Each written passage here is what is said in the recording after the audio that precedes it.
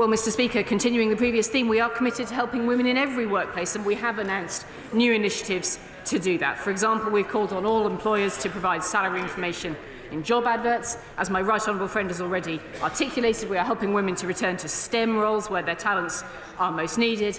And as already touched upon, a new task force will increase the number of women-led high-growth businesses. I thank the Minister for her answer. Will she join me in welcoming the unequivocal judgment of the Employment Appeal Tribunal and the Employment Tribunal in the case of Maya Forstater against the Centre for Global Development, to the effect that gender-critical beliefs are protected under the Equality Act and that women, and indeed men, must not be discriminated against, harassed or victimised for either holding those beliefs or indeed stating them? And does she agree with me that all employers will require to review their workplace practices in human resources and their equality, diversity and inclusion policies to ensure that they comply with the law as stated in that judgment? And can she tell me what steps she will take to ensure that that happens? Minister. Mr. Speaker, I thank the honourable lady for that question, and she is, as we all know, very thoughtful on these issues and looking very carefully at the important consequences of the issues at hand. The rulings in that case and other cases reflect the important balances that the Equality Act already provides for. I think the key point to make in response to her points is that we agree we must protect free speech and allow open discussion. It is, of course, the responsibility of all employers to ensure that they comply with the law as set out in legislation such as the Equality Act 2010 and interpreted by the courts. Thank you, Mr. Speaker. In March of this year, our government, the UK government, ratified the ILO Convention outlawing violence and harassment in the workplace, something which still disproportionately affects women at work. In ratifying that convention, the UK government needs to have in place a programme of work to prevent and also enforce the law around these issues. Could the Minister just outline how the government's going to go about making sure that they live up to the important provisions in that convention? Minister. My right honourable friend, as always, makes vital points, and I'm very pleased that she does. I will ask my right honourable friend, the Secretary of State, to write to her with a fuller update so that she can be assured of the government's commitment to these vital matters. Sir Rutherford. Question 7, sir. Thank you, Mr. Speaker. Women are an integral part of our armed forces and have thriving careers. And all the lady will know from her own report it contained a number of important recommendations. Having tested these recommendations with the Service Women's Network, we are adopting almost all of them. I should say, Mr. Speaker, we have a target of 30% inflow of women into the armed forces by 2030. We've got improved equipment and uniforms, wraparound childcare, but most importantly, we want to generate a military culture that respects women. Sir Rutherford. Since the Defence Select Committee's report, which highlighted inequalities for women in the military, the MOD has made good, if not excellent, progress, and change is being felt on the ground. The MOD went further and committed to hosting an international Five Eyes conference to share best practice. Very good. Would the Minister commit to attending with myself? Yeah. Minister. Yes. Martin Docherty, yours. Following, Mr. Speaker, the question for the Honourable Member for Wrexham's subcommittee report, can I actually ask the Minister if they're taking gender equality seriously in the armed forces, why they don't learn from the report shared by the Honourable Member and make sure that rape goes into civilian courts and doesn't remain an unequal basis within the court-martial system? Mr. Speaker, when he sees the formal response to the report, he will have no doubt that we are in earnest, in absolute earnest, in taking note of these recommendations. And the feedback I get, Mr. Speaker, from young women serving in all roles right across defence is that service life is something that women should really look forward to, and there are terrific role models that they can be very proud of. Dr. Perhaps. Please, Mr. Speaker. Minister. Thank you, Mr. Speaker. As we prepare legislation to ban conversion practices, we continue to assess inequality impacts in relation to all protected characteristics, including gender reassignment. We intend to bring forward a ban that protects everyone and attempts to change their sexual orientation. There are different considerations for transgender conversion practices, and the government remains committed to exploring these. Dr. Perhaps. Thanks dreadful debate to be had on single-sex spaces and on trans people in sports, but a full ban on conversion therapy, which they promised, and their failure on which caused one Equalities Minister to resign last week, isn't it. There's 8 Royal Colleges and the BME who want this. When will they act? Minister. Thank you, Mr. Speaker. We want to ensure that everyone is protected from the extensive harm that conversion practices cause, and it is not unreasonable to take some extra time to avoid an unintended consequence and to build a consensus, so that together we can make our legislation as inclusive as possible. Mike Freer. Thank you, Mr. Speaker. Could I welcome my honourable friend to her place? Could she reassure the House that the discussions and the legislation on banning conversion practices will include protecting everybody from these harmful practices? Minister. Thank you, Mr. Speaker. And I would like to acknowledge all the work that the Honourable Member for Finchley and Golders Green has done on this subject. And I absolutely agree that the legislation to ban conversion practices is fundamentally about protecting LGBT people from harm. And the experience of victims needs to continue to be at the heart of all considerations, as I know they have been by my honourable friend as the Minister. Owen Thompson. Number 9. Who wants it? Minister. Thank you.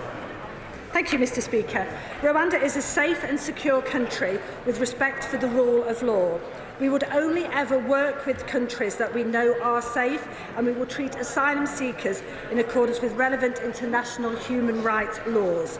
Furthermore, Rwanda's constitution includes a broad prohibition on discrimination. Owen Thompson. Mr. Speaker, the United Nations have said that the UK government's cruel Rwanda policy breaches international law. The Home Office's own Equalities Impact Assessment in the policy clearly states the dangers for LGBTQI+ people, and the UK government's website advises against travel to Rwanda for LGBTQI+ people.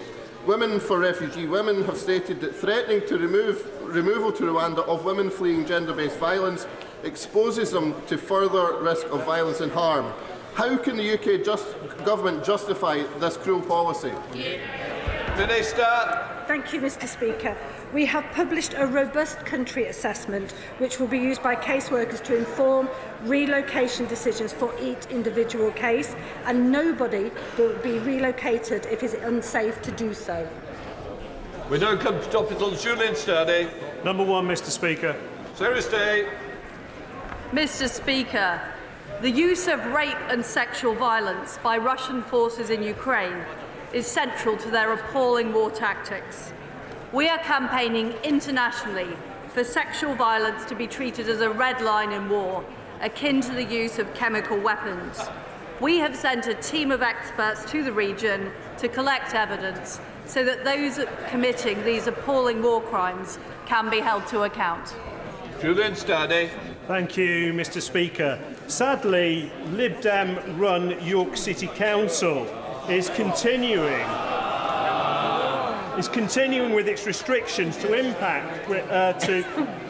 impact on blue badge holders, and also dodging decisions on city centre parking.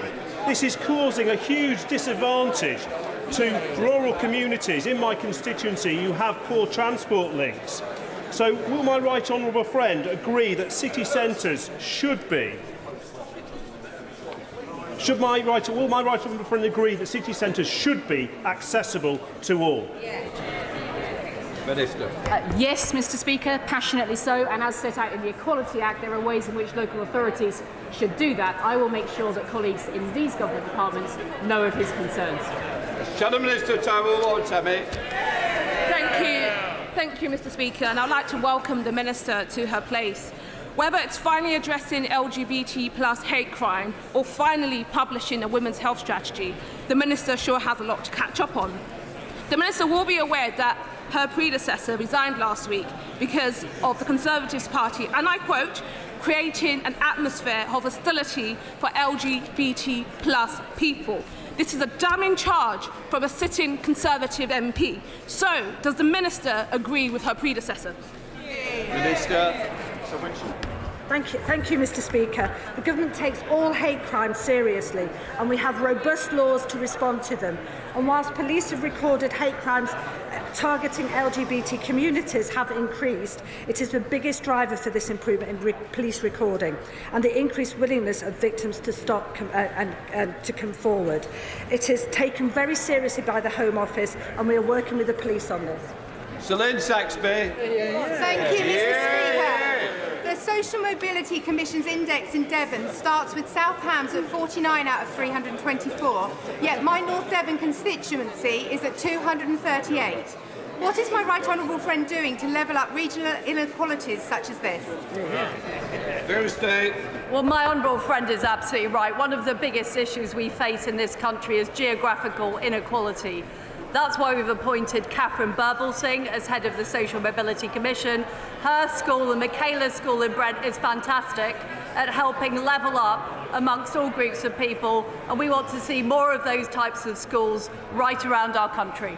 Rachel Hopkins. Thank you, Mr. Speaker. E-scooters can be difficult for people with sight loss to identify and avoid, especially when they're ridden illegally on pavement because they operate quietly. So what assessment has the Minister made of the impact the illegal and unsafe use of e-scooters has made on people with visual impairment?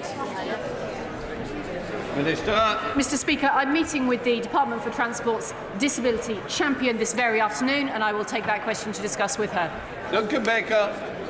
Thank you, Mr. Speaker. Would my right honourable friend congratulate my constituent, the jewellery designer Monica Bernarda, whose roots are in North Norfolk and whose head office is on the Holcombe estate, for winning the 2022 Queen's Award for Enterprise and Sustainable Development? Would she also agree with me how wonderful it is to see women in business promoting ethical and sustainable business practices around the country? Tuesday. Well, I'm pleased to say I've actually been to the Holcombe estate and I've seen her fantastic business operating in rural Norfolk, and we need to turbocharge rural economies. We need to get more women into business. We know that if women set up businesses at the same rate as men, it would add 250 billion to our economy, and she is a fantastic businesswoman. Bill Coyle. Thank you, Mr. Speaker. Some black women in Southwark are disproportionately at risk of HIV, but are statistically less likely to access designated sexual health clinics. Does the Minister agree with the All-Party Group on HIV/AIDS report that access to PrEP needs to be improved for this group specifically through maternity units, at GP clinics and in community pharmacies? Any of you would be welcome. Well, I think the team honourable left a gentleman bit is early. absolutely right. We need to make sure that we are protecting people from HIV. Diana Davidson. Thank you, Mr. Speaker. I first got involved in politics when I was 16, and one of my many motivations for joining David Cameron's Conservatives was because of his socially liberal stance on LGBT+ issues. And one of our party's proudest achievements, in my view, is still introducing same-sex marriage. So will my right honourable friend confirm that whatever the outcome of the leadership election over the next few weeks, that she and the department will continue to prove that the Conservative government is on the side of LGBT people? Well, I was proud to vote and support gay marriage. It's been a very important step forward for our country. Final question, Munira Wilson.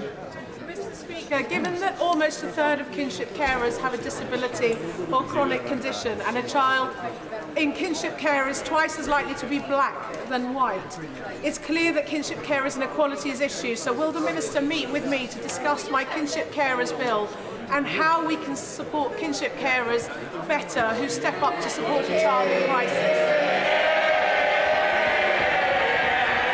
Yes. Minister to sorry. Minister, I want the question answered. I'm sorry, I couldn't hear it. Can you just answer the question? Apologise, Mr. Speaker. Order, Yes. because I couldn't hear it. Sorry, please, Minister, try again. I apologise for confusion, Mr. Speaker. The answer to the honourable lady is yes. I'm happy. Excellent, thank you. That's very...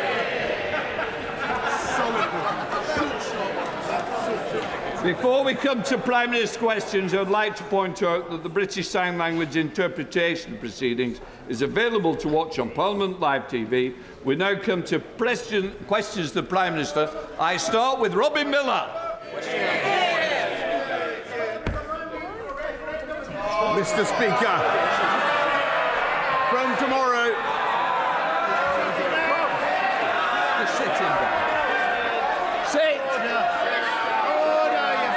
up a minute. What's this for?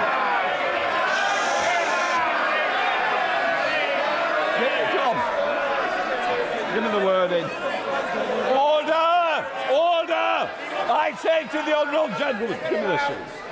I will not tolerate such behaviour.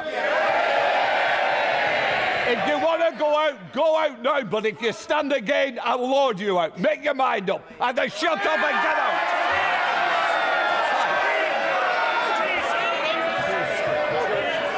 I warn the honourable member that if there's protesting carrying out to shut up a minute.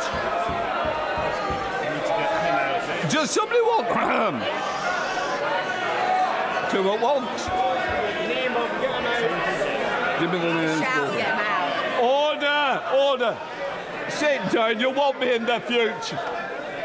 I now warn the honourable members that if they persist in refusing to comply with my order to withdraw, I shall be compelled to name both of them, which may lead to them being suspended from the House. Right, names.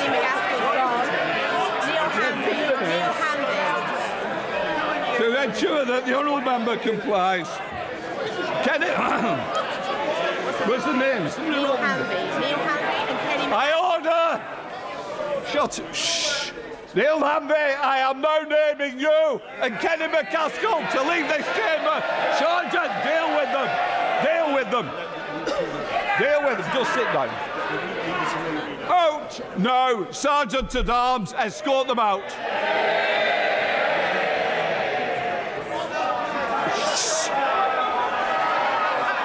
Take them out, Sergeant. Let them out.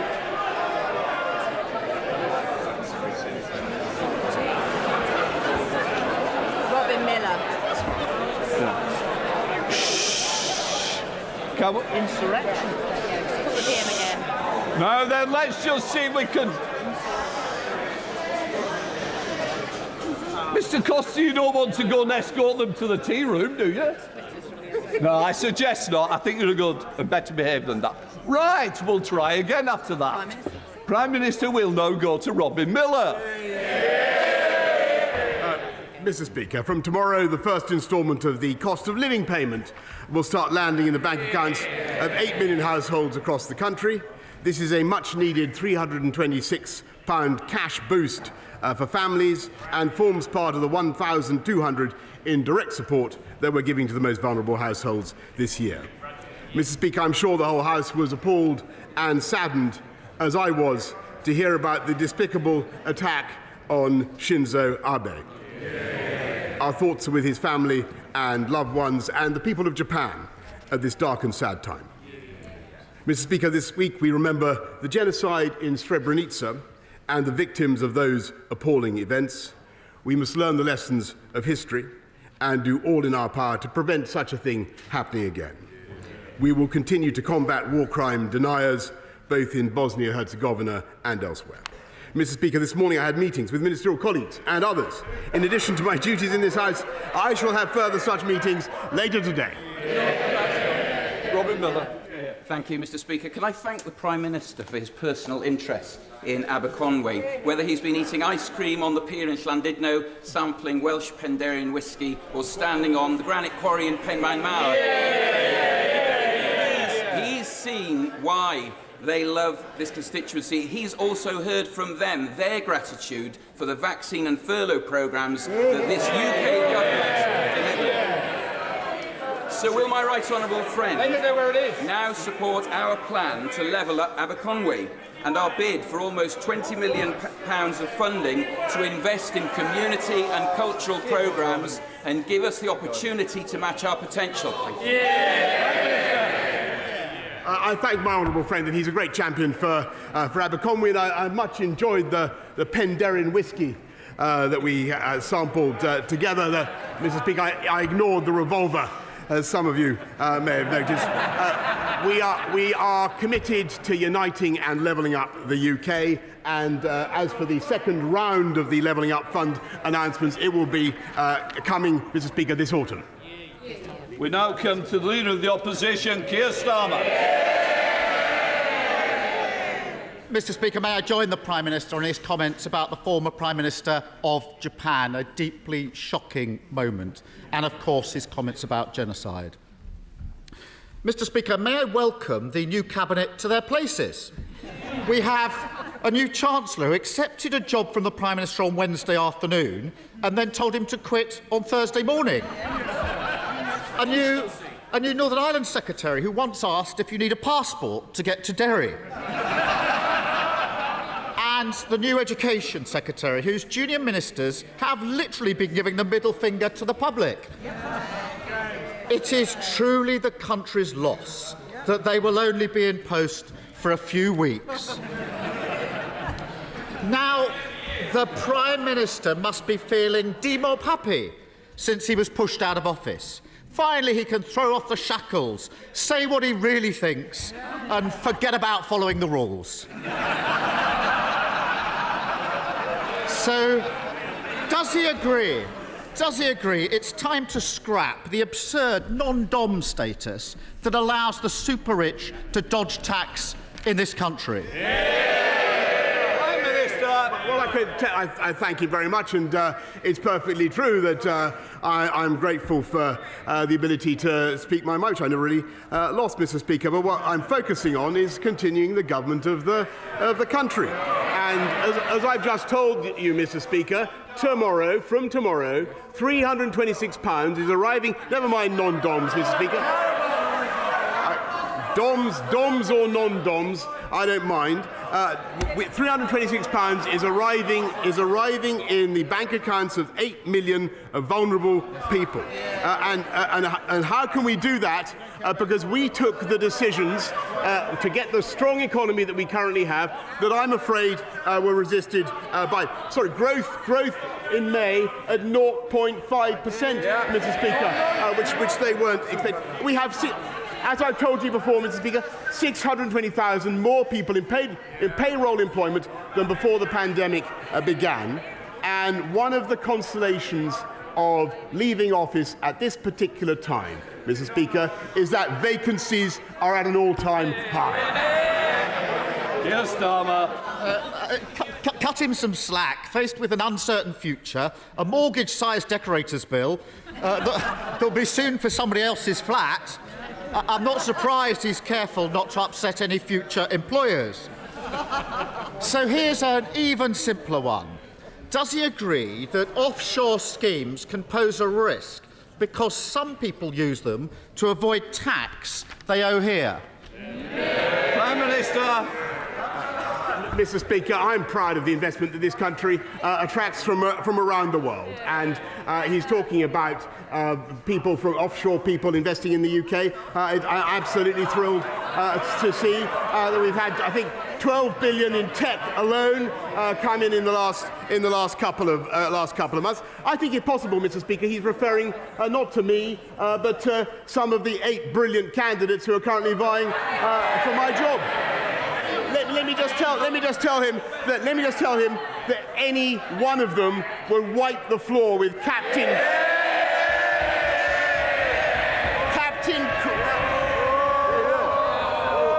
Wipe the floor. Can I just say the furniture has to be repaired, and one of the members already had one bill. I'm sure he doesn't want another. Prime Minister. Any one of them would wipe the floor with Captain Crasharooney Snoozefest, Mr. Speaker. And after a few weeks' time, that is exactly what they will do. They will unite around the winner and do just that. Yes, Starmer. He's been saying all week that he wants revenge on those that have wronged him. Here's an idea, Prime Minister. If he really wants to hit them where it hurts, he should tighten the rules on tax avoidance. But at the very least, does he agree that anyone running to be Prime Minister should declare where they and their families have been domiciled for tax purposes and whether they've ever been a beneficiary of an offshore tax scheme? Prime Minister.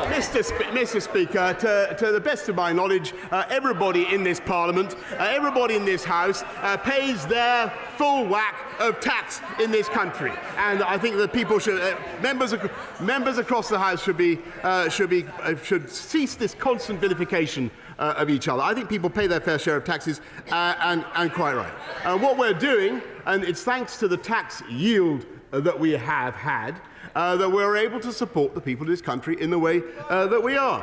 So we've been able to increase universal credit by £1,000, Mr. Speaker. We're putting £326 into from tomorrow into the bank accounts of those who need it most, Mr. Speaker. And thanks to the policies we have pursued, as I have just told you, we have unemployment at or near record lows. And that is what counts, Mr. Speaker. No, they are very happy to see people languish on benefits. We believe in getting people into good jobs. And I'm looking for one.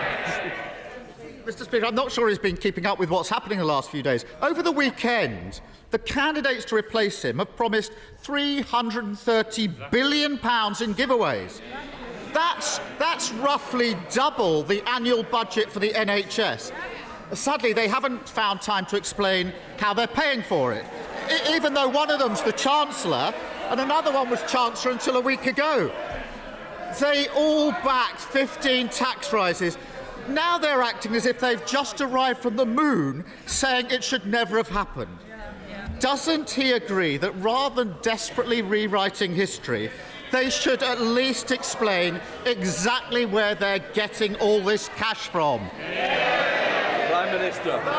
Actually, Mr. Speaker, he's completely wrong. I've been listening very carefully, and all the commitments that I'm listening to are very clear. We will continue. Whoever is elected will continue to put more police out on the street, exactly as we promised. Already at 13,576, we're going to go up to 20,000. Whoever takes over will build. They always complain about this, but we will build the 40 new hospitals, Mr. Speaker.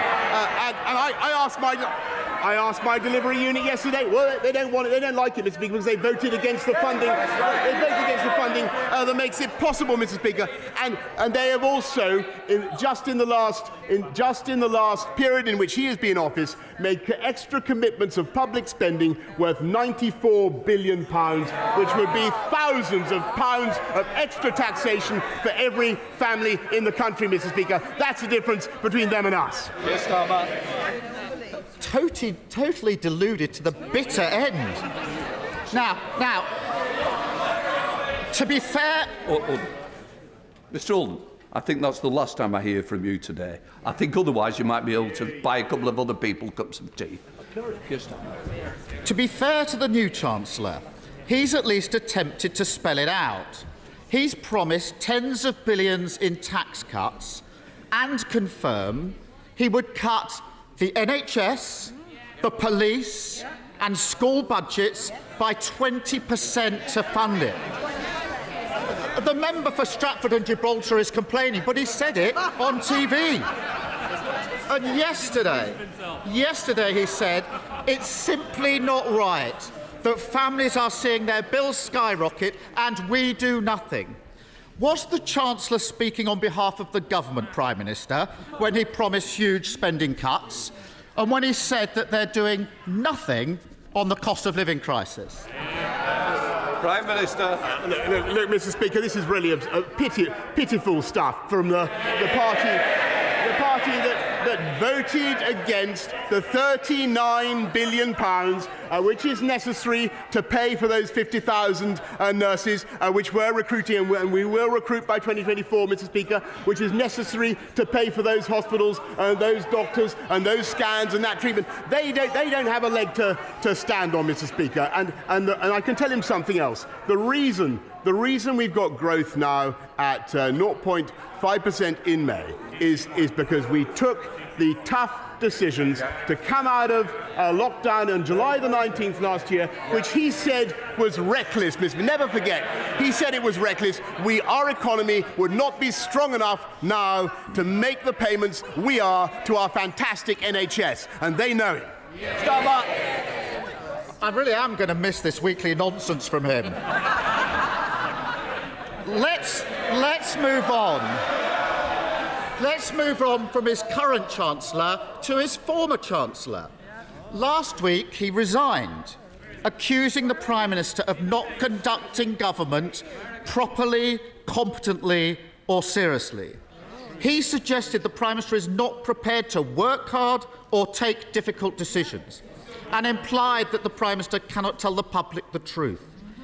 Yesterday, he claimed his big plan is to rebuild the economy. Now, even the Prime Minister must be impressed by that Johnsonian brass-neckery. Can the Prime Minister think of any jobs his former Chancellor may have had that means he bears some responsibility for an economy that he now claims is broken? Prime Minister. Mr. Speaker, I think everybody who's played a part in the last 3 years has done a remarkable job in helping this country through very difficult times. I just want to say to him, really, Mr. Speaker, the next leader of my party may be elected by acclamation, so it's possible this will be our last confrontation over this. It's possible. So I want to thank him. I want to thank him for the style in which he's conducted himself. I think it'd be fair to say he's been considerably less lethal than many other members of this House. And I'll tell you why that is. Because he hasn't come up. Can I just say to this end of this front bench, I expect better behaviour, and I'm certainly going to get it. Prime Minister. There's a reason for that, Mr. Speaker. Is over 3 years, in spite of every opportunity, he's never really come up with an idea, a plan, or a vision for this country. And I can tell you that at the end of 3 years, Mr. Speaker, we got Brexit done, which he voted against 48 times. We delivered the first vaccine in the world and rolled it out faster than any other European country, which would never possibly listen to him, Mr. Speaker. And we played a decisive role in helping to protect the people of Ukraine from the brutal invasion of Vladimir Putin and helped to save Ukraine, Mr. Speaker. And I'm proud to say that we are continuing, and every one of the 8 candidates will continue, with the biggest ever programme of infrastructure, skills and technology across this country to level up in a way that will benefit the constituents of every member of this House, Mr. Speaker. And it's perfectly true that I leave not at a time of my choosing. And it's absolutely true. But I am proud of the fantastic teamwork that has been involved in all of those projects, both nationally and internationally, Mr. Speaker.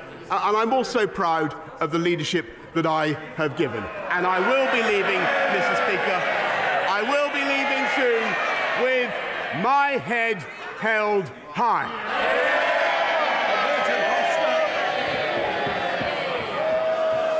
The convicted double-child rapist and murderer Colin Pitchfork was granted parole last year by the Independent Parole Board in the face of enormous opposition from whistleblowers and my South Leicestershire constituents.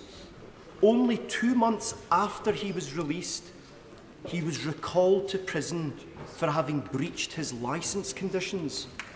He has another parole board hearing scheduled for September. Prime Minister, you and I have communicated about this matter on numerous occasions, and you've assured me that you would do everything in your power to deal with this situation. Can you confirm, before you leave office, that your government will make all the necessary submissions that it can make lawfully to the Independent Parole Board to make sure that this dangerous man is kept behind bars?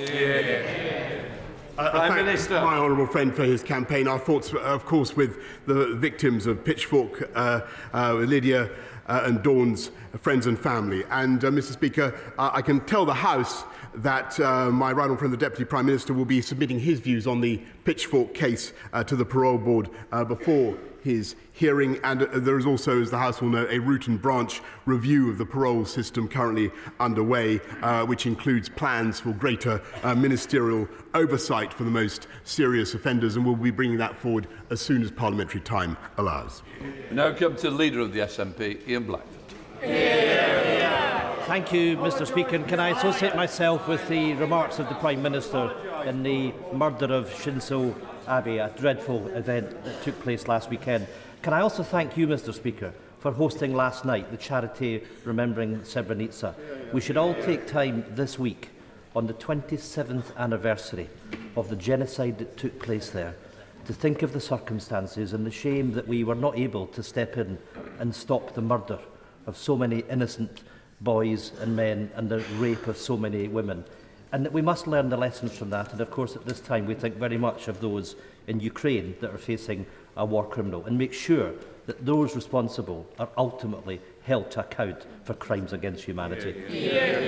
Mr. Speaker, the Tory leadership contest is quickly descending into a toxic race to the right, and it's clear that whoever wins that race, Scotland loses. The former Chancellor has pledged to govern like Margaret Thatcher. The current Chancellor is threatening 20% cuts to the NHS and public services, and they're all trying to outdo each other on an extreme Brexit, costing the economy billions. Is the real reason that the Prime Minister won't endorse any of these awful candidates because whoever becomes the next Tory leader will make Genghis Khan look like a moderate? Prime Minister.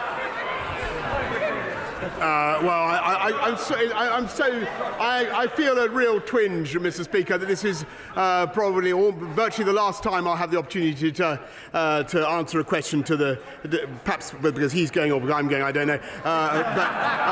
Mr. Speaker, all I would say to him is that I think that the next leader of my party will want to make sure that we do everything we can to work with the Scottish Government in the way that I've been able to do, I'm proud to have done over the last few years, to protect and secure our union. And my strong view, Mr. Speaker, having listened to him very carefully for years and years now, is that we are much, much better together. Ian Blackford. I can say with all sincerity, I hope whoever is the next Tory leader will be as popular in Scotland as he has been. Because for people in Scotland, Westminster has never looked so out of touch. We've got right-wing Tory contenders prioritising tax cuts for the rich and a zombie UK government failing to tackle the cost of living crisis. Whilst the Tories are busy tearing lump-outs of each other, money-saving expert Martin Lewis has warned the energy price cap could soon rise by a sickening 65% in October to £3,244 a year. After a decade of Tory cuts and Brexit price rises, it will mean many families simply can't afford to put food on the table and heat their homes. Scotland literally can't afford the cost of living with Westminster. Does the Prime Minister not get that people in Scotland don't just want rid of him, they want rid of the whole rotten Westminster system? Prime Minister. Mr. Speaker, I think that's not what is actually happening in this country, is that we're using the fiscal firepower that we built up to cut taxes for working people, cut taxes for those on low incomes, and you saw that last week in the average of £330 tax cut on national insurance. We're increasing support for those vulnerable households from tomorrow, another £326 going in. And Mr. Speaker, it's thanks to our union that we were able to deliver the furlough scheme, which helped the entire country, and to make the massive transfers that boost the whole of the UK economy. And I think that the last thing the people of Scotland need now, and the last thing they need is more constitutional wrangling when we need to fix the economy. Mary Robinson. Thank you, Mr. Speaker. After securing almost £14 million in my town's fund bid for Cheadle, I was delighted last week to get the green light for our new Cheadle rail station. And £4 million for our state-of-the-art eco-business park. I've had tremendous support from the Cheadle Towns Board and local community, who understand how important it is to have connected towns and villages, bringing investment and high-tech jobs to our area. I'm ambitious for Cheadle, and now want to secure the redoubling of the Mid-Cheshire Line and the extension of Metrolink through my constituency.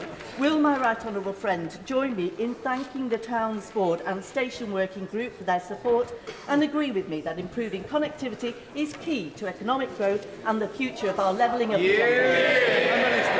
Well, Mr. Speaker, it's thanks to the massive exertions of this government in levelling up, with the £650 billion investment in infrastructure, that we're having got a new railway station in Cheadle, for instance, Mr. Speaker. And I know that the bids that my honourable friend has just mentioned are now being actively studied by the Department for Transport, and she should feed in more to them.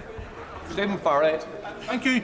In a recent opinion poll conducted by Lucid Talk for Queen's University, only 5% of the people of Northern Ireland expressed any trust whatsoever in this government. So as the Prime Minister prepares to leave office shortly, will he apologise for his legacy in Northern Ireland, in which power sharing has collapsed, the Good Friday Agreement has been undermined, an unwanted protocol bill is being imposed upon the people and businesses of Northern Ireland, and Anglo-Irish relations are in their worst state for 40 years? Yes. Prime Minister. Well, Mr. Speaker, because actually what we've got, and I know that every single one of the candidates will want to deliver this, is a bill to fix the problem of the protocol, and I accept that there is a problem, and I hope that the whole House will support it. Jacobian. Thank you, Mr. Speaker. And as this is probably the last time I'll get to address the Prime Minister at this dispatch box, can I say on behalf of the people of Redcar and Cleveland how grateful we are for the support that he's given us and for delivering on the will of 17.4 million people in taking us out of the EU. Can I ask the Prime Minister, is he as optimistic as I am about our future as a free and independent nation? Jacob, I mean, my honourable friend, if anything, I think I'm even more optimistic. And my only anxiety, we all know that people think that this will be. There are people around the world who hope that this will be the end of Brexit, and I can see them all. Oh, look at them! Did you notice? Did you notice? On the front row, that's them. That's them. They're wrong, Mr. Speaker, and we're going to show that they're wrong. We now come to Martin Day. Mr. Speaker, if the UK truly is a voluntary union of equal nations, there must be a democratic way for any of those member nations to withdraw from it. By what right does the PM think the role of the UK government is to decide whether to respect a mandate given by the people of Scotland to their government and endorsed by their Parliament? Prime Minister. Mr. Speaker, as I continually advise the members of the Scottish National Party, or Nationalist Party I should say, they should look at what is happening at educational standards in Scotland, which they are responsible for, instead of endlessly asking for a repeat of a constitutional event that we had in 2014. We had a vote, Mr. Speaker, they lost. Catherine Fletcher. The Prime Minister knows how proud we are of our industrial heritage in the north of England and what it means for our future. So last Friday it was a joy to be on the banks of the Ribble with the Friends of the Old Tram Bridge, a group that are asking for this historic piece of industrial architecture that crosses the Ribble to be reopened. Vote for the utility, and because we're bloody proud of it. So, does the Prime Minister share my hope that Preston City Council will include the plans to get the bridge reopened as part of their Levelling Up Fund bid? Prime Minister. Mr. Speaker, I think it's possibly fair to say that I'm responsible for building more river crossings than anybody else in this House, including and bridges. Including Suggett's Lane crossing, Mr. Speaker, which I delivered for my honourable friend. I think at this stage in my political career, I could not, in all honesty, promise that I can deliver this bridge, Mr. Speaker. But I think that she has 8 people to whom she could direct that request right now, and she's in a strong bargaining position, Mr. Speaker. Let's have Roberts. Child poverty has increased in every part of Wales in the last 7 years under Tory cuts to public services and malign welfare policies. In the communities I represent, 37% of children are now growing up in poverty. He has one last chance to make a real difference to these children's lives before he leaves office. Will he scrap the 2-child limit and reinstate the £20 uplift for all families entitled to welfare? Yeah. Mr. Speaker, it's of course the Labour government in Wales that's responsible for schools, but what we have been doing, is not only increasing the living wage by £1,000, providing the financial support, the £37 billion worth of financial support that I've mentioned, but helping councils, Mr. Speaker, with a £1.5 billion household support fund to get the families such as those she mentions through the tough times, and we will come out very strongly the other side.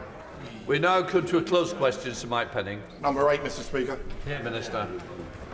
I thank my honourable friend. I'm delighted that there will be a new hospital scheme in this area. I'm told that the local hospital trust have considered a full range of options, and that they consider that new hospital builds at Watford General, alongside further investment at Hemel Hempstead and St Albans hospitals, represent the best option for health services in the area. Sir Mike Penning. Can I thank the Prime Minister for delivering Brexit and the fantastic vaccine rollout programme that I was proud to be involved with and saved so many lives in my constituency and around the country. Sadly, the Trust have not considered all options, and in my constituents will be astonished as to what they have said by saying that they now want £1.2 billion for the refurbished tower block situation in Watford. So can the Prime Minister do me a great favour before he leaves? Can he put a little note in the drawer of number 10, so when the new incumbent comes in to say Penning needs a new hospital on a greenfield site? Well, Mr. Speaker, I can tell him that I will assure he gets a meeting with the relevant minister to discuss his proposals. John Trickett. Thank you, sir. We now know that every ambulance service in the whole country is in a critical state. But last week, well before the current national heatwave emergency, my constituent, Mrs. Meacham, died following waiting for hours for an ambulance in an excruciating and prolonged delay. Her daughter tells me that the family tragedy wasn't caused by the staff, but by cutbacks by this government. But in any event, without immediate and drastic action, we cannot be sure that there won't be many more Mrs. Meachams. Does the PM accept we now are living through an emergency health crisis? And given the disastrous state he's leaving the NHS in, why is he still in Downing Street? Mr. Speaker, the NHS now has a record. He talks about staffing levels. The NHS now has a record number of people working in it. 10,900 more nurses this year than there were last year. 6,000 more doctors. And on ambulances, and he's right, it's absolutely critical. The crucial thing is to help the hospital staff to move patients through the system. And too often, I'm afraid, it is impossible because a proportion of the patients, sadly, are in a delayed discharge, and that is making life very, very difficult for the ambulances as they come up to hospital. But that is why it is so crucial that this government, in addition to everything else we've done, Mr. Speaker, is fixing social care and helping patients out of hospital. And that's why we put in the £39 billion, Mr. Speaker, which unfortunately his party voted against. Brereton. Thank you, Mr. Speaker. Can I thank the Prime Minister for all he's done to help level up Stoke-on-Trent? The number of workless households in our city has halved over the last decade of Conservatives in government. So would my right honourable friend agree that the best way to level up Stoke-on-Trent is to get more people in well-skilled, better-paid employment opportunities? I think he's absolutely right, and the right honourable gentleman knows a lot more about Stoke Newington than he knows about Stoke, and that is absolutely true, Mr. Speaker. And I'm proud that we're getting young people into work. I was up and down the country. I was at an event last night to celebrate the 163,000 Kickstarters who we've helped into work, and that is our ambition, to help people into good jobs, and we are succeeding. I'm proud to say I leave office, Mr. Speaker, with unemployment at roughly 3.8%. When they last left office, it was at 8%. That's the difference between them and us.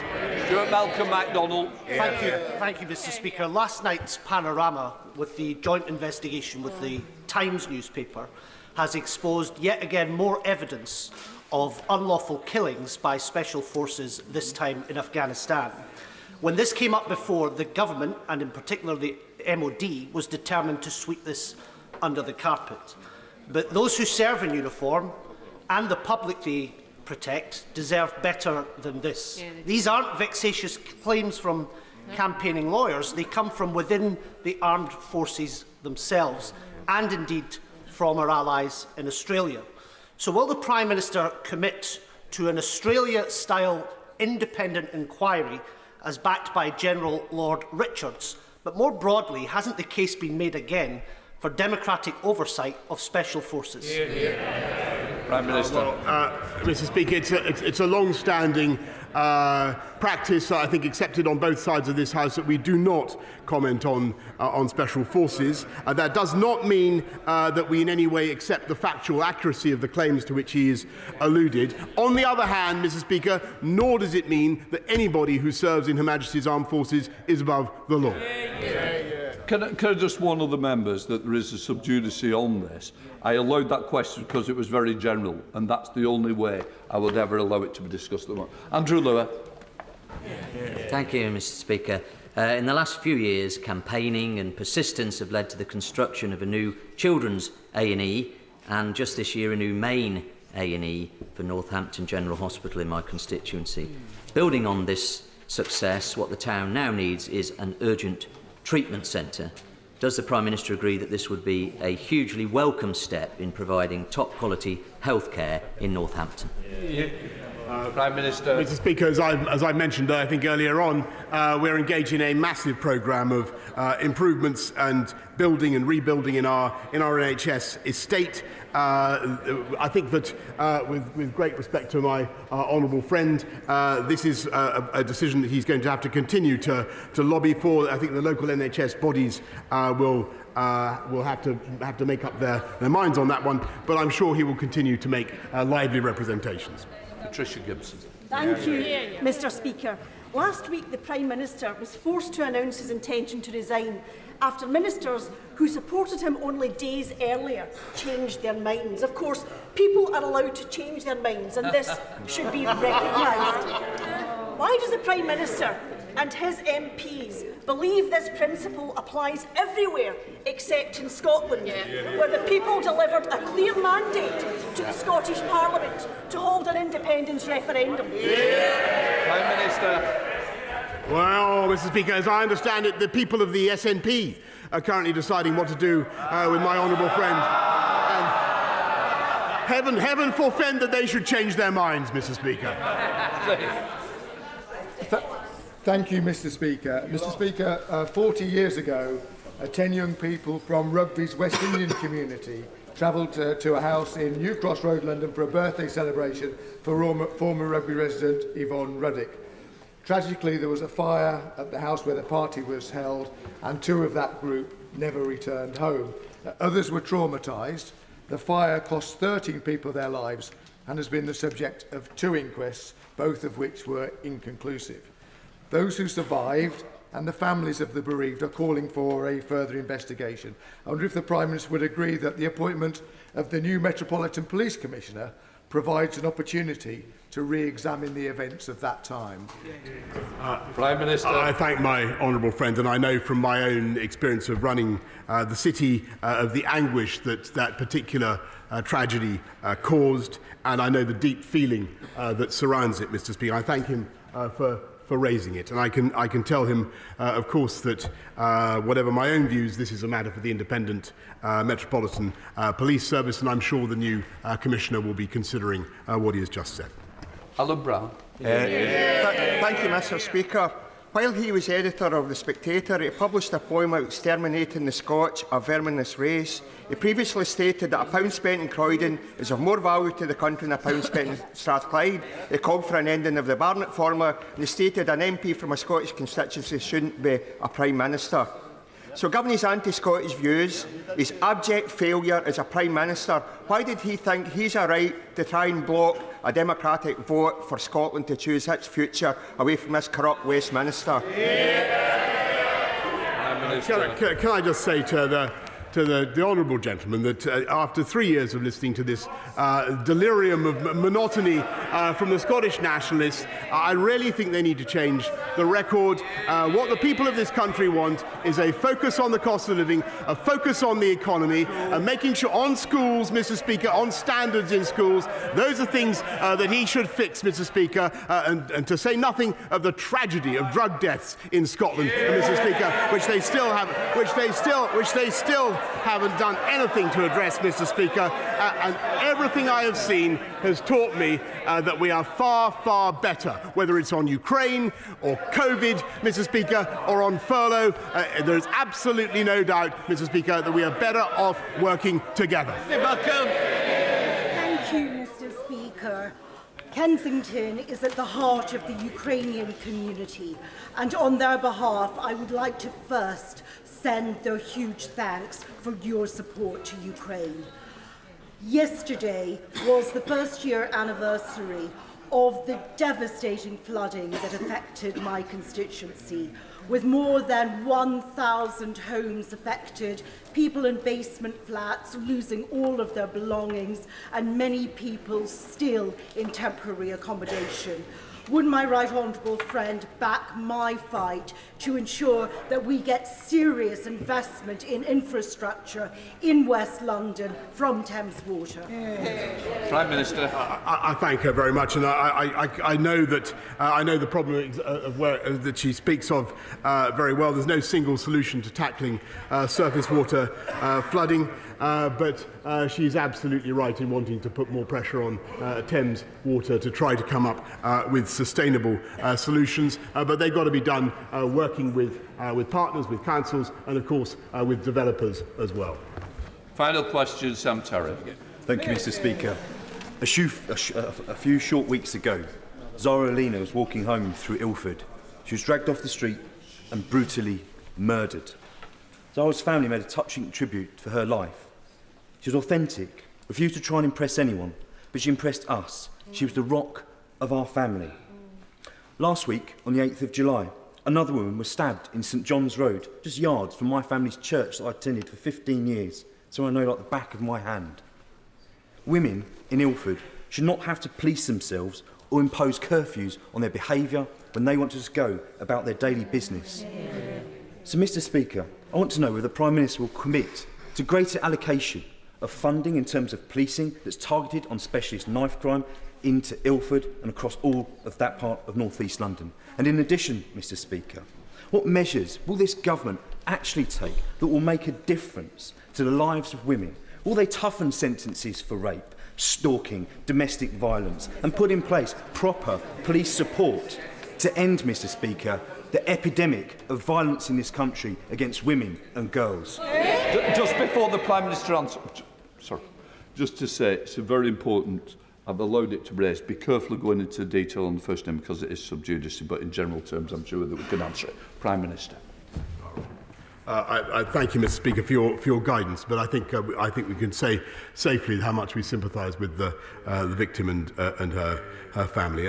On knife crime, it is a scourge, Mr. Speaker, and I believe there are many different solutions, but one of them is unquestionably allowing the police to do more stop and search, and making sure you have more police out on the street. And that's why we've made the massive investments that we have, and I hope that those investments will be continued, Mr. Speaker. I'm sure that they will be. And on rape and serious sexual offences particularly against women, this is incredibly important to the whole House, and it's something that we have worked on very hard over the last 3 years. And what we have done, Mr. Speaker, is not only introduced more street lights and done everything we can to give women, invested more in independent sexual violence advisors and domestic violence advisors and all the people you need to give victims the confidence they need to get cases to trial, which is such a problem, Mr. Speaker. But what we've also done, in addition to putting more police out on the streets and specialist units to tackle this, we have. What we've also done is introduced tougher sentences for rape and serious sexual violence, Mr. Speaker. And I have to say, I was amazed, and it's still the case, that his party voted against those tougher sentences. That was a great mistake, and I think they should take it back. At the start of Prime Minister's questions, the Honourable Member, for East Lothian, Kirkcaldy and Cowdenbeath persistently denied the authority of the Chair. In their absence, I wish to proceed to name them and call on the Leader to move the relevant names. So I name Kenny Maskell, Neil Hanvey, and I'm sure now the Leader will pick it. Mr Speaker, I beg to move that Kenny McCaskill and Neil Hanvey be suspended from the service of this House. The question is that Kenny McCaskill and Neil Hanvey be suspended from this House. As many of their opinions say aye. Aye. Of the contrary, no. We now move to the urgent question at Colwell Streeting. No, taking a point. Jacob, I knew what you were doing. Thank you.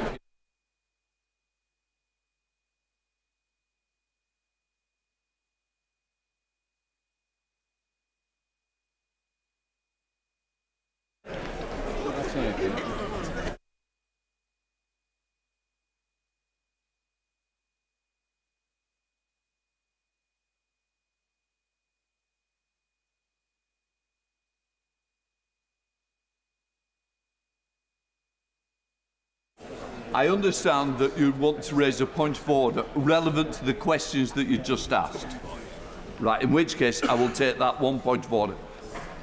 Sir Mike Penny. As a former minister, I'm very aware of the information that's given to ministers and prime ministers when they're going to answer a question, especially when the question has been pre-informed. The information the Speaker was given was that, that my trust, my hospital trust, have looked at all options, for the decision on the new hospital in my part of the world. That is not correct, Mr Speaker, and I wish to put on the record that the Prime Minister has been misled by my trust, and it's not the Prime Minister's fault that he had that information.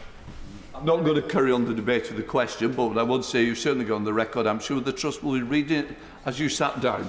Right, let's try again with the urgent question, West Streeting. Thank you, Mr Speaker. To ask the new Secretary of State if he will make a statement on ambulance services and the declaration of a national heatwave emergency. Minister. Thank you, Mr Speaker. Our ambulance service performs heroics every single day, and I want to put on record my thanks to every single one of them for all their dedication and hard work. And we do have a duty to support this vital service and give them the resources and support that they need. The latest figures from the NHS in England show that ambulance service response time performance has improved month on month. And also, the ambulance hours lost is also improving month on month as well. However, we do fully acknowledge that there are rising pressures facing the service, and there are three significant factors influencing this. First, bed occupancy, which is currently around 93%, which is something we'd normally see around winter times, is influencing this. We know that there's high rates of COVID admissions in hospital, whether that's people with COVID or because of COVID, and that puts pressure on A&Es to be able to admit patients. We're roughly running on void beds of around 1,200, and part of this is because there's a 16% increase in length of stays. We also have the pressures of delayed discharges, but they remain flat, but a significant influence. But also, we have record numbers of calls to the ambulance service, at 100,000 more calls compared to May last year. So there is significant pressure on the system. As well as that, we also have to be mindful of the weather in the coming days. We do have a heatwave planned for England, which was published earlier this year. I'm sure the honourable gentleman has read it. And we also have the hot weather plans that the NHS Trust have also put in place. In addition to that, we're providing sector-specific guidance, setting out the best way to protect people who may be at risk. But we're also supporting the service more widely to make sure it's got the resilience it needs. We've allocated £150 million of extra funding for this year for the ambulance service, and we're boosting the workforce too. National 999 call handler numbers have risen to nearly 2,300 at the start of June, which is a considerable increase on the previous September. And we're on track to train 3,000 paramedic graduates nationally per year. every year until 2024. And on top of this, we've invested £50 million in NHS 111 to help give extra capacity to the service. I will be meeting all 11 ambulance trusts over the coming days to make sure that they have the capacity and resilience they need, not just to deal with the pressures now, not just to deal with the pressures with the warm weather, but to prepare for the winter pressures that we know will be inevitable and forthcoming. This is an important issue which I take extremely seriously, and I will keep the House updated as the situation develops. We now come to Shadow Secretary of State again. Thank you, Mr. Speaker, and thank you for granting this urgent question. But what a disgrace that the Secretary of State isn't here. Our NHS is going through the biggest crisis in its history. Every ambulance service is on the highest level of alert. Patients are forced to wait hours in pain and discomfort, and he is yet to say a word about any of it. The Home Secretary wasn't at the Home Affairs Select Committee this morning. He's not here this afternoon. This isn't even a government in office, let alone in power. One person who is still in office, however, is the Minister. Her boss resigned, saying he couldn't put loyalty above integrity any longer. Well, the Minister obviously made a different choice. So can she say whether any further meetings of COBRA are scheduled beyond the meeting held on Monday? And as we saw during the pandemic, public health emergencies require clear communication from government. Can she tell the House what the consequence of a national heatwave emergency would be for schools, for public transport services and other public services, and what guidance will be provided to the general public? What assessment has she made of the suitability of care homes to protect residents from the extreme heat? And what contingencies are in place should further measures be necessary? Every ambulance service is now on the highest level of alert. So what is the Secretary of State doing about it? The Minister talks about targeted help for ambulance services. She's going to be hitting the phones this week. Presumably the Secretary of State's too busy. But this, as I think she acknowledged, is a crisis across the health service. Last month, a crew in the West Midlands waited 26 hours outside A&E because there weren't the clinical staff available to hand over to. What is the government doing to provide additional support to A&Es during this heatwave? And, Mr. Speaker, these pressures are not new. Average waiting times for stroke and heart attack victims are an hour. Patients in the North East were told to phone a friend or call a cab rather than rely on emergency services. Isn't it the case that, of course, extreme weather is putting further pressure on our emergency services, but it is 12 years of Conservative underfunding that has left them unable to cope? And in conclusion, Mr. Speaker, if people like the Home Secretary and the Health Secretary can't be bothered to turn up to do their job, if they're not interested in the business of running this country, they're too busy making endorsements for fantasy candidates with far-fetched promises, perhaps it's time they set aside so that Labour can give Britain the fresh start it needs. Well, can I say how disappointed I am in the Shadow Secretary's response? If he's not happy that a female minister with over 20 years' experience in the NHS is able to answer the question on NHS waiting times, then I find that very disappointing. And if as I said in the debate a few weeks ago, I don't want to bring politics into health because I think it's too important. But if he wants to play politics, I will give him politics. If we look that in Wales, where Labour run the NHS service there, the ambulance service and the A&E departments are facing exactly the same pressures. 51% of red calls in Wales are only being seen in 8 minutes. The target should be 65%.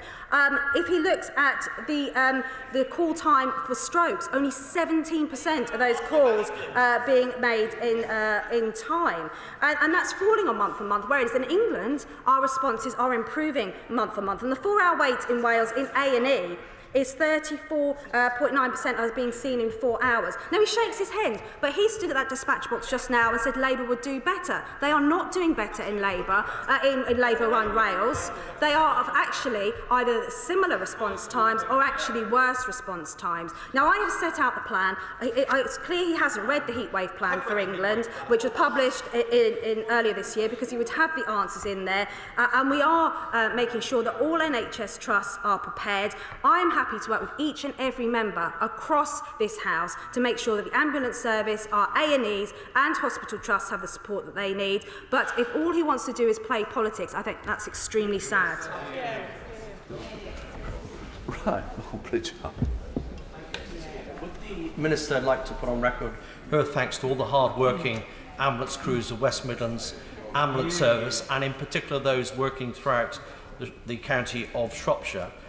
Does she agree with me that it's not just about ambulances, it is about local authorities, in my case Shropshire Council and the Borough of Telford and Wrekin, also working alongside acute trusts, as with the Shrewsbury and Telford Hospitals Trusts. And it is a collective effort that is required, not a single effort by a single ambulance service.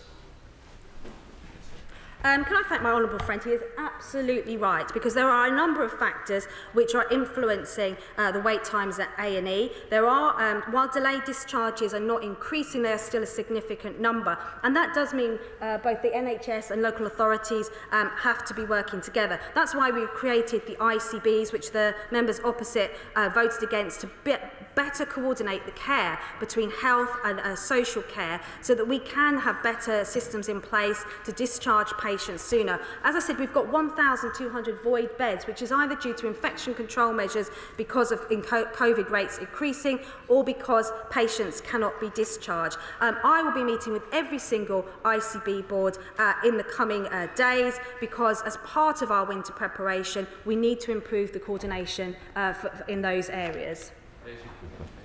Thank you, Mr. Speaker. Last October, I revealed through a parliamentary written question that every ambulance service in England was at the highest alert level. We are now 9 months on, and we are in that situation again.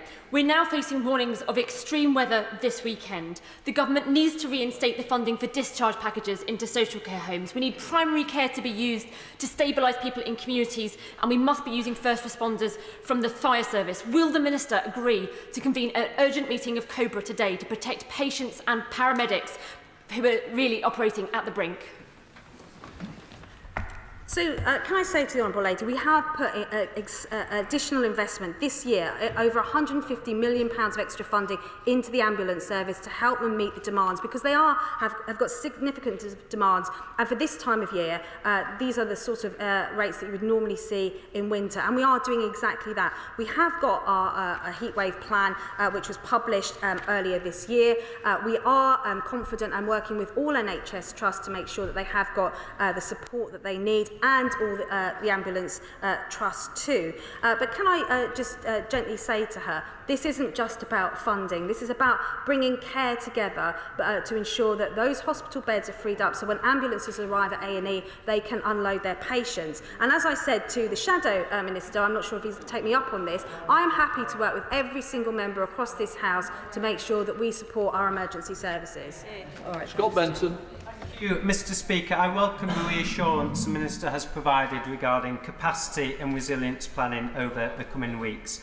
A&E services at Blackpool Victoria Hospital have been under significant pressure as of late, and the planned £15 million government-funded improvements to increase capacity there, frankly, can't come soon enough. Will the Minister meet with me to discuss the progress of these plans to ensure that patients can see the benefits of those as soon as possible? I thank my honourable friend. He has been campaigning vigorously for his local area in terms of better healthcare provision. I'm very happy to meet with him to discuss those plans. I recognise there's an urgency around that. But can I just reassure him that there are around 6 areas of the country which account for around a third of the handover delays, and we are specifically focusing our efforts on them, because it is about the pressures in the system, and whether that's more capacity at A&E so patients can be seen quicker once they arrive by ambulance, or whether that's supporting the ambulance service itself. I'm very happy to meet with him to discuss the problems in his local area. Graham Morris. Thank you, Mr. Speaker. And can I just say that despite the promises and assurances the Minister set out in the heatwave plan and in her response, I'm very disappointed that previous promises made in this House by the Minister that she would speak with a North East Ambulance Service whistleblower, Paul Calvert, who's my constituent, haven't been honoured. If ministers won't engage with those that identify ongoing problems and learn the lessons to fix our failing ambulance service, how can we expect the ambulance service to respond to an acute crisis like the current heatwave? Well, can I thank my honourable friend? The North East Ambulance Service is one of 3 areas that we're concerned in terms of performance. Can I reassure him I have met with the families and offered other families to meet with me to discuss.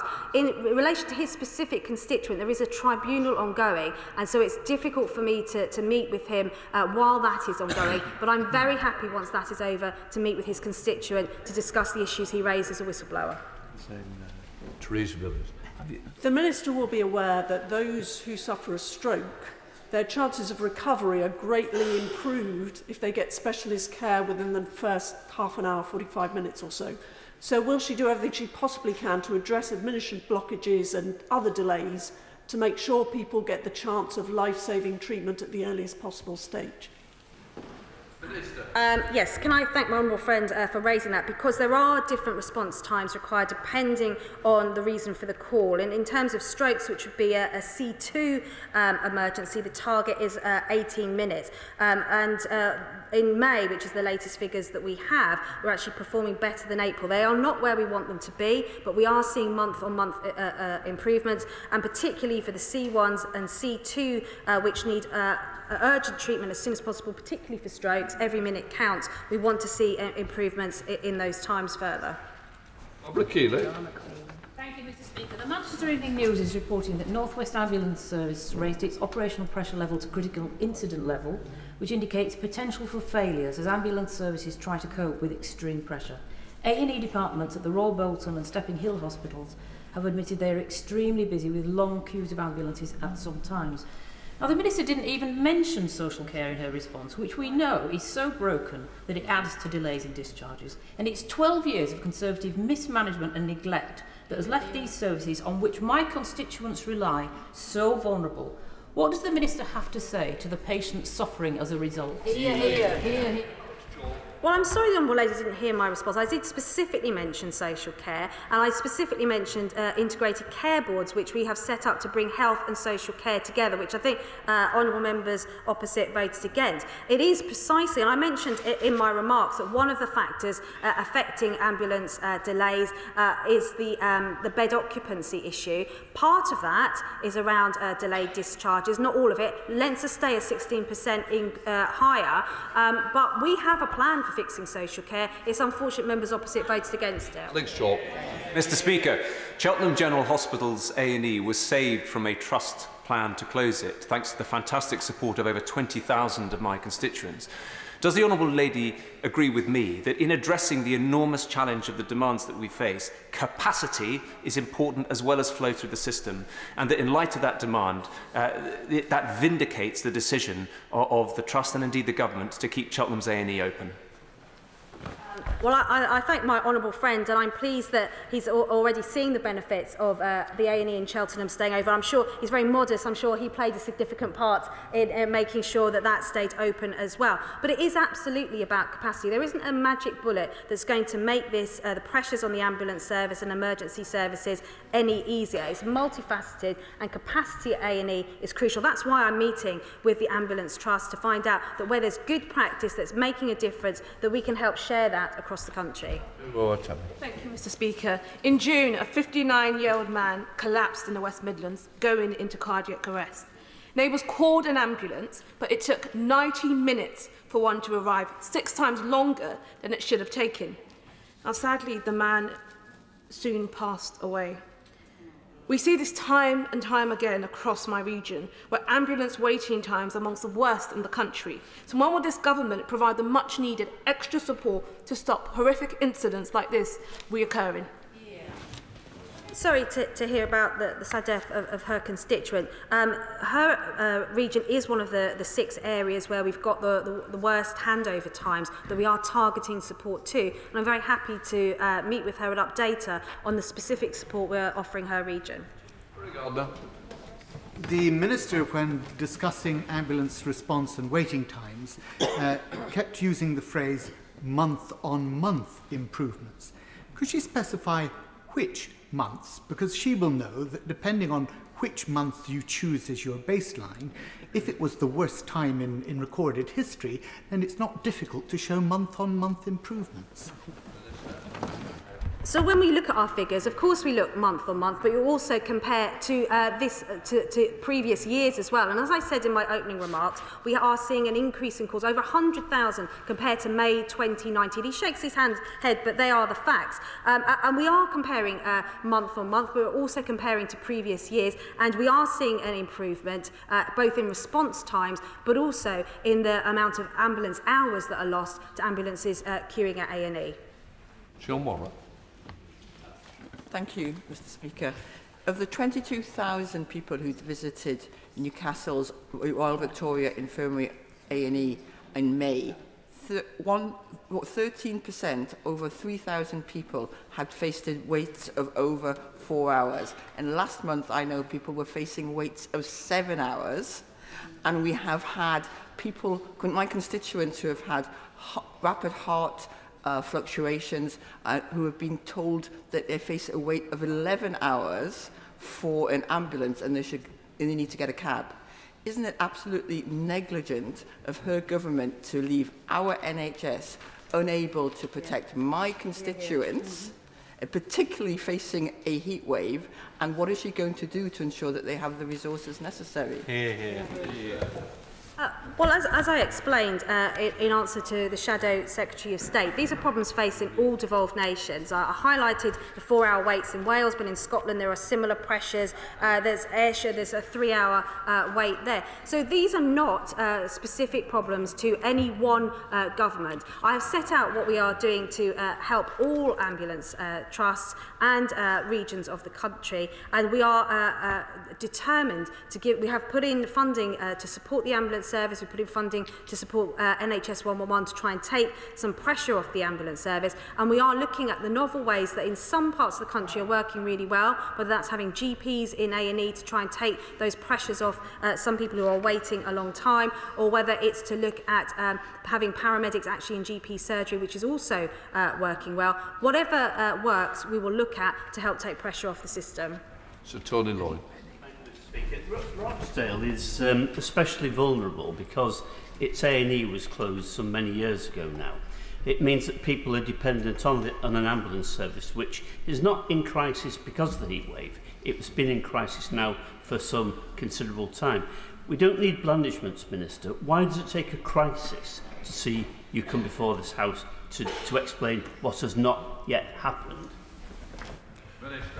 Well, we're not waiting for a crisis. I've set out the funding that we've put in place this year to £150 million of extra funding for the ambulance service. I highlighted how we're boosting the workforce too. In case you didn't hear in my opening remarks, that's nearly 2,300 more 999 call handlers at the start of June.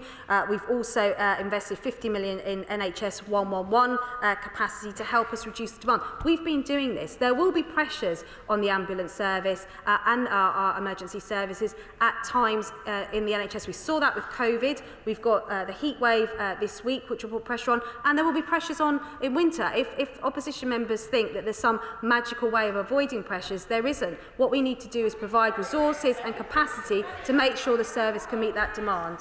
Thank you very much indeed, Mr. Speaker. Further to the question about strokes. As we know, every minute counts, and the Minister's just told the House that in not every case is the ambulance response meeting, I think the 18-minute time that she said is the target. Given that, what advice would she give to members of the public who think that a loved one has had a stroke?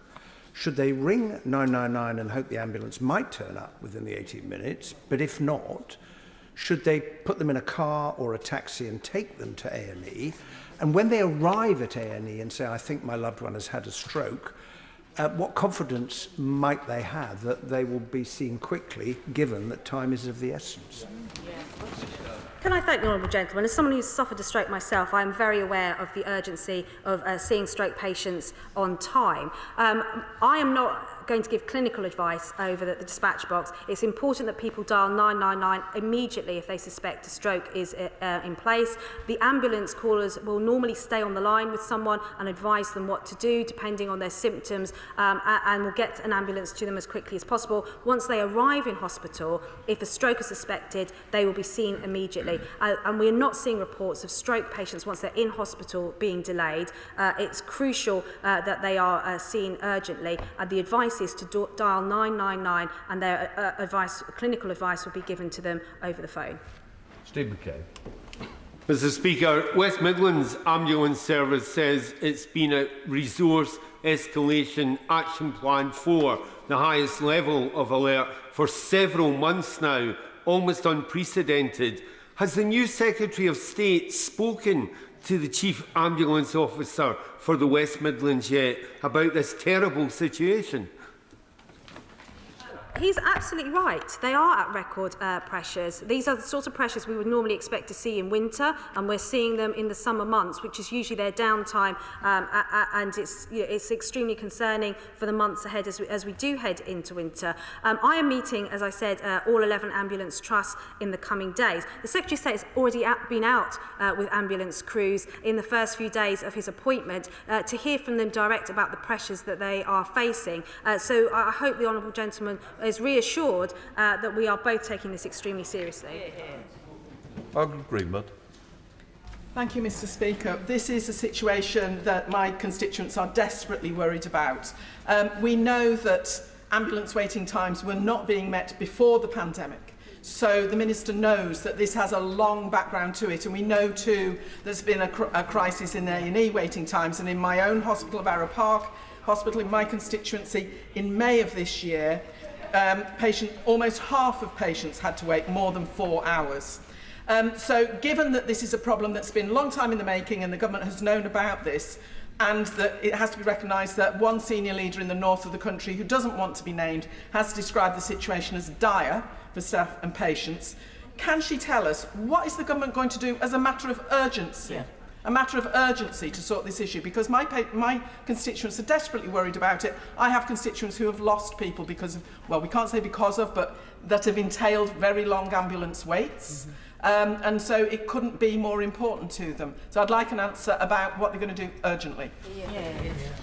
So there's two aspects to that. In terms of urgency, we have procured a contract for an auxiliary ambulance service with a total value of £30 million, which will provide national surge capacity if needed to support the ambulance response during periods of increased pressure.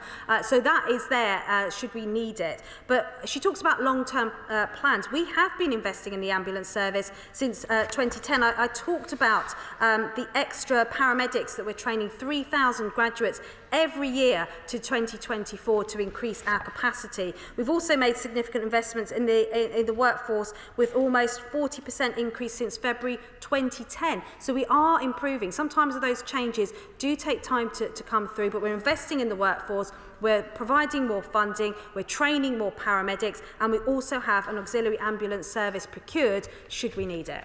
Sean. Speaker. Mr Speaker, 24 Hours in A&E used to be a reality TV programme. Now it's government policy.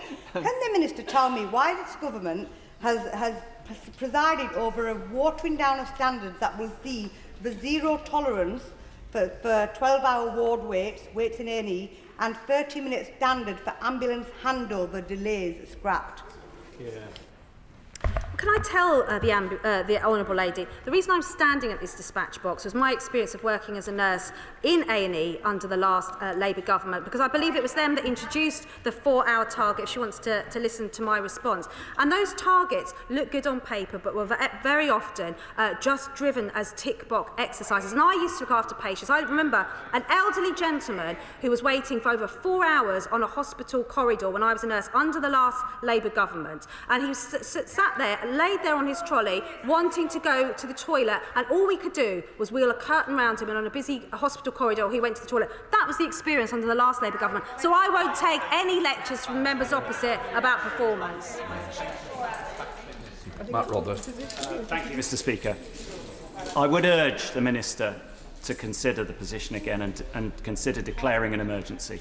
And I particularly wanted to draw her attention to issues in the South Central Ambulance Trust area, where there are long-standing severe pressures, particularly around recruitment and retention of staff, linked to the high cost of living in central and southern England, in areas with very high house prices and where NHS staff pay has not kept up with the local labour market. And in particular, I'd like to draw attention to the additional enormous pressure of the heat wave in the south of England and London, where temperatures are particularly high. And I do hope she will look at this on a national basis, but also consider the particular problems in our part of England.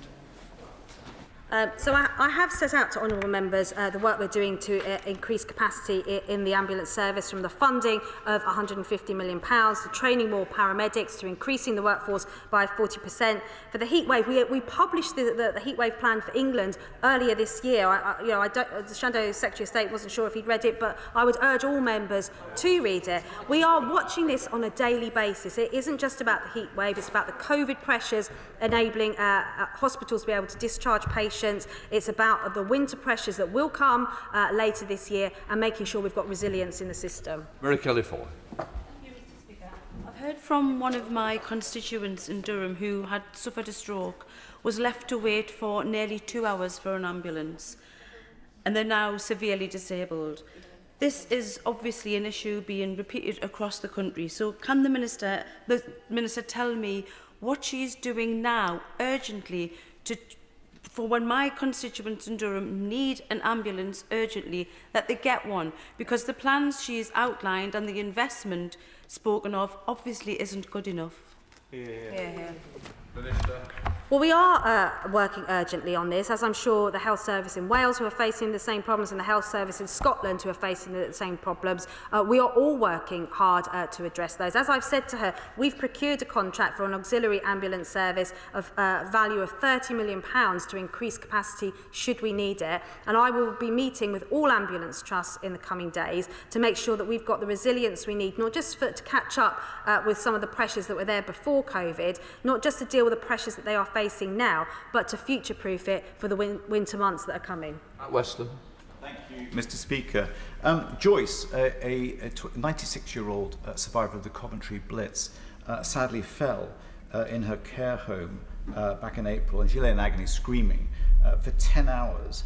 At the time of the call, the 999 call, there were 63 people awaiting ambulances, and on that day there were over 1,100 hours lost due to a hospital handover delays. Clearly, a major factor in the issue of these delays is the handover and capacity in our A&E and also the wards. The government's had 12 years to sort out the issue of social care.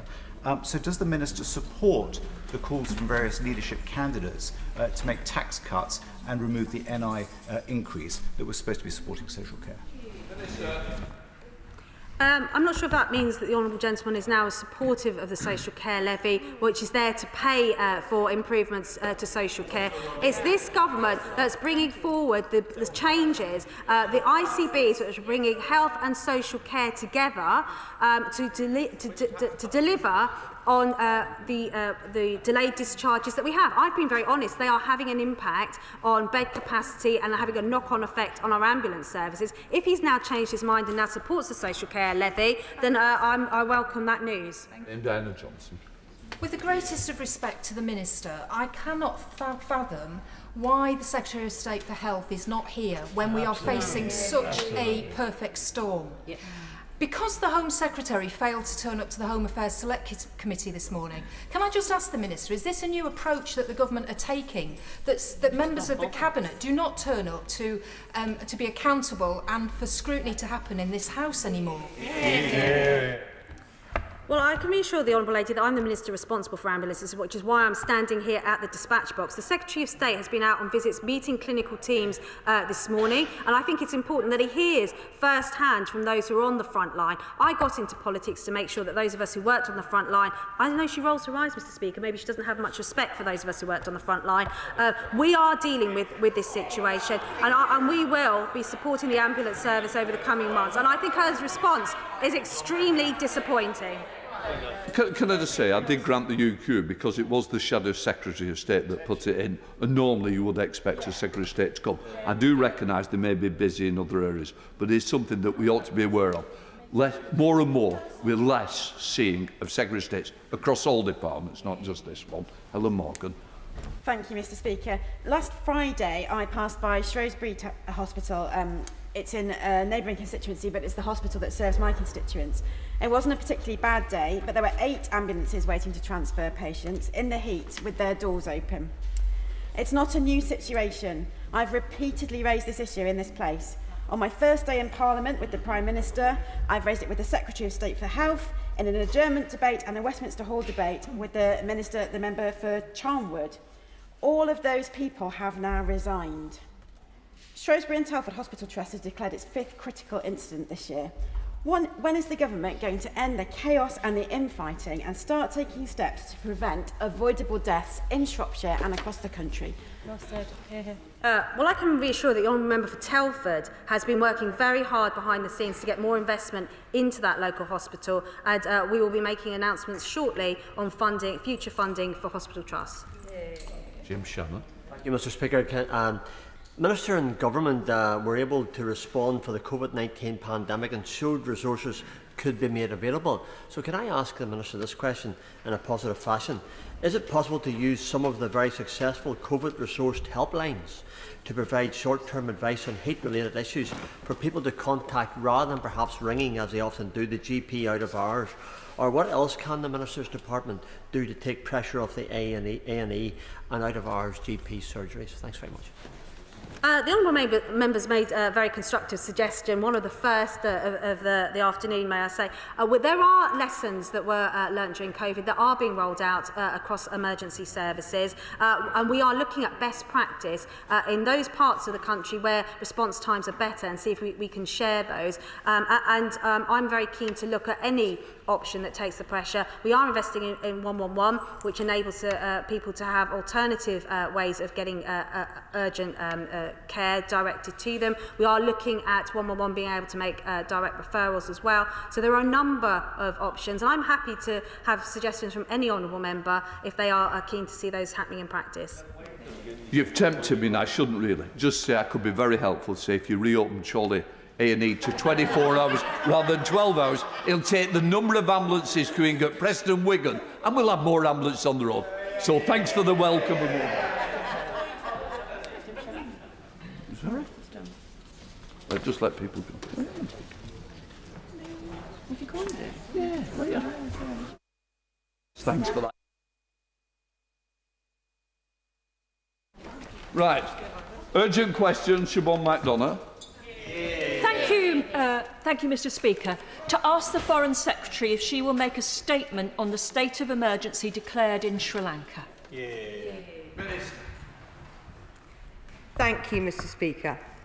We are closely monitoring the fast-moving and fluid political, economic and security situation in Sri Lanka. The Minister of State for South Asia has engaged directly with our High Commissioner and team on the ground. We encourage all sides to find a peaceful, democratic and inclusive approach to resolving the current political and economic challenges. Sri Lanka's political and economic challenges should be resolved through an inclusive and cross-party process. Any transition of power should be peaceful, constitutional and democratic, and I call on all parties to exercise restraint and refrain from violence. Siobhan MacDonagh. Thank you, Mr. Speaker. A state of emergency has been declared in Sri Lanka by Prime Minister Ranil Wickremesinghe after President Rajapaksa fled the country last night. This follows weeks of protests on the island, with inflation running at more than 50%, rocketing the price of everyday goods. The health system is on the verge of collapse due to lack of medicine. There is no fuel for essential transport services and medical vehicles. There have been power cuts, school closures, and we woke this morning to protesters overtaking the Prime Minister's office, tear gas fired by police, a curfew imposed on the capital, and the national TV broadcast suspended. This is a crisis in democracy, decades in the making. The world turned away when the Rajapaksa government cluster-bombed its own people committing genocide, murdered its journalist and enriched a small group led by one family. Their malign dynastic control has stripped the country bare, leaving behind a broken nation on the brink of economic collapse.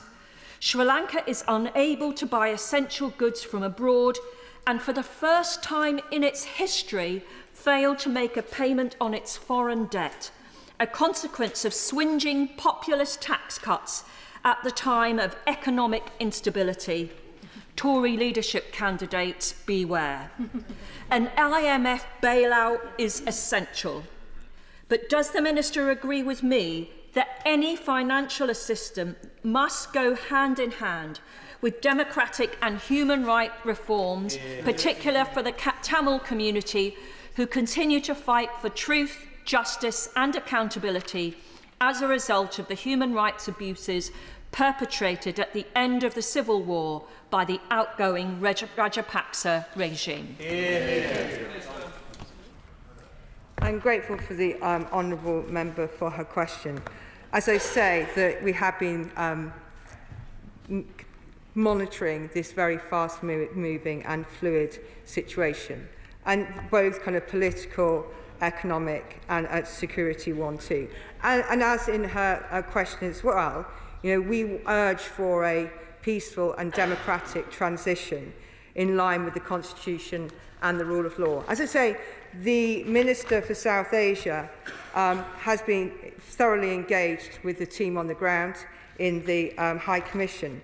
And also, I'd just like to kind of stress that actually he visited Sri Lanka earlier this year and specifically met with a range of civil society groups to discuss the human rights situation.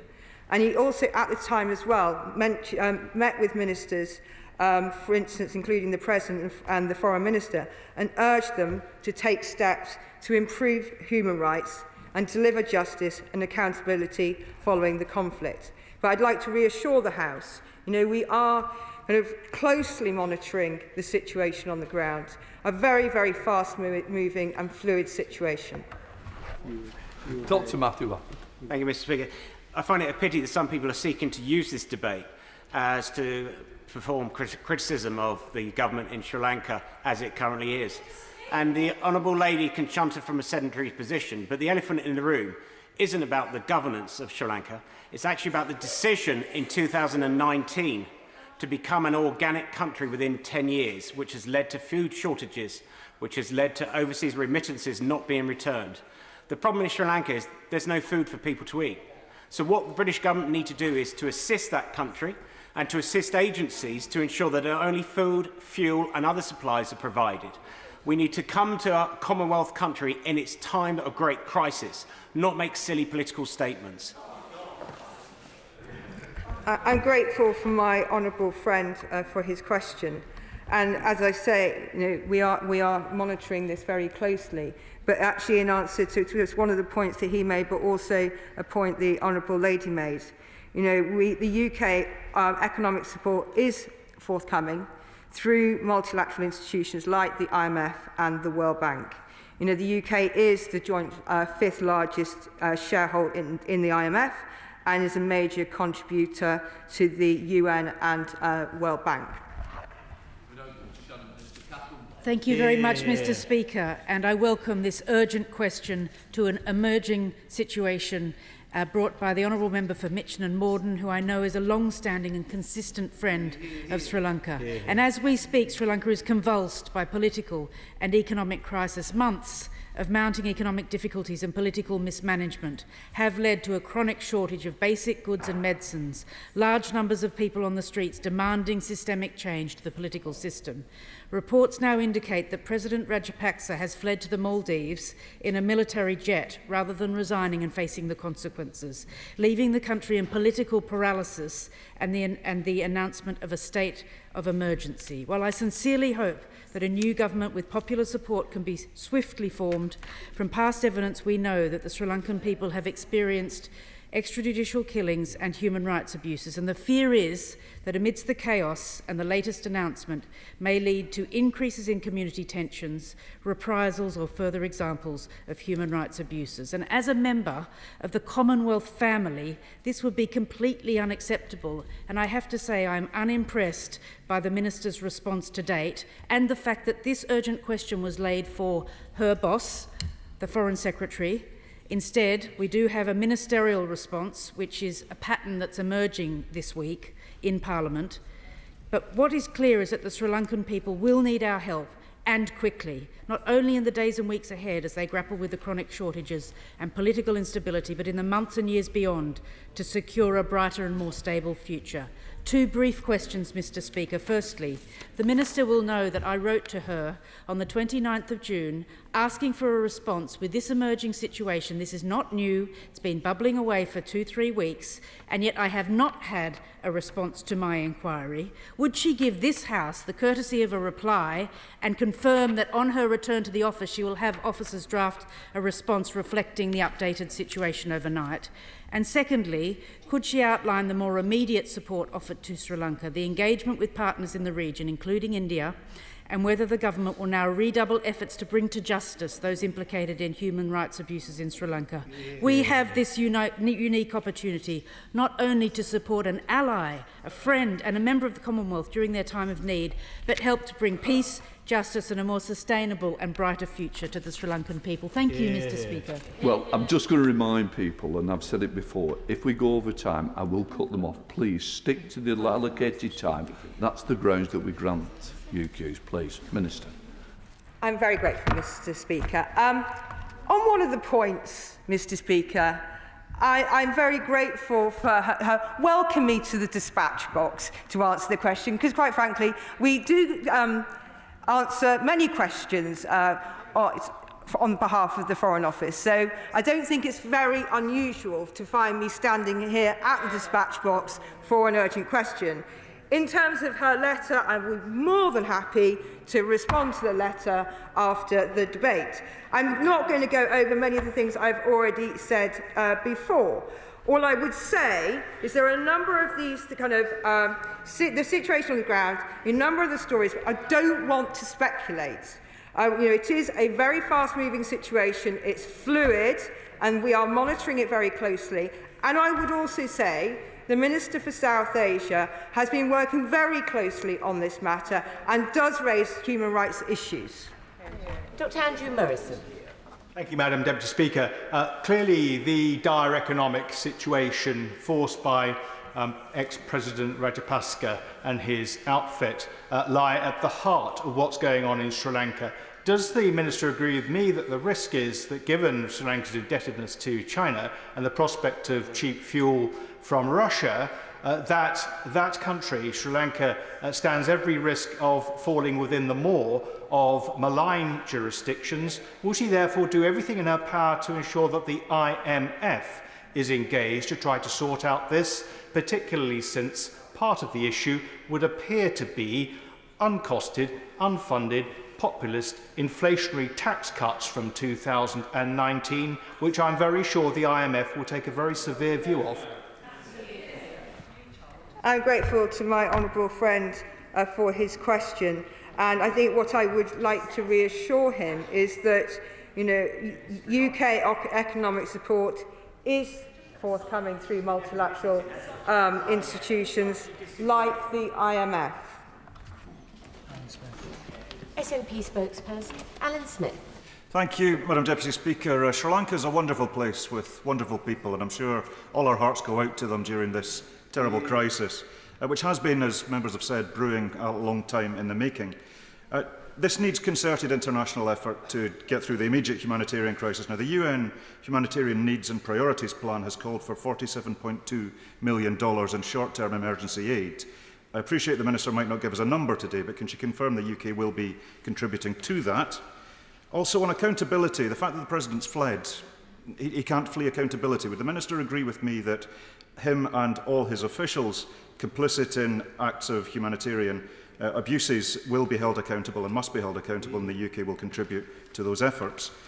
And on the wider point, this was triggered by economics, as we've heard, with inflation at 54% this month, last month, likely to be 70% this month. And that's a terrible cost of living crisis for the ordinary Sri Lankans. Now, that was triggered in part by unmanageable debt. Now, the UK is in an important position in the IMF and the World Bank. And this doesn't just apply to Sri Lanka. I fear that there's other countries having trouble with unmanageable debt as well. What talks has the Minister had on that? Thank you. Thank you, Madam Deputy Speaker.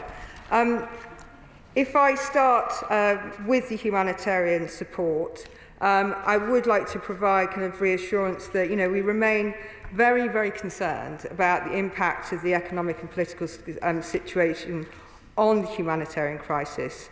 And we're working with the United Nations and its agencies in coordination of their human needs and priorities plan. With regards to accountability, as Sri Lanka enters a new political settlement, the UK will maintain its advocacy on the importance of justice and accountability for alleged war crimes and human rights violations from the war. And this remains crucial for building on peace-building efforts supported through the UNHCR process and for social cohesion. Sir Ed Davey. Madam Speaker, can I first of all congratulate the Honourable Lady, the Member for Mitcham Ward, on securing this question? And can I agree with her that this horrible, appalling situation for the people of Sri Lanka has been brought about by the corruption of the Rajapaksa government, their populist unfunded tax cuts, their skyrocketing defence expenditure, their draconian police powers, and the cronyism corruption the like we've rarely ever seen.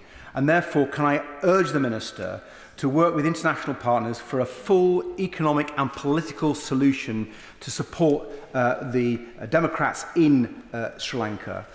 Can we start with an economic package with the IMF and others so we can give immediate support?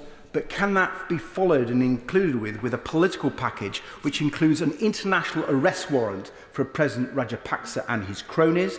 Can it also include a demand for political freedom, the respect of rights and human rights of everyone on the island of Sri Lanka, including the Tamil and Muslim minorities? Thank you, Madam Deputy Speaker. I think what I would like to kind of reiterate is that, the political and economic challenges should be resolved through an inclusive and cross-party process. We encourage all sides to find a peaceful, democratic and inclusive approach. And of course we do work with our international partners on this matter, and I think I've already set out the economic support that we've provided through multilateral institutions such as the IMF, World Bank and also organisations like the UN. Valerie Fass. Madam Deputy Speaker, there is a large diaspora of Sri Lankan people who live here who are desperately worried about their family back in Sri Lanka. So, and the Minister has made no mention of the Prime Minister's involvement. So could she, at the end of this urgent question, ask the Prime Minister to pick up the phone to the Prime Minister of Sri Lanka and ask him to stop firing at innocent people?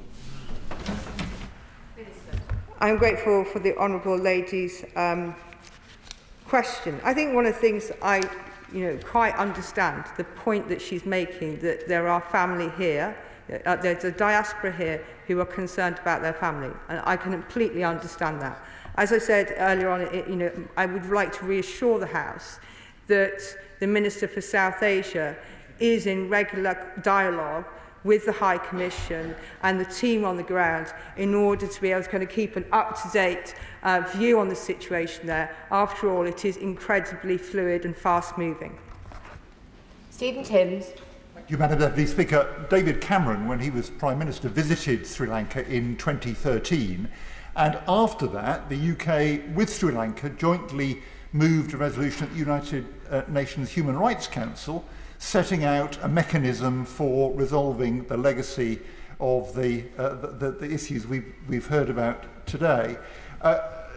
that Sri Lanka has largely ignored its obligations under that resolution since then. In the last 3 years, it's not even paid lip service to them. Will it be a requirement of the medium-term support that's going to be needed for Sri Lanka that it does come back into compliance with its obligations under the decisions of the United Nations Human Rights Council?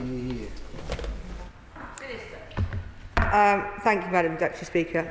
I think what I'd like to say on this is through our leadership at the UN Human Rights Council process that we've been encouraging Sri Lanka to respect democratic and international human rights standards as Sri Lanka makes its political transition. And it was in March this year that the UK government and our core group of partners led an ambitious new resolution on Sri Lanka at the UNHCR. Barry Gardner. Thousands of Tamil in my constituency of Brent North are deeply concerned, but they look back to a history in 2013 where the then coalition government supported the move to have Chogam in Sri Lanka. They look back to the measures that the UK government took when part of the European Union to end GSP Plus, to reinstate GSP Plus, to give the trade preferences back to Sri Lanka, all of which this side of the House advised against at that time, saying that this government in Sri Lanka was no more than a kleptocracy. And that is what has now been proven. So the Minister really does need to outline the measures that she's going to take to support a new, strong, inclusive and democratic government in that state. Madam Deputy Speaker, I think I've been clear throughout that we all encourage all sides to find that peaceful, democratic and inclusive approach to resolving the situation. And I can stress to the House that the Minister for South Asia has been doing exactly that in terms of calling for that, but also engaged with the High Commission on the ground and through all of his kind of ministerial contacts. Stella Creasy. Thank you, Madam Deputy Speaker. I'm sure you, Madam Deputy Speaker, and indeed the Minister would agree that dismissing any woman's urgent question in this House as silly is disrespectful to the subject matter that we have in hand, because we all recognise how serious the situation is. The member might chunter from a sedentary position, but the women are talking now, and we're talking about human rights, because many of us recognise the United Nations told us over 100,000 Tamils were potentially killed during the 26-year-long genocide. The Minister will know that the UNHCR has been investigating this matter, and further to my colleague from my nearby colleague from East Ham, I do apologise, it's been a long day, it's a hot day. There is due to be a report, there is due to be further criticism of the resolution that's at the United Nations. Can she tell us whether she's had any talks with the United Nations as to whether that timetable will vary, and when might our constituents finally see justice for the Tamil communities arise?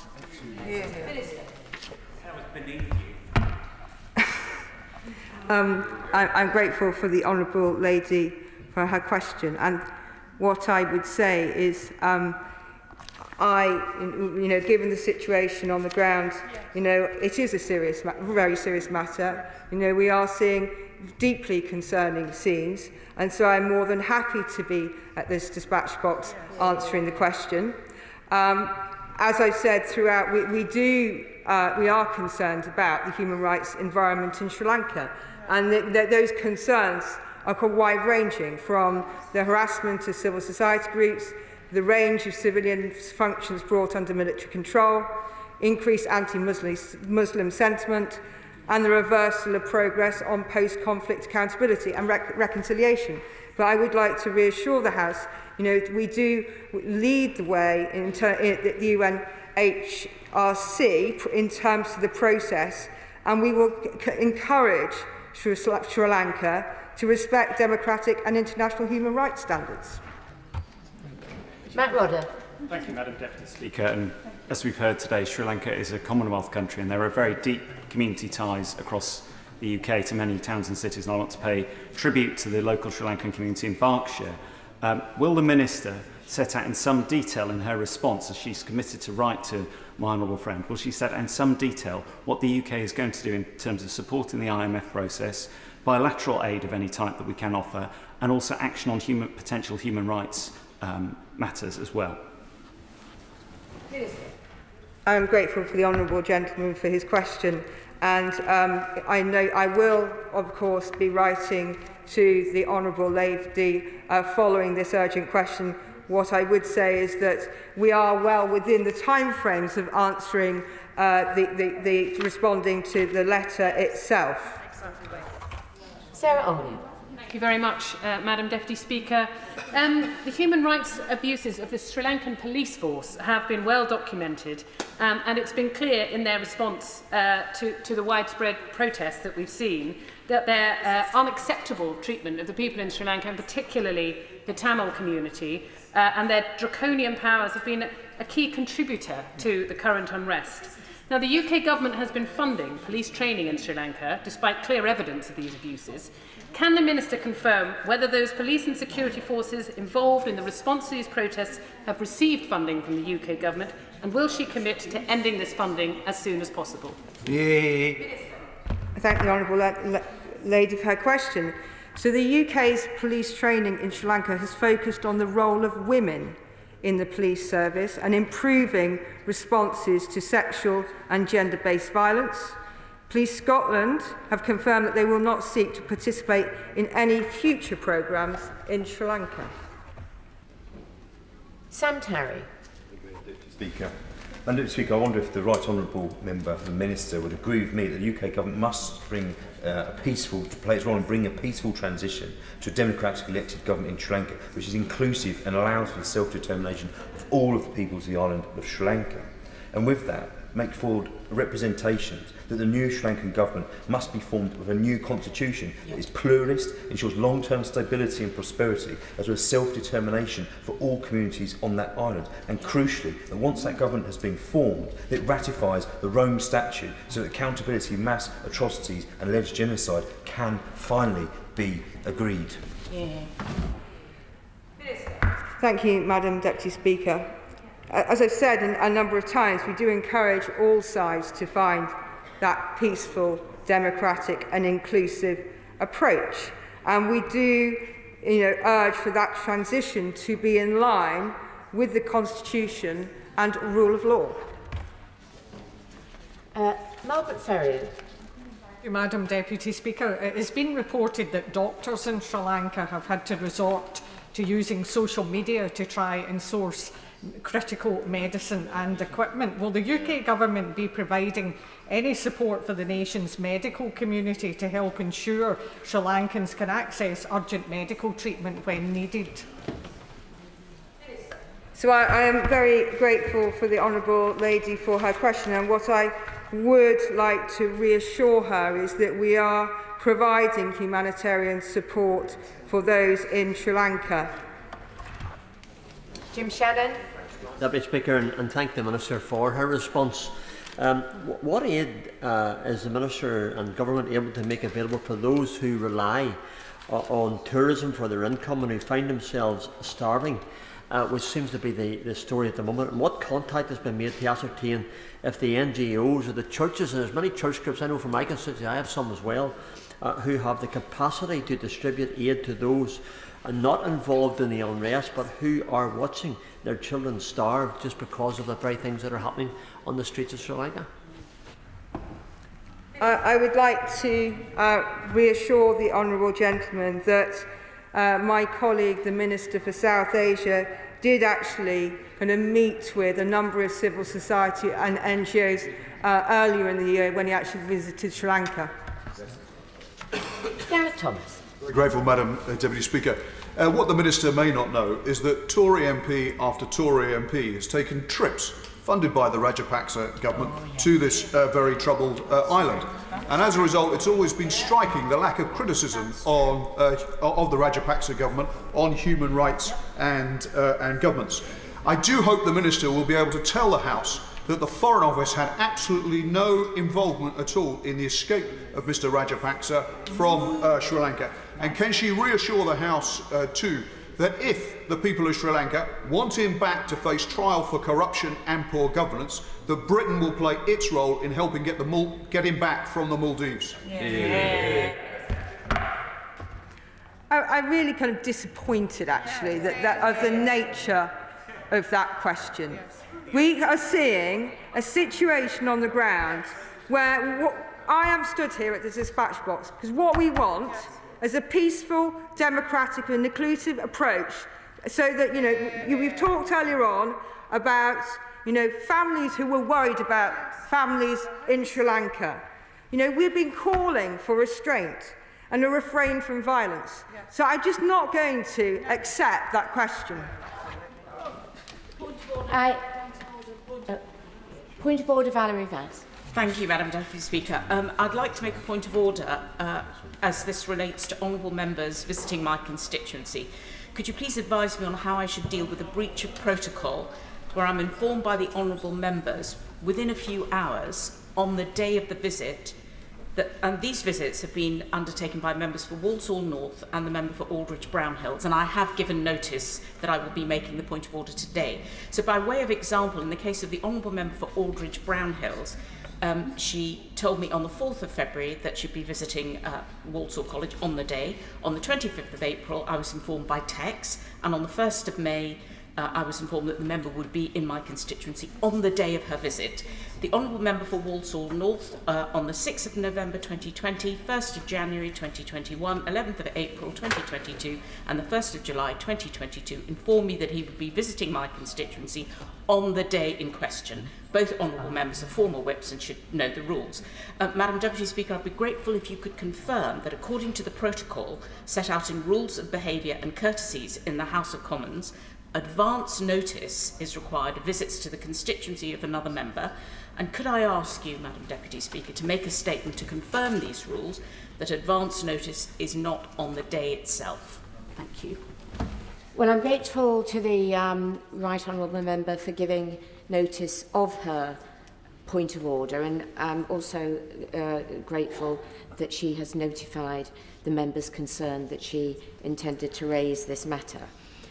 The most recent edition of the Courtesies booklet she refers to says that all reasonable efforts should be taken to notify another member if that member intends to visit if another member intends to visit their constituency, obviously except on a purely private visit.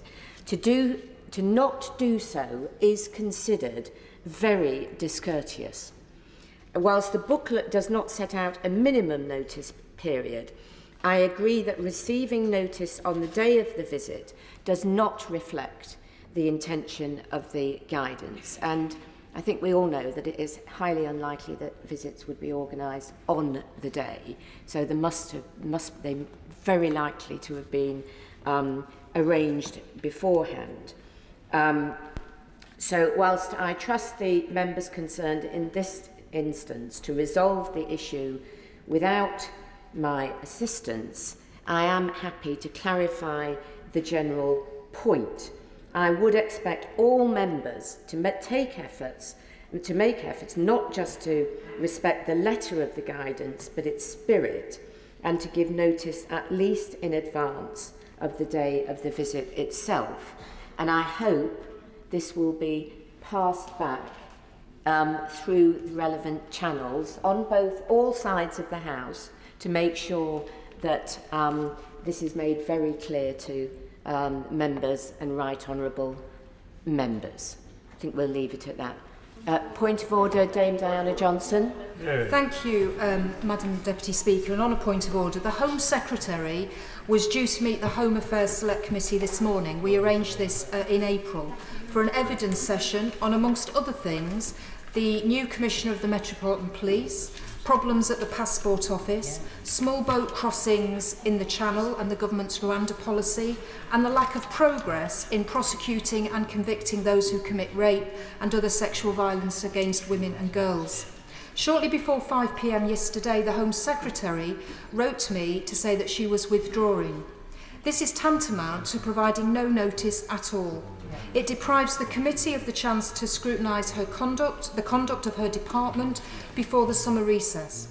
We have requested her presence next Wednesday, but have yet had no response.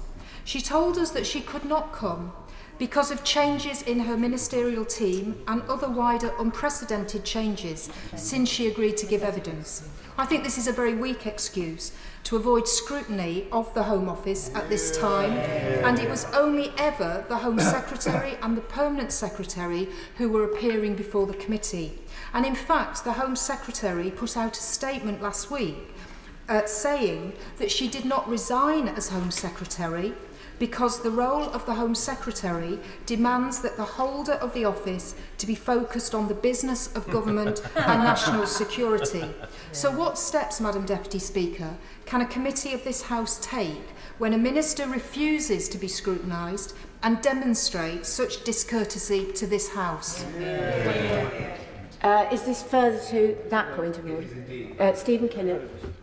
Following up on the excellent point of order that my honourable friend, the member for Kingston upon Hull North, just made, you'll agree, I'm sure, Madam Deputy Speaker, that select committees play an absolutely crucial role in this place in holding the government to account, and our ability to do so depends on those select committees. There's chaos in the Passport Office, a broken asylum system, unworkable Rwanda plan, crime up, prosecutions down, confidence in the police at record low. Following up on what my honourable friend has said, Madam Deputy Speaker, could you please advise on what can be done to ensure that the Home Secretary does indeed attend the Select Committee next Wednesday, as has been pointed out? Thank you. Hear, hear. Well, I'm grateful to the Right Honourable Lady, the Chair of the Select Committee, and to the Shadow Minister for giving notice of her point of order. If you could just refrain. Mr. Speaker has said repeatedly how important Select Committee work is and how ministers should do their best to facilitate it with timely appearances at evidence sessions. And I'm sure the Speaker would share the Right Honourable Lady's frustration that her committee's evidence session has been cancelled at such short notice. I don't know the reasons the Home Secretary has provided for the cancellation, so I will refrain from saying more now, other than I hope, and I'm sure Mr. Speaker would hope, that the Home Secretary will very quickly provide an alternative date which is acceptable to the committee, and I hope again that the Treasury bench will feed this back through the relevant channels. I thank both members for their... Point of order. Point of order, Jessie Norm. Thank you, Madam Deputy Speaker. As you will be aware, the government is at present in a caretaker mode pending the election of a new Prime Minister. Is it your view that this caretaker mode also extends to its interactions with Parliament? Because there are several pieces of potentially problematic... So sorry, I'm so sorry, Madam Deputy Speaker, I apologise to my colleagues. With the government in caretaker mode, could I ask your advice as to whether this also extends to its interactions with Parliament? Because there are a series of potentially contentious pieces of legislation that could be laid in the next few days, and I would like to suggest that perhaps this falls outside the remit of strictly attending to business in the government's relationships with this House. And I seek and clarify your guidance. In particular, I have in mind the broadcast or media bill, which covers the potential privatisation of Channel 4, which is a matter of great interest and some political controversy across the House. Well, I thank the Right Honourable Gentleman for his point of order. I gather a similar point of order was made yesterday by the Right Honourable Gentleman for Halton Price, I believe, David Davis. The scheduling of government business is not a matter for the Chair, it's a matter for the government. I might suggest that this is something that he might like to raise at business questions perhaps tomorrow. That would be a forum for him to be able to further question the Leader of the House as to, with regard to the points that he's made, about government business at the moment. Thank you. Point of order, Daniel Zeitler. Thank you, Madam Deputy Speaker. In the debate on the report stage of the Higher Education Bill on June the 13th, the Right Honourable Member for Chingford and Woodford made a series of charges about Jesus College in Cambridge, which is in my constituency, and I've informed the Right Honourable Member that I'm intending to raise this point of order. The college is rightly concerned about the reputational damage that is done when members of this House make such accusations, particularly when there's little opportunity for those being criticised to defend themselves. And it's particularly galling in the college had written to the Right Honourable Member over a year ago to correct previous misrepresentations. The college insists that intellectual independence is always safeguarded and point out the financial contributions in question had in fact been promoted and supported by the then Conservative government, and they're very happy to meet any member who has concerns to ensure that these often complex historical situations are properly understood. So I seek your advice, Madam Deputy Speaker, on how such misrepresentations may be prevented in future. Well, I'm grateful to the Honourable Member for giving notice of his point of order and for also confirming that he has told the Right Honourable Member for Chingford and Woodford Green that he intends to raise the issue. The Chair is not responsible for the content of members' contributions.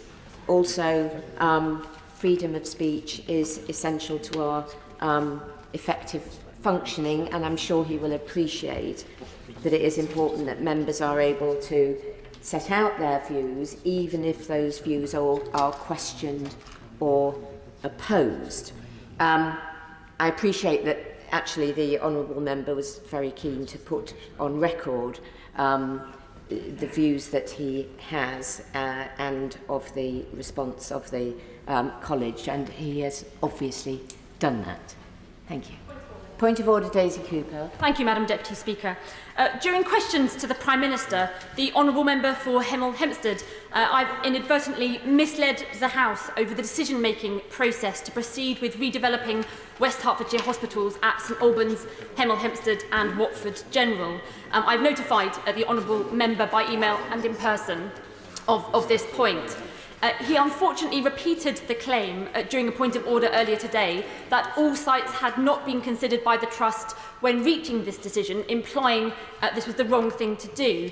The Honourable Member may not be aware that the judicial review brought by campaigners who share his view, who brought the judicial review in October 2020, found that the Trust had acted properly and legally when they concluded that developing one of the greenfield sites that he would suggest would be too risky and take far too long to bring to fruition. As such, Madam Deputy Speaker, it was quite proper that the Trust did not consider these risky sites. So I wonder, Madam Deputy Speaker, if you could advise me on the most expedient way for the Honourable Member to be able to correct the record on this important point, and how we as a House might press the Government to urgently release funds to our hospital trusts where buildings are literally crumbling down. Thank you. Well, I thank the Honourable Lady for her point of order. She is in effect continuing a discussion which took place earlier during Prime Minister's questions. And as I've just said in response to another point of order, it really is not for the Chair. I'm not responsible for the comments made by Honourable or Right Honourable members. There are plenty of ways which she can, if she would like to consult the table office, that she can that she could use in order to put her point of view on the record. She has just done that, but I really don't want to effectively just continue a debate of where there are different views. It's not really appropriate for a point of order. And I hope this is not...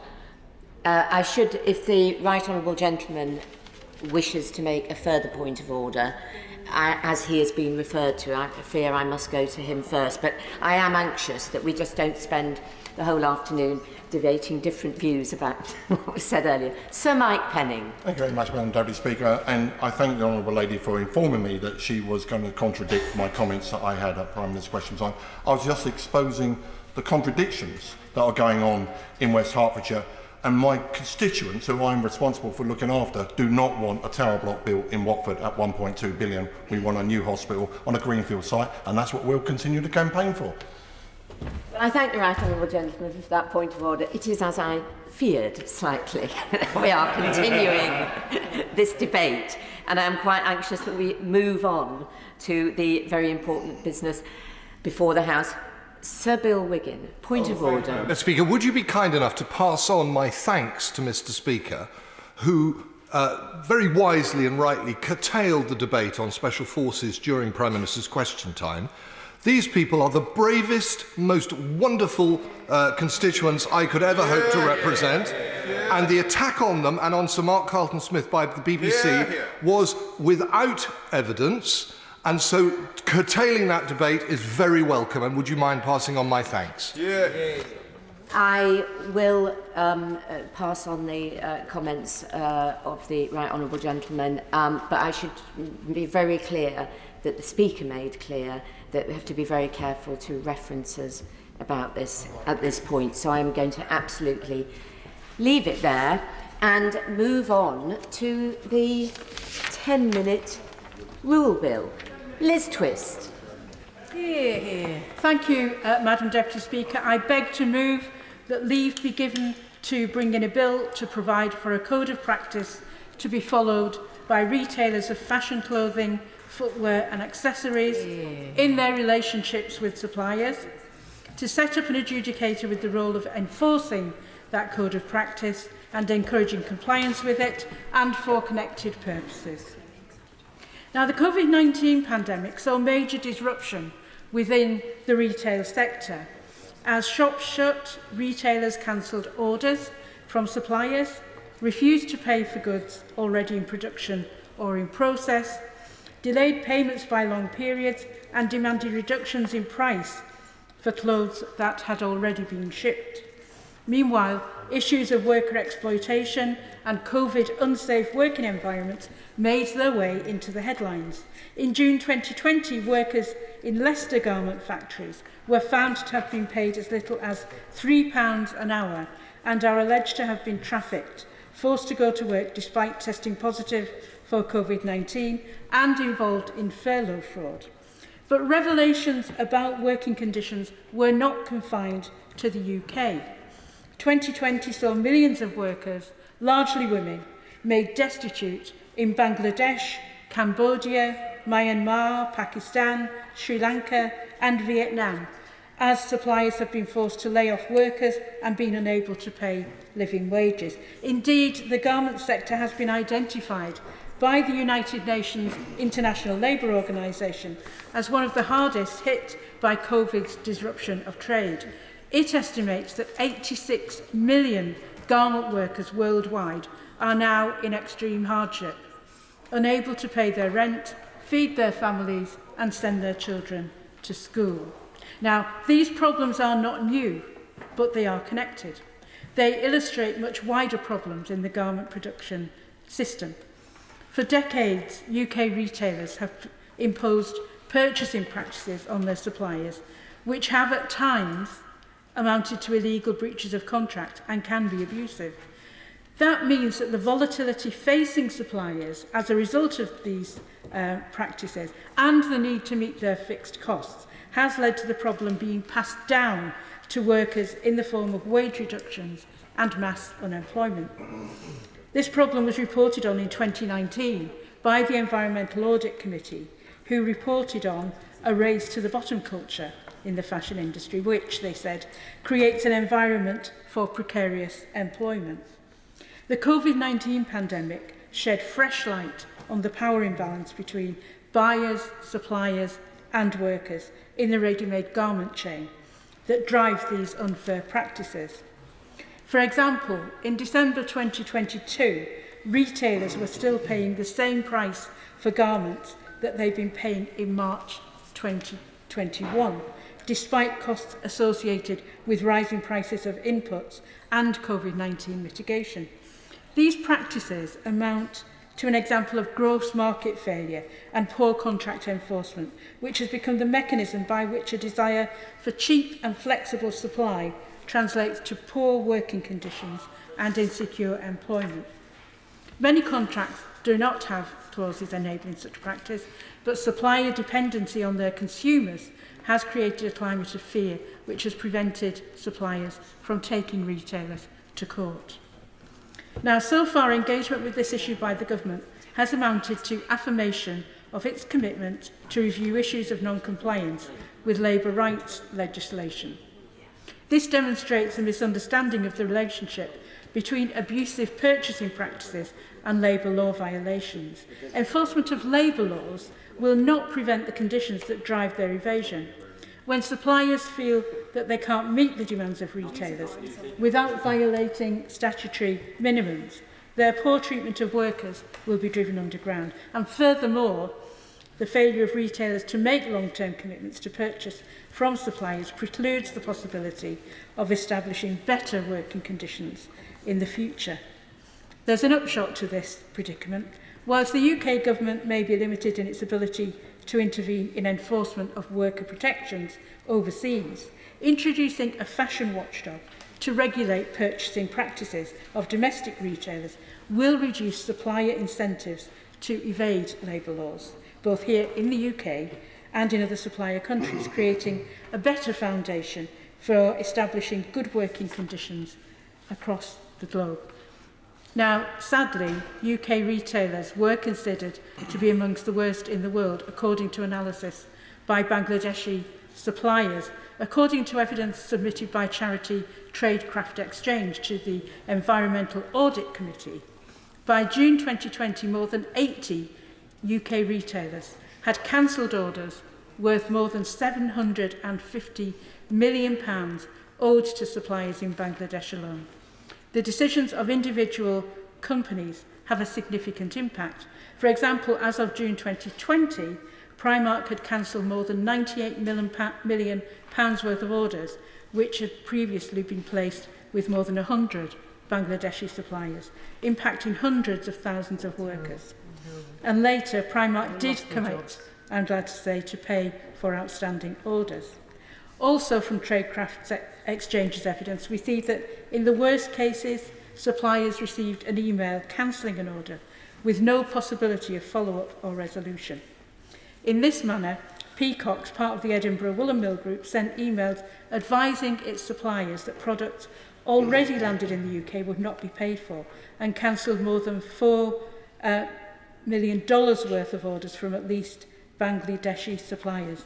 One supplier wrote to their trade association, "They are holding the goods at the destination port to put pressure on us to give huge discount. These unethical buyers don't care of our people starving and struggling. We are communicating with them every day and request them to release the goods, but they never reply." And workers have been struggling and starving. In Bangladesh, where the garment trade produces 85% of export earnings and employs 4 million workers, an estimated 50% of factory owners and managers said they'd been subject to one or more abusive purchasing practices. During March and April 2020, at least 25% of workers in Bangladesh lost their jobs. Now, a recent survey by the University of Nottingham and Royal Holloway College of female garment workers in Cambodia, where 1 million people are employed in the sector, found that 85% had been suspended from work by October 2020, and the average take-home pay had fallen by 20%. This disruption drove problems of food insecurity and exacerbated an existing crisis of over-indebtedness of garment workers. Now, the victims of these practices are not only workers but small and sustainable businesses who are unable to compete in such an unfair environment. The EAC's report at paragraph 135 says, "We heard concerns about the extra costs and barriers that the UK's sustainable fashion industry businesses face. Innovators are faced with competition from businesses who are focused on reducing costs and maximising profits regardless of environmental or social costs." Now, what do we need to do? To end these abusive purchasing practices and regulate the relationship between retailers and suppliers, the UK Department for Business, Energy and Industrial Strategy should set out a timetable for establishing a garment trading adjudicator.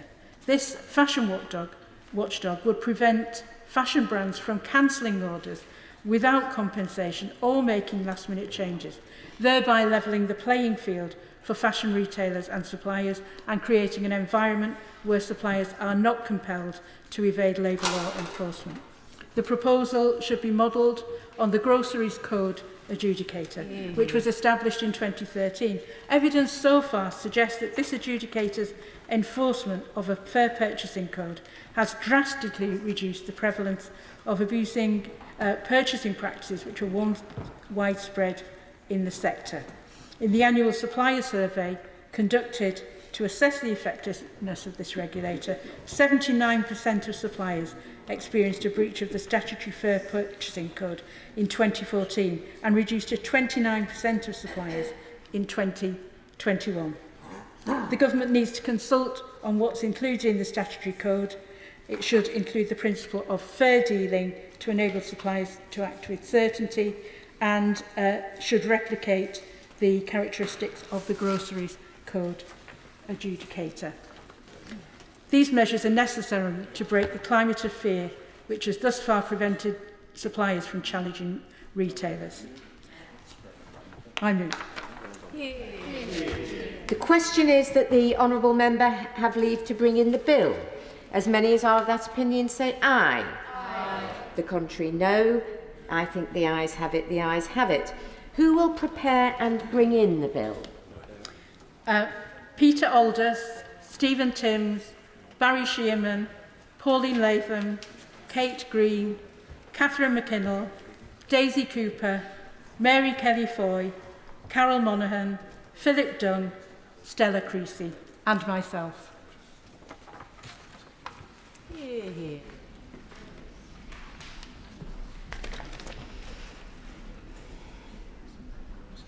Liz Twist.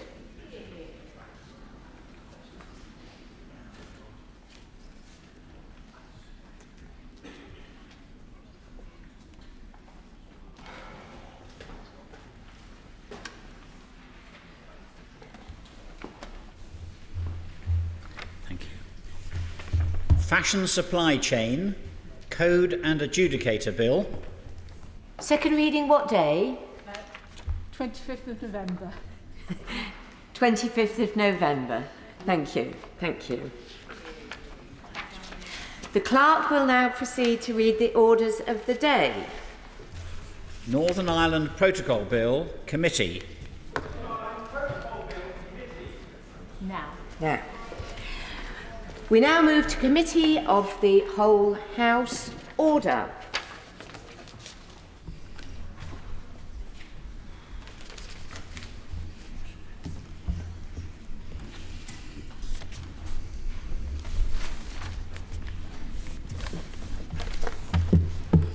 Order. Order. Northern Ireland Protocol Bill. We will now move to Group 1 and we will begin with Amendment 1 to Clause 1, with which it will be convenient to consider the amendments, clauses and new clauses as listed on the selection paper. I call Sir Robert Neal to move Amendment 1. Thank you very much, David. It's a pleasure to speak to this amendment, which links, of course, with my amendment 2 to Clause 26. They relate to the commencement and the bringing into operation of the provisions of the bill. The reason that I've cast them in this way is because of the nature of the bill itself. Of course, we'll come to Amendment 2 on day 3 of the committee, but Amendment 1 paves the way for it, so it may be convenient, Dame Rosie, for me to set out the thinking behind it in relation to both of those matters. And the essence of it is this. As was debated at some length at second reading, I don't seek to repeat everything that's said there, this is an unusual bill, a rather exceptional bill, and not necessarily in a good way, because it's one that, if fully brought into effect, would lead to the consequence of the United Kingdom breaking unilaterally, or departing unilaterally, from an international agreement. and therefore breaking its obligations under international law, both in terms of customary international law and the Vienna Convention on the Law of Treaties. That's a very grave and profound step for any government to take. There are circumstances in which it can be taken, and I recognise that. And the government's assertion at second reading was that the situation that has developed with the way in which the Northern Ireland Protocol has operated give rise, or potentially give rise, to those circumstances. The essence of that, though, depends upon a mixture of applying a factual evidence base, to the legal test. And the legal test in this case is essentially the International Customary Law Convention of Necessity, which is in fact now enshrined in Article 26 of the Articles on State Responsibility, adopted by the International Law Commission in 2001 and recognised by the UN General Assembly, by our government and by the international community as an authoritative statement of the law. And Article 25, I should say, of that doctrine sets out that necessity may be invoked if certain tests are met. The point of these amendments is to say that if the government is going to go down, or any government... Would my honourable friend be good enough to give way on that point? Can I just finish the phrase and then I will? By all means. Yeah. That if the government, or any government, were to take that step, it should do so upon the most compelling grounds so that the factual basis for their actions meets the legal test. The reputational consequences, politically, internationally and legally, are very significant, and therefore it should only be done when that is thoroughly tested and set before this House to be tested. I'll give way to my... I'm most grateful to my honourable friend. I'd be grateful in view of the fact that he's referring to certain tests of a reputational character, whether he will tell the House what those tests are right now.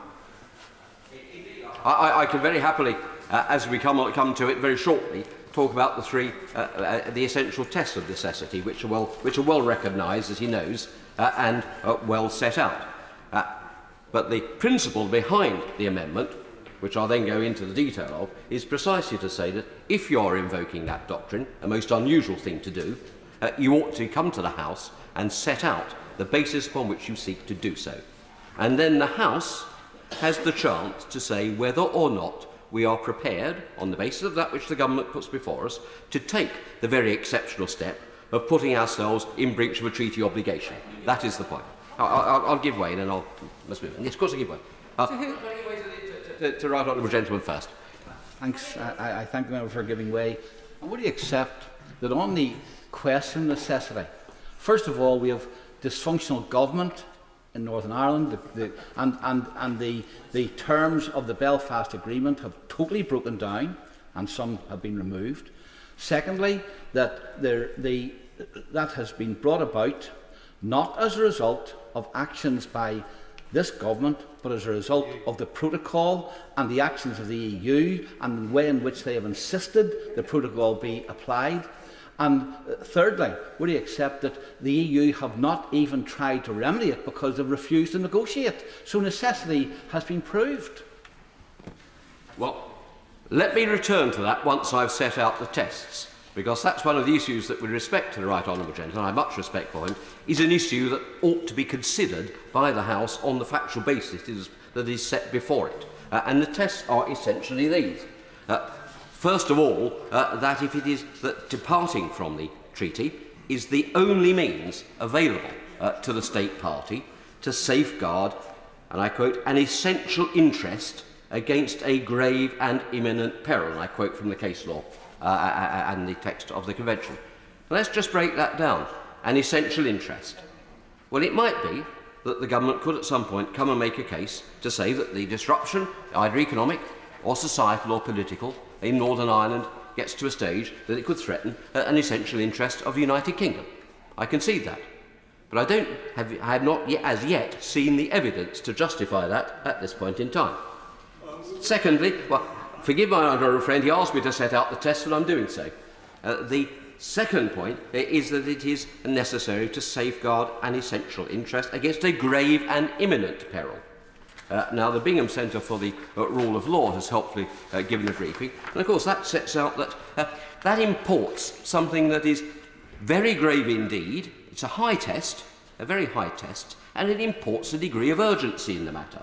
A possible, contingent or proximate risk doesn't come within the test of being a grave and imminent peril.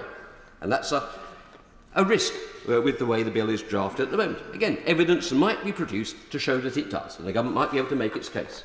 Yeah, it ought to do so. And then, having also shown it is the only, again, can I just set out the test that I was asked to? It is also the only means whereby the government can safeguard that interest. And the difficulty that the government potentially have there is that within the protocol itself, Article 13 makes provision for a renegotiation, which most of us would think is the right route to solve these problems, and in the event of emergency measures, which might be closer to the test perhaps of an imminent peril, one might think, in the event of emergency, you then use the unilateral safeguarding provisions under Article 16. It might be difficult perhaps to argue as to how you can say necessity is met if you have not attempted and can demonstrate that you have attempted those routes first before you move unilaterally to breaching the protocol. I'll give way to the Honourable Gentleman. My right honourable and learned friend, he makes a really interesting point about necessity, which is one that has exercised my own mind. But I'm interested in, as much as the Northern Ireland Court of Appeal said the Acts of Union had been subjugated by the protocol, and therefore I wonder what gravity and what imperative does he attach to such an existential threat to the Union? It doesn't, I think, avail you in relation to the international law test in any event. And the difficulty with this bill is that it's seeking to disapply parts of the protocol in domestic law, but it does so in a way which breaches an international obligation. And at all events, could it be said that all available means have been taken to rectify that potential difficulty anyway? That comes back to my point that the government, any government, should have to come to the House and set it out. I'll give way to my right honourable friend. I'm very grateful to my honourable friend. I admire the elegant way in which he set out the three tests. However, the Joint Committee has been working at this for a long time and it has failed to make progress. At what stage or what circumstances does he envisage that we could proceed on the basis of this clause that we're debating at the moment? It seems to me we've exhausted the possibilities and we are at the position to defend the Good Friday Agreement of having to do this now. So why on earth is it necessary to have an amendment that will put another hurdle in the way of ministers trying to resolve this? Well, with respect, I don't think it does put another hurdle in the way because it doesn't prevent the bill proceeding, and it doesn't prevent what I hope my right honourable friend, I know my right honourable friend wants to see, which is a negotiated settlement. By far the best thing that everyone in this House wants is for the protocol to be renegotiated. I concede at once that the protocol is not working. It's not working properly, it's not working as was intended. And part of that, I'll also readily concede, is due to a rather intransigent stance that has been taken by the European Commission and their refusal, for example, to give greater flexibility to Vice President Šefčovič in his negotiating mandate. This is not an issue where all the fault is on one side at all. The EU have not acted wisely or, I think, helpfully in these matters. But that's not the same as saying that the international law test is therefore automatically made out as of now. I'll give way to my right friend, probably for the last time. I think that would be fine at this stage. I only say this, that when my honourable friend is referring to grave and imminent and peril, would he not agree that at the heart of this entire problem lies the question of the democratic deficit? And I think, without going into it now, but I shall explain later, that the manner in which the legislation is pouring into Northern Ireland on every side, like a tsunami, as we put in our European Scrutiny Committee report, namely a motorway, we said, starting with a small number of cars following into a motorway. The bottom line is that that is a grave and imminent peril on a constant and perpetual basis, week in, week out, where they have absolutely no time or opportunity to say anything at any time. Well, I think the difficulty that my honourable friend has there is this. That's an assertion. I'm not sure as yet we have had set out to the House the evidence base which the government says it has and is working on, which I referred to the Foreign Secretary to in the second reading debate and asked when are we going to see the evidence base that will set out the government's case and its reasoning. And I'll give way to my right honourable friend. I'm very grateful to my honourable friend for giving way. He will recall that the member opposite raised the question of the necessity standard applying in a context where a state has not contributed to that state of necessity. Does he feel that that provision has been activated or in some sense triggered by this present situation?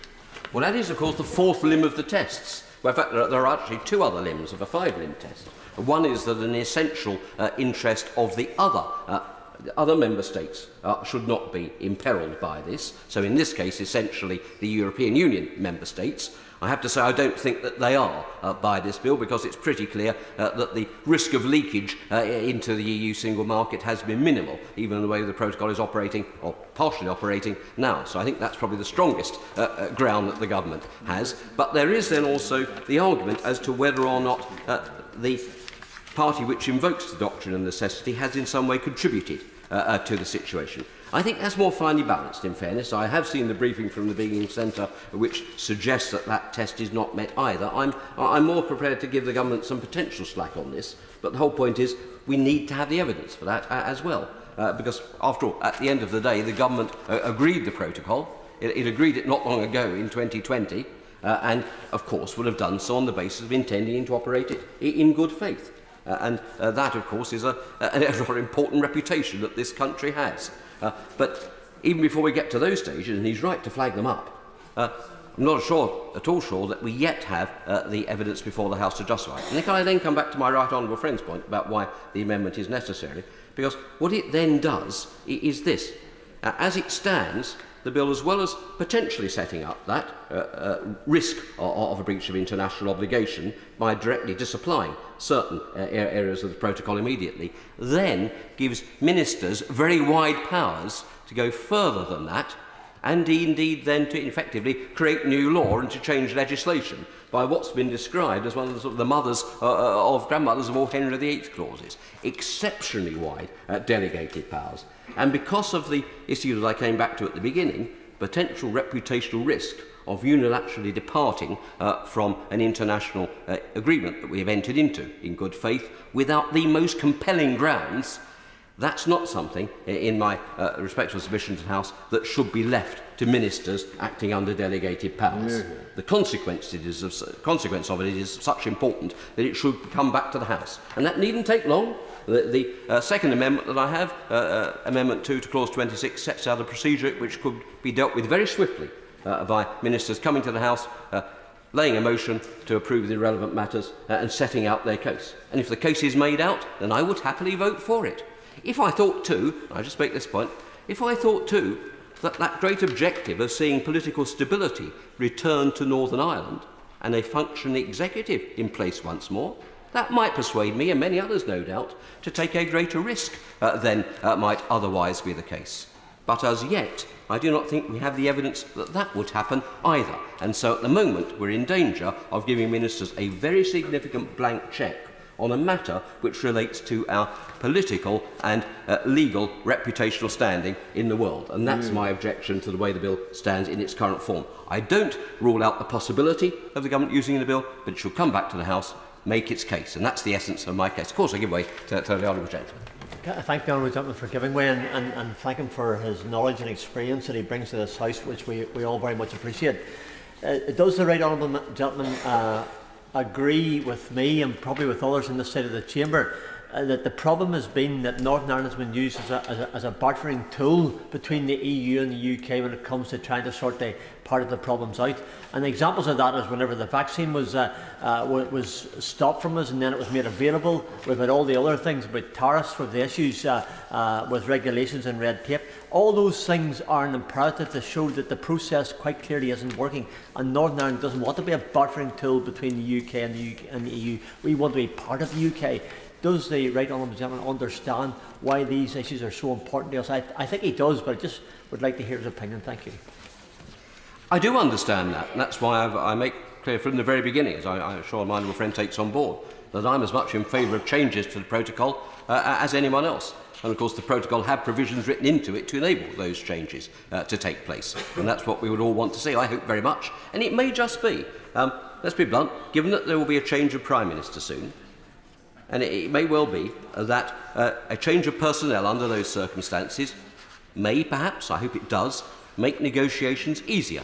Because there has been a degree of strain in relations with both the EU and the heads of some of the major governments in the European Union. And I very much hope that one consequence of what has happened is that it may be easier to rebuild and repair relationships and trust. And that could then lead to a negotiated change, which would mean this legislation was never necessary. Nobody would be more delighted than I suspect anyone else in this House, including the Treasury bench, if that were to be the case. But if the bill is to be taken forward, it seems to me that we have to have proper safeguards to ensure proper parliamentary and democratic oversight of the way it is taken into force. Of course. I thank the honourable gentleman for giving way. He's making a very powerful speech. Of course, Henry VIII only had 6 wives. This bill has 19 delegated powers within 26 clauses. Does the honourable member agree with me that if we set a precedent that such legislation could be written here, it may be tempting for some ministers to expand that precedent to other forms of legislation? So it is very important that we confine whenever delegated powers are used, not just in this legislation, but to make sure we uphold the primacy of this chamber. Well, I think the honourable lady makes a very fair point. And we all know, those of us who served as ministers do know, that all governments, frankly, do use Henry VIII powers. And we all tend to criticise them when we're in opposition and use them a bit when we're in government, if the truth be known. But the reality is there are Henry VIII powers and Henry VIII powers, and this is Henry VIII, the 6 wives, Cardinal Wolsey and Thomas Cromwell all thrown in together pretty much as far as I can see. It is almost Shakespearean and almost Wagnerian in its scope and breadth, and that's the problem. That's why I do think that we have to have some greater hold upon the matter in terms of how it's used. And the other point that she raises, which is important, because after all, very wide Henry VIII powers have been criticised by the Hansard Society, they've been criticised in the other place, and for good reason, because part of the whole objective of what we have done in recent years is to try and restore parliamentary sovereignty.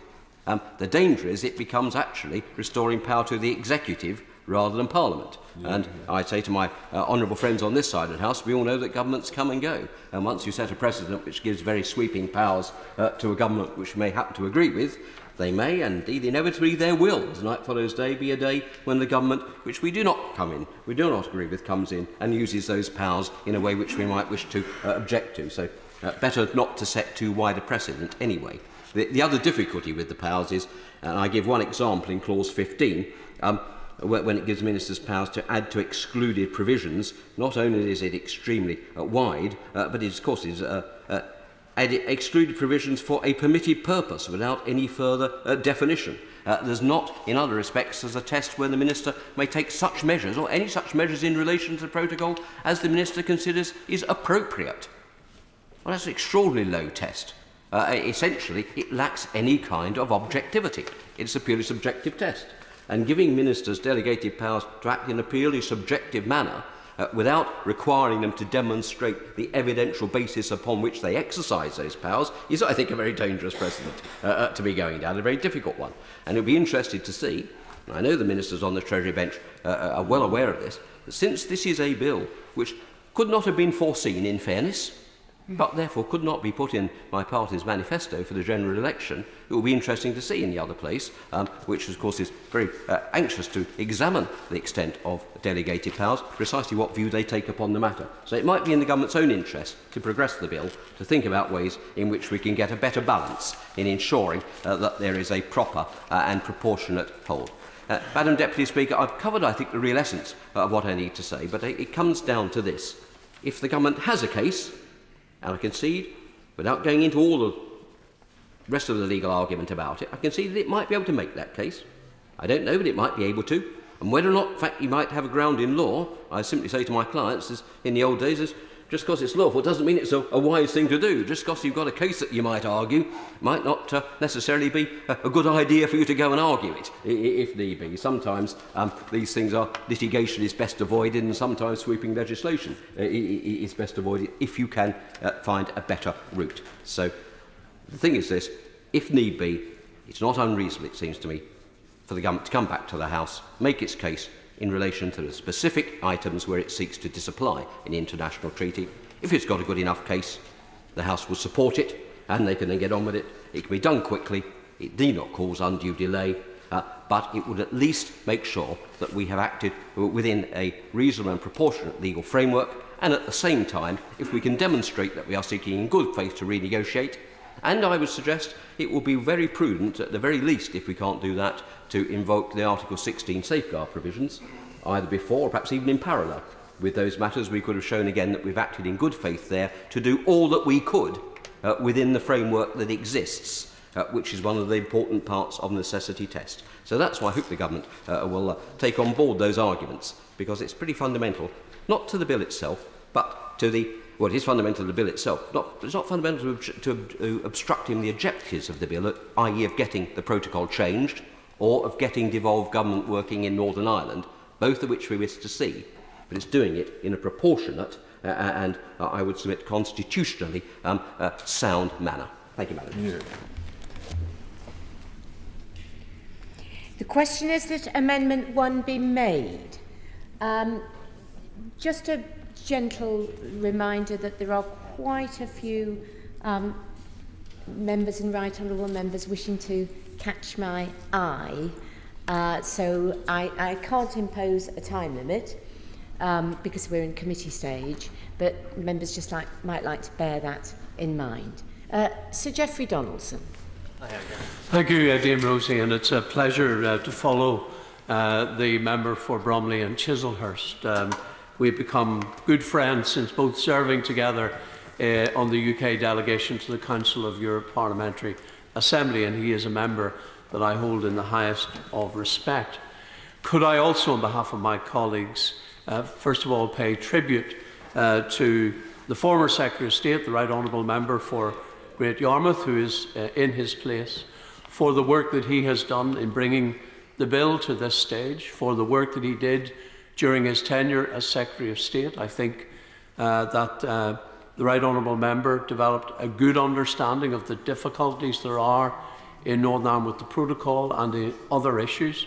I know that it is his desire to move Northern Ireland to the next stage of the peace process, to move towards reconciliation, but he recognised that there was a need to deal with these fundamental issues before we could get to that point. And for the work he has done in that regard, on behalf of my right honourable and honourable friends on this side of the House, we extend our grateful appreciation. Can I also welcome the new Secretary of State to his place, the Right Honourable Member for North West Cambridgeshire. I got to know him well when he was a Minister in the Northern Ireland office, and we look forward to working with him in the weeks ahead on the issues that confront us at this time.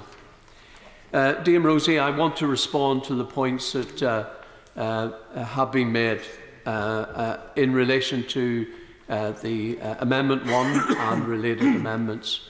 On the question in particular of necessity and on the immediacy of the risk that has given rise to the government introducing this legislation.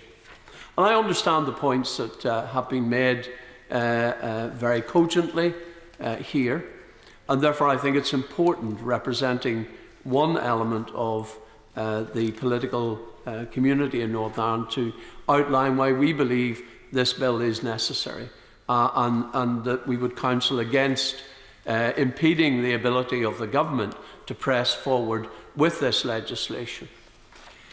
In terms of the risk, I want to echo the comments that were made by the Honourable Member for Aberconwy. For us as unionists, there is a risk to the union in relation to how the protocol is being applied in Northern Ireland. And both the High Court and the Court of Appeal in Northern Ireland have stated that the protocol subjugates Article 6 of the Act of Union itself. And that article gives people in Northern Ireland, confers on Northern Ireland citizens the right to trade freely within their own country. It states that there shall be no barrier to trade between the constituent parts of the United Kingdom. And no one could reasonably argue that the protocol doesn't put in place barriers to trade. It most certainly does. And I hear this every day from my constituents, whether they are consumers or businesses, and the difficulties they are facing in trading with the rest of the United Kingdom. And those difficulties have led to political instability in Northern Ireland. They've had an economic impact in Northern Ireland, and I would argue strongly that also there is the potential for that to lead to societal problems. And we have worked hard on this side of the House to ensure that those problems have not arisen. And when people have taken to the streets and engaged in violence, we have worked in local communities to prevent a repetition of that. That has been the case across the community. But it does not mean that there are not strong feelings, particularly within the unionist community, about what this protocol means, not only for trade, and that's important, but also for their identity, for their place in the union. And this has, as we've seen over the years in Northern Ireland, when people feel their identity is threatened, when they feel their place in the United Kingdom is being undermined, that can lead to societal problems. Now, the honourable member has rightly argued that, from his perspective, he's looking to see the immediacy of the risk. But I would say to him, it is there, it's very real, and I ask him to take on trust from my contacts within the unionist community that it is bubbling beneath the surface, and we've worked hard to try and ensure that that does not emerge. I'll give way, if the right honourable member doesn't mind, first of all, to the honourable member for Foyle. I'm very grateful for the right honourable member for giving way. He has stated that the union is at risk because of the protocol. I know he's no big supporter of the Good Friday Agreement, but does he not accept that very clearly written into the Good Friday Agreement is the principle of consent? That basically means no matter how much I want it, we can't change the constitutional position of Northern Ireland until the people of Northern Ireland and the people of the Republic of Ireland vote for it. Well, I am going to come to the Good Friday Agreement in my remarks, but I would simply say to the honourable member that there is a difference of view as to how you interpret what is required in terms of consent. The Right Honourable, the Noble Lord Trimble, has stated very clearly as one of the key negotiators of the Belfast Agreement that in his view the principle of consent does not just apply to the final question as to whether Northern Ireland should remain part of the United Kingdom or not, but the term constitutional status extends to these circumstances where Northern Ireland's constitutional relationship with the rest of the United Kingdom has been changed by virtue of the subjugation of the Act of Union. I give way. I think the right honourable gentleman knows with what affection I regard him and his party and Northern Ireland, having had the privilege of being Advocate General for Northern Ireland. But what the right honourable gentleman is saying is a very good case for triggering Article 16, which was the entire purpose of the inclusion of Article 16 in the protocol. It's not necessarily a good reason, however, for changing the entire basis of the treaty, including writing out the jurisdiction of the Court of Justice of the European Union, and so on. So how do you get from the position where you have societal impacts, with which I am perfectly willing to agree and believe, to a position where you virtually rewrite the terms of a treaty which we solemnly signed only 2.5 years ago? Yeah. Well, I have great respect for the right honourable member, and I know of his affection for Northern Ireland. And I think back to the days of all those very difficult and challenging times when this House was dealing with and debating the departure discussions, the laws that would be required to be put in place around the treaty to leave the European Union. And I thank him for the time that he took to get to understand the situation in regard to Northern Ireland.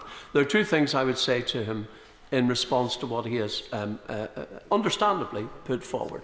First of all, we have argued for some time, and indeed the command paper published by the UK government 1 year ago, last July, set out the basis upon which they believed the conditions had been met for Article 16 to be triggered then. And we've been very patient, and we waited, and we allowed time for the negotiations with the European Union to go forward in the hope that the EU would show more flexibility. And I don't doubt the integrity of Maros Šefčovič as the lead negotiator, but the difficulty is his negotiating remit is so constrained that his ability to deliver the change that is required to meet the need to resolve the difficulties created by the protocol is so limited that I just don't think, in the absence of a change of his remit, those negotiations are going to get anywhere. And Article 16 and the triggering thereof is a temporary measure. It is not a permanent solution. And what I need and what Northern Ireland needs, and especially what business in Northern Ireland needs, is certainty. And that's why we believe the government is right to bring forward proposals for a longer-term solution, and not just to go for the temporary fix, the sticking plaster of Article 16, because that will create more uncertainty rather than give us certainty, and it's certainty that we're looking for. And it is why I think what the government has done is right in the circumstances. Would he give way once more? I will. I'm very grateful to my right honourable friend, and I think he did fairly respond to the Right Honourable former Attorney General, who has been a good friend to Northern Ireland over many years. He knows our opposition not only to this protocol from the start, but to preceding arrangements that were proposed. And yet here we stand with exactly the same problems that we foresaw, and the problems that are experienced by businesses and communities and consumers throughout Northern Ireland, and the impact to our political arrangements. And still we hear every objection and reason as to why government should not move. In fact, many people who now question whether Article 16 should be triggered were aghast at the notion that it should have been triggered a year ago. And I know the Right Honourable Gentleman shaking said I do not include him in that number. But at every stage, when government has accepted, heard and acknowledged the crisis and difficulty we've had within political and economic stability within our province, there's a good reason not to act. And yet still we remain without a solution. Does my right honourable friend agree that now is the time to get on and provide the solution, not for us, but for everyone in Northern Ireland? Well, I agree entirely with my honourable friend, and this brings me to the heart of the issue for us, and that is the threat to the Belfast Agreement posed by the current situation. I will give way to the member for Foyle and then the member for East. Very grateful again for giving way. Just on the point of consent, because we did get slightly distracted. I totally and absolutely disagree with him and Lord Trimble on their how they are saying that consent works. It is not an elastic principle. It is about one thing. It is about the constitutional position of Northern Ireland. But if it is elastic, does it apply to Brexit? Because Brexit, of course, was a constitutional rupture for the people of Northern Ireland, and of course, people of Northern Ireland voted against Brexit. So if it applies to the protocol, why does it not apply to Brexit? Dame Rosie, of course, Brexit didn't change the constitutional status of Northern Ireland as part of the United Kingdom. The protocol did that.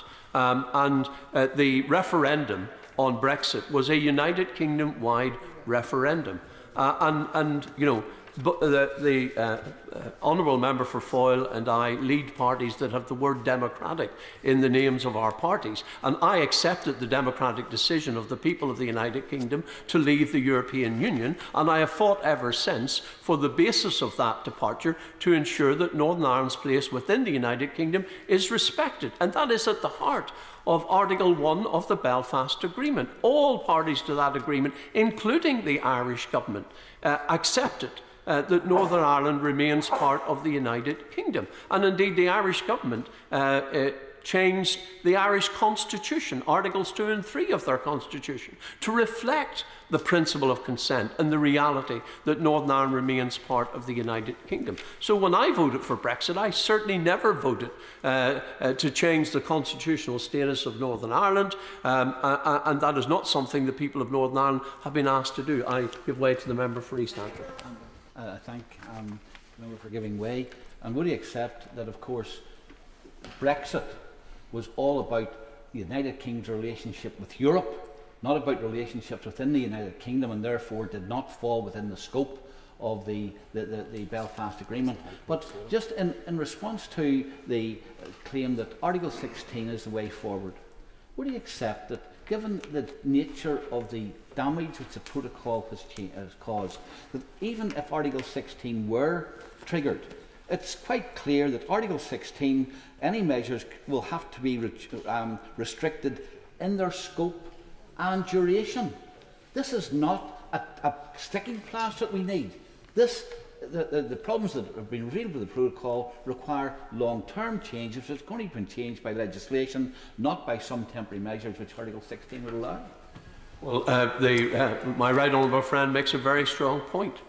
And to be absolutely clear, as unionists, for us the greater issue here is our place within the United Kingdom and our ability to trade freely within that United Kingdom in accordance with our rights under the Acts of Union. And that is fundamental to us as unionists. So fundamental, and I understand why the Honourable Member for Foyle, and indeed perhaps also the Honourable Member for North Down, will argue strongly that the protocol should be retained. And I have heard the arguments that they make on this. But let us be clear. The Belfast Agreement respects the right of unionists to adhere to their position and to support and uphold their position as part of the United Kingdom, and it represents for us a fundamental change that is now threatened, and that for us, unless it is corrected, unless it is resolved, means that our confidence in the agreement itself and its ability to protect our place in the United Kingdom is fundamentally undermined. I give way. Yeah, and grateful to the right honourable member giving way. I think we all agree on the principle of consent as set out in that agreement. But does the member recognise that the one-sided approach that's been taken by the government and also his party, it's actually eroding support for the union inside Northern Ireland, and by contrast, finding a workable solution around the protocol actually provides a soft landing, which may actually create a much longer perspective in terms of the maintenance of the union itself? Well, you know, the honourable member started out this journey as someone whose party advocated that the protocol should be rigorously implemented. Now he's shifted to a position of the protocol should be rigorously retained. Well, look, you know, you cannot on the one hand say the protocol is creating problems and then, you know, not come up with viable solutions to deal with that. And I've heard what those solutions are from the honourable member, but they do not have cross-community support in Northern Ireland. And what we are looking to achieve, and what I believe the government has put forward, is capable of resolving this issue in a way that meets the needs of everyone. It meets the needs of the United Kingdom so that the integrity of our union is respected, the integrity of our internal market is respected. It meets the needs of the European Union insofar as it protects and takes measures to protect the integrity of the EU single market to ensure that goods at risk of entering the EU are dealt with properly and dealt with by this country in a way that meets their requirements. And it enables the restoration of the political institutions in Northern Ireland so that the Belfast Agreement can remain and continue to be the basis upon which we move forward in Northern Ireland. So I believe that what the government is proposing is not one-sided. I believe that what the government is proposing is reasonable, measured and fair, that it meets the need. And you know, there is so much focus on how the government is doing this that we've lost sight of what the government is actually proposing to do. And I think any objective assessment of the government's proposals can only conclude that they are reasonable and fair in all of the circumstances, and that their overriding objective is to protect the very delicate progress that has been made in Northern Ireland under the Belfast Agreement. In relation to agreements, Dame Rosie, and I think this is important. We have heard much about the need to ensure that the UK maintains its honour and its international reputation. But I remind this House that the Belfast Agreement is itself an international agreement, and that the protocol undermines that agreement. It is an agreement where the co-signatories are the Irish government and the UK government. That is actually part of the agreement. They both signed. There was an international agreement attached to the Belfast Agreement, which was co-signed by the British and Irish governments. That it makes it an international agreement of international standing. And indeed one that has been approved in many international bodies across the globe. And therefore the protocol, in the way in which it undermines that agreement, is actually harming what is an international agreement, and that needs to be addressed. But the basis upon which the political institutions were restored in Northern Ireland, Dame Rosie, at the beginning of 2020, after a 3-year period in which Sinn Féin left Northern Ireland without a functioning government, the basis on which the government was restored was the New Decade, New Approach Agreement. Again, that is an agreement concluded and involving the British and Irish governments, who are, the Right Honourable Member, the former Secretary of State for Northern Ireland, who was instrumental in bringing about that New Decade, New Approach Agreement, is in his place this afternoon. And I would remind the House that in New Decade, New Approach, the basis upon which my party committed to re-enter and did indeed re-enter government in Northern Ireland, included a commitment from the government that it would protect Northern Ireland's place within the UK internal market. And I have to say to the House that that commitment was fundamental to my party deciding to re-enter government on the basis of that agreement. Now, that commitment has not yet been delivered. Northern Ireland's place within the UK internal market has not been properly restored. It is damaged by the protocol. It is impeded by the protocol.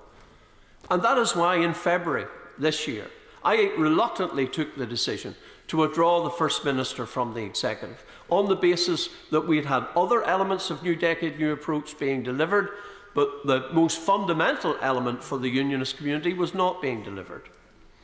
And on that basis, we fought an Assembly election. My party obtained a mandate for the position that it has taken, and that mandate remains intact. I want to be in a position, and to respond specifically to the question raised by the Right Honourable Member for Bromley and Chislehurst. Let me say this to him about, will this legislation lead to the restoration of devolved government in Northern Ireland? I believe this legislation, if enacted, will help us to achieve that objective.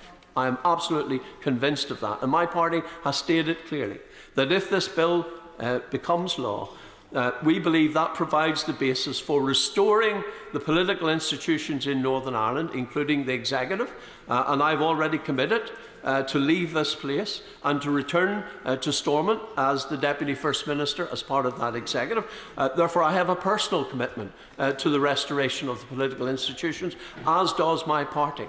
But it's not just the internal institutions in Northern Ireland that are fractured at the moment. Let's not forget, and the Right Honourable Member for East Antrim referred to relationships. At the heart of the Belfast Agreement are 3 sets of relationships. Those internal to Northern Ireland, which, it has to be said, are fractured by this protocol. The relationship between Northern Ireland and the Republic of Ireland in the form of the North-South Ministerial Council. That council is not meeting at the moment. It is not functioning at the moment. And relationships have broken down because of the protocol.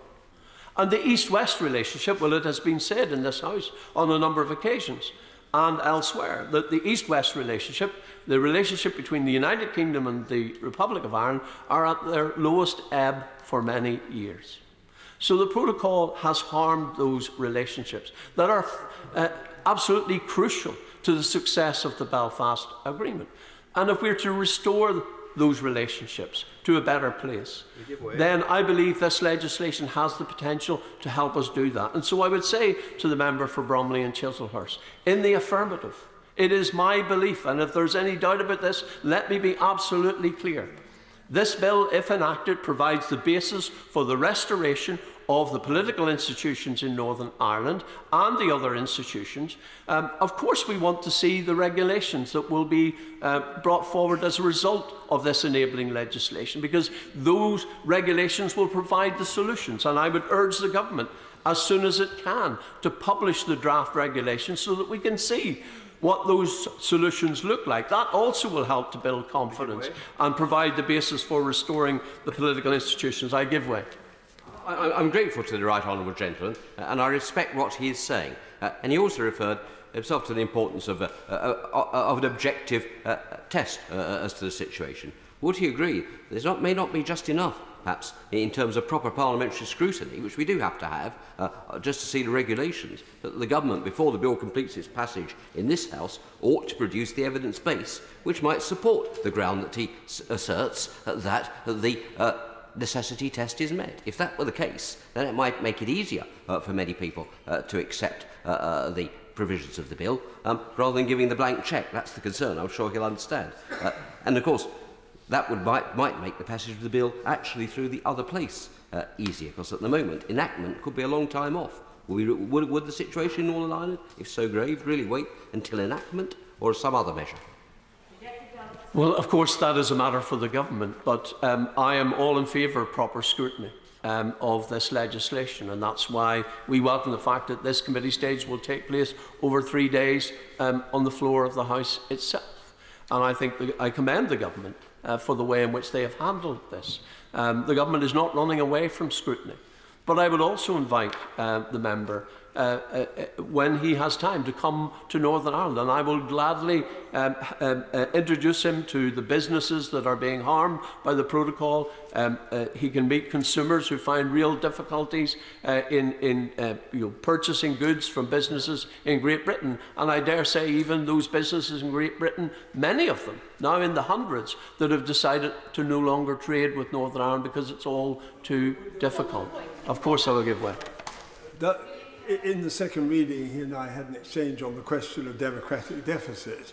On that question and scrutiny, and the political institutions and the voters of Northern Ireland themselves, as was indicated in the McAllister case, it is perfectly clear. The judge used the word subjugation.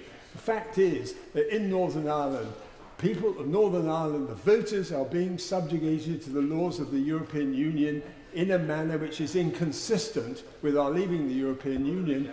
And does he not therefore agree that that democratic deficit is absolutely crystal clear? It doesn't require evidence because it is so self-evident, coram populo.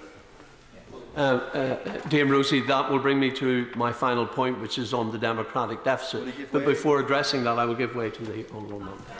Thank you, John, for giving way. He's talking there about businesses, about consumers who've been affected. Earlier on, his argument for this legislation was that this would somehow give the certainty that he says that the protocol doesn't give to people. Can he hand on heart argue that he knows everything that will happen if this government proceeds with this legislation? Can he really tell his constituents that he can give them certainty in the chaos that we're talking about, which didn't start with the protocol, it started with Brexit? Where is his proof that this provides the certainty, the solution that he's missing, in comparison to what they know now? Better the devil.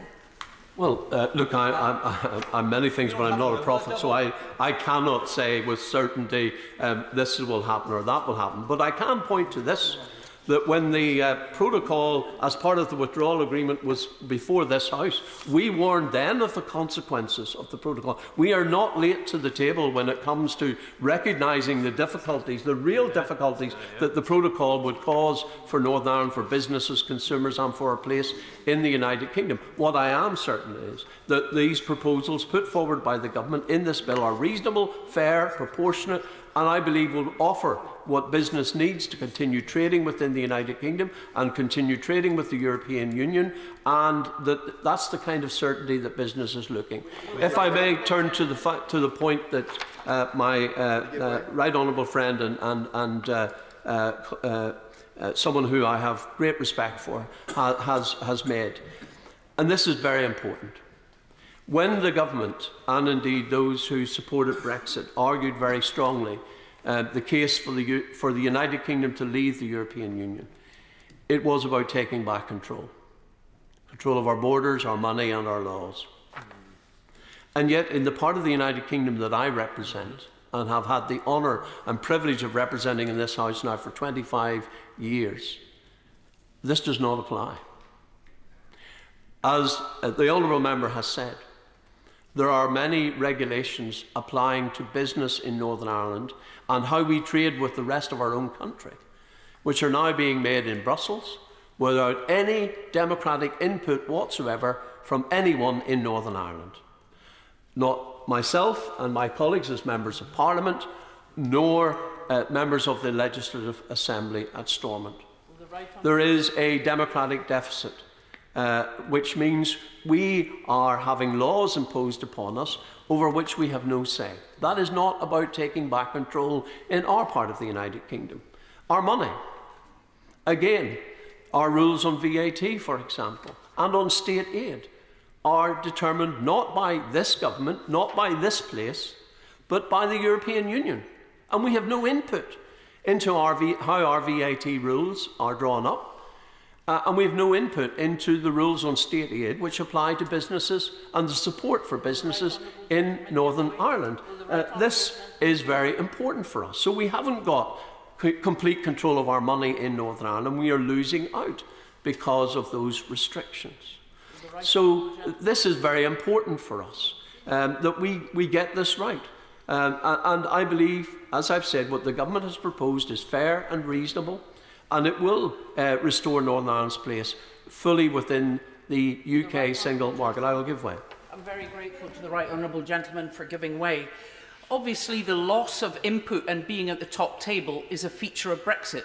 It's a feature of all members of only the EEA, single market, but not actually the EU. So Norway and Iceland and others do not get to make those decisions. So is he suggesting he would prefer that Northern Ireland was completely out of the single market? Because obviously that's the privilege that Northern Ireland has, that's helping its economy, that is supported by all business leaders, which Scotland asked for and was refused. Well, if I may say so, we're not Norway, we're Northern Ireland. And in respect of the single market, Northern Ireland is not in the single market. Let's be clear about that. Northern Ireland is not in the single market. What the protocol requires us to do is to align our regulations on manufacturing of goods to those of the EU single market. We are out of the single market. We are out of the EU's customs union, but we're required to abide by their rules. That is the position we find ourselves in. And I would say to the Honourable Lady that the solution the government is offering will enable businesses to continue trading with the European Union in a way that is helpful and beneficial for cross-border trade, for my farmers, for our agri-food processing industry. This will still work for Northern Ireland, but what it will do is also ensure that we can trade freely with the rest of the United Kingdom, which we believe is fundamental to our rights as part of the Union. And therefore, in conclusion, Dame Rosie, we believe this bill has the potential to move us forward in terms of resolving the problems created by the protocol. Obviously, the regulations that will be put in place when this bill is enacted are fundamentally important to delivering those solutions. It will address the democratic deficit, meaning that, once again, all of the United Kingdom has a say in how our money, our laws and our borders are controlled. And finally, Dame Rosie, it will enable us to restore political stability in Northern Ireland, to see the political institutions back up and running again, to protect the Belfast Agreement and its successor agreements, including St Andrews, and of course, New Decade, New Approach, which was the basis upon which we re-entered government, and we will not re-enter government until we are clear and sure that what the government is taking forward is going to deliver what we need for Northern Ireland. Paymaster General Sir Michael Ellis. Thank you very much indeed, Dame Rosie. And I would like to begin, if I may, by thanking the honourable members of this House from across the floor for their participation in the debate at second reading. And I also want to allow, of course, for a thorough debate on the bill at this stage. And in order to facilitate this, because of the plethora of amendments, of course, and a number of people who wish to speak, I may perhaps not be giving way as much as I usually do, but I want to facilitate the number of amendments and allow people to speak for themselves. And I want to therefore make some good progress because I'm duty bound to go through a large number of amendments in this opening speech. Now, as we progress to this committee stage, and of course the House will know that the government has very generously allowed no less than 18 hours of debate time, and it's necessary to reiterate some key points that go to the heart of why the government has actually tabled this bill. The Northern Ireland Protocol, as the House knows, was agreed with the very best of intentions, but it is causing real problems, has already been accepted across the House. Problems for people, problems for businesses in Northern Ireland, including, of course, trade disruption and diversion, significant costs and bureaucracy for traders. So, Dame Rosie, this legislation will fix the practical problems that the protocol has created in Northern Ireland. It will enable us to avoid a hard border, to protect the integrity of this United Kingdom, and to safeguard the European Union's single market. So, if I may, I'm going to turn now to the clauses that are under scrutiny today.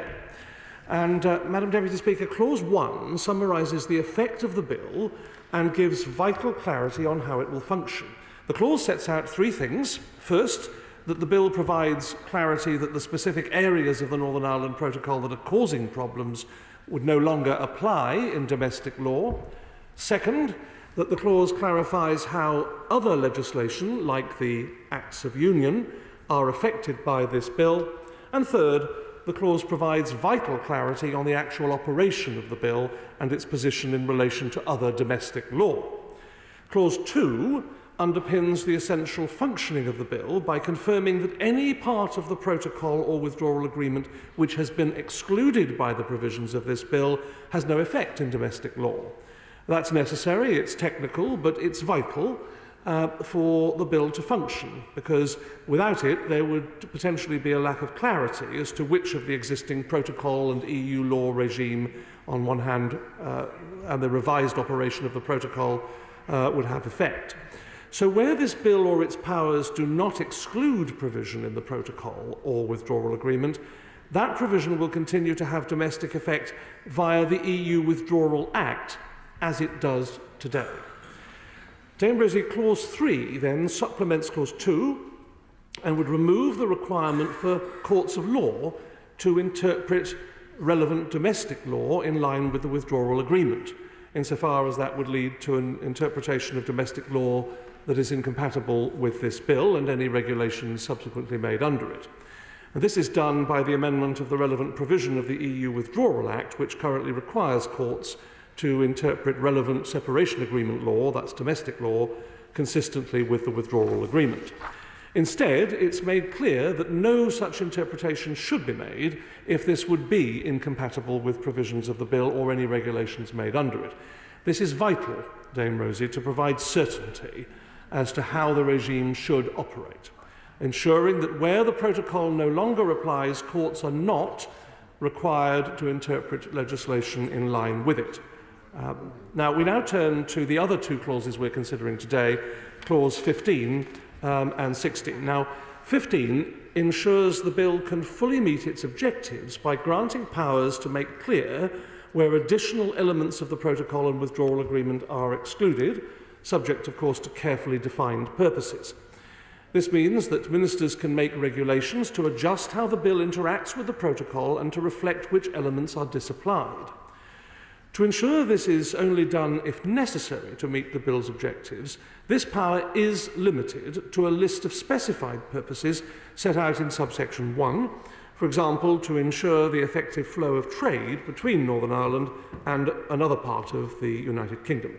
Subsection 3 provides that this power cannot be used to terminate the effect of the provisions of the protocol that relate to the rights of individuals or the common travel area or other areas of North-South cooperation.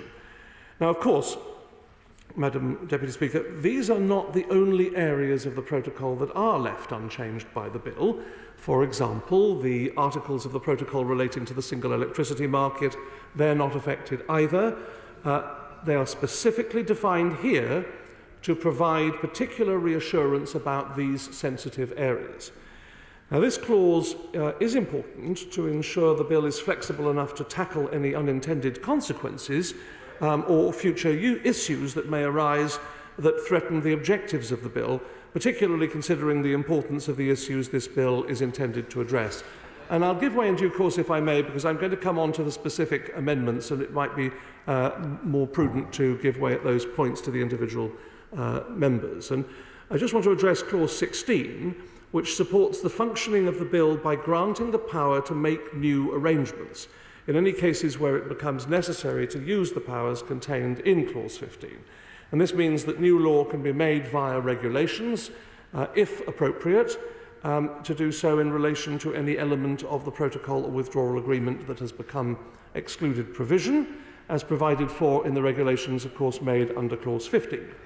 So it's vital to ensure the functioning of the bill and prevent any gaps in the arrangements established underneath it. Without it, clause 16, there is a risk that any new issues arising from protocol provisions could not be properly addressed due to an inability to satisfactorily make replacement arrangements. So, if I may then, Madam Deputy Speaker, I'm going to come firstly to the Amendment 1. And my right honourable and learned friend from Bromley and Chislehurst. And I want to thank members for their contributions in this place. The government is committed to ensuring that the provisions in this bill go through the appropriate scrutiny. As I mentioned, there's 18 hours set aside before this House rises for the recess to do that, whilst also balancing the need for urgent action to ensure that the issues with the protocol are rectified as soon as possible. Amendment 1, tabled by my honourable and learned friend, amends clauses 1, paves the way for honourable members' amendment to clause 26, which we'll be debating next week. It reflects a desire for the House of Commons to approve the provisions in this bill before they can be commenced. That's what my learned friend is seeking to do. But let me begin by saying that I understand the desire of my honourable and learned friend for Parliament to vote prior to the commencement of these sections. I'm cognizant of the fact that it was not 2 years ago that he famously introduced a similar amendment in another bill for which the government broadly accepted the substance. But I would submit to this House that the situation is not the same as it was 2 years ago. Now, as I'm sure he'll accept, we face an urgent and grave situation in Northern Ireland, not a hypothetical one. We know that as it stands, the EU is not prepared to change the protocol to resolve the problems we face. We have tried that repeatedly, and there is no prospect of seeing a power-sharing government restored in Northern Ireland if we are unable to tackle those problems. It is a simple fact. We need to be able to move swiftly, using the powers in the bill to deliver the changes we propose and enable the protocol to operate sustainably. Now, I will give way. I understand what my friend is saying, and I'm grateful to him. But if there is a need to act urgently, we are likely to be many months before this bill ever completes its parliamentary passage. It's a contradiction with respect. Isn't what he makes, actually, is a compelling case for using the Article 16 safeguarding procedure? Well, I'm grateful to him for his intervention.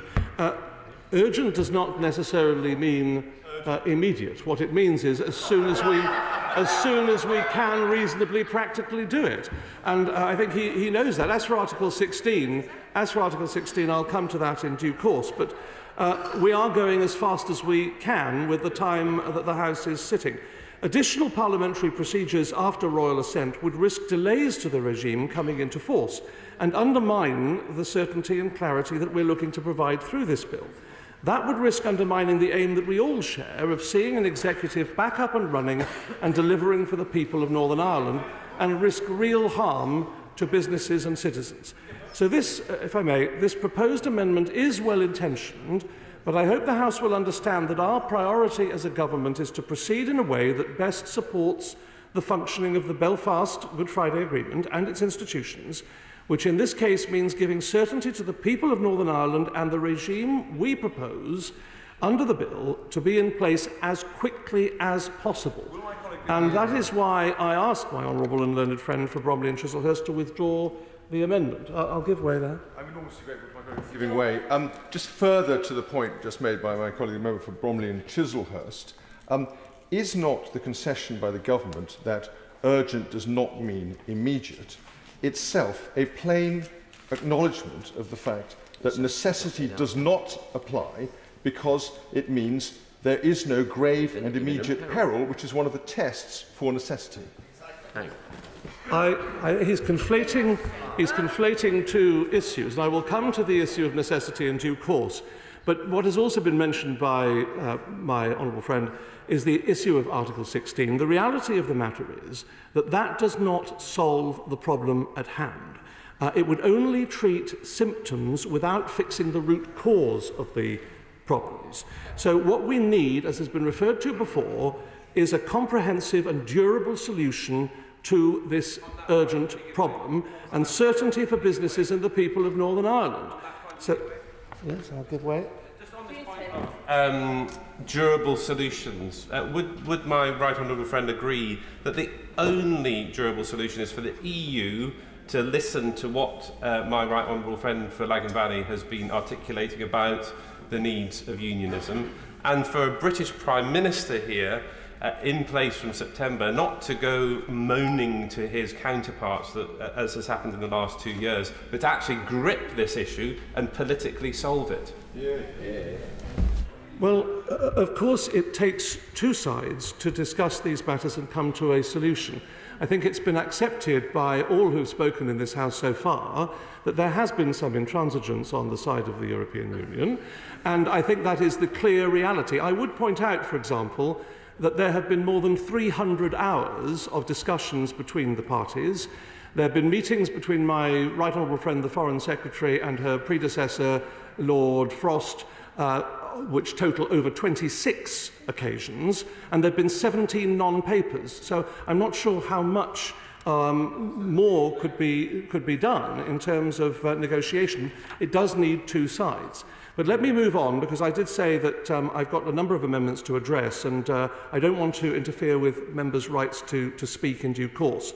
So with your leave, Dame Rosie, I'm going to address amendments 26 and NC 8 together, tabled by the Honourable Member for Oxford West and Abingdon. The member is right to raise the important issue of the relationship of this bill to the UK's international legal obligations. Now, the amendment proposed, however, is not necessary.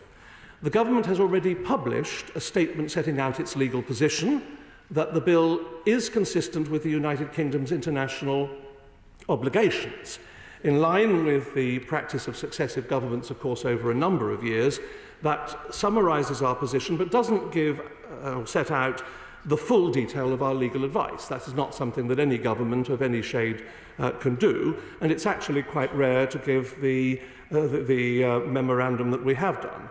But it makes clear that the strain that the arrangements under the protocol are placing on institutions in Northern Ireland, and more generally on socio-political conditions, means there is no other way of safeguarding the essential interests at stake other than the bill we propose.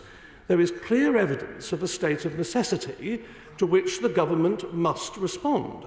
And as in other areas, it would not be prudent for the government to publish evidence or analysis underpinning every point of legal detail. The lawyers in this House will know that that would be an extremely inappropriate thing to do, particularly in advance of specific cases arising or that may arise with potential future litigation. So I therefore urge the Honourable Member for Oxford West and Abingdon to withdraw their amendment. Moving to amendments 31 and 32. Well, I'll give way to her because it's her amendment. He's using the argument that it might go to future litigation as the reason for not seeing the full legal advice. But it's precisely because it's quite likely to go to future litigation that this House deserves to see the full legal advice, does it not? It is the long-standing convention, for very good reason, that legal advice is not published in full. We know that, of course, famously from the previous Labour government a couple of decades ago, where there was an enormous controversy about that. It stands as a very good reason, as I've discussed. And what we have done, however, is publish a paper, a memorandum on the matter, which goes some way towards answering her question. But as to Amendment 26 and NC 8, I address those matters. I think I've already done that, so I'll move on to 31 and 32 and NC 10. Madam Deputy Speaker, with your permission, I'll take those amendments and new clause 10 together, which are in the name of the Right Honourable Member for Tottenham. The bill is designed to bring swift solutions to the issues that the protocol has created in Northern Ireland. These solutions are underpinned by the designation of elements of the protocol as excluded provision. So put simply, it is by excluding some elements of the protocol and withdrawal agreement in domestic law that the bill is able to introduce, with the necessary certainty, the changes that are needed in Northern Ireland. These amendments, through the conditions they impose, would undermine the ability to exclude elements of the protocol and therefore undermine the entire operation of the bill. So the first condition in particular, that provision is excluded only if the EU and the UK agree it, well, obviously that is unworkable, because negotiations with the EU have so far been incapable of delivering the solutions that are needed. So to set that as a condition would clearly be dysfunctional. The second condition, that provision is excluded only if necessary as part of an Article 16 safeguard, also fails to meet the needs of the situation. As I've already said, Article 16 has inherent limitations in terms of its scope, in that such safeguard measures could address some trade functions, but not the broader identified impacts of the protocol. So, in sum, the amendments from the member for Tottenham would unacceptably caveat the core operation of the bill. In other words, they would be wrecking amendments, preventing it from delivering the swift solutions in Northern Ireland that it is intended to provide, and that's why I'd ask that right honourable gentleman for Tottenham to withdraw his amendments. I will. Him from giving way. He referred a little earlier to the three bits of the protocol which this bill specifically prevents from being excluded, namely rights of individuals, common travel area and other north-south cooperation. He described them as particularly sensitive.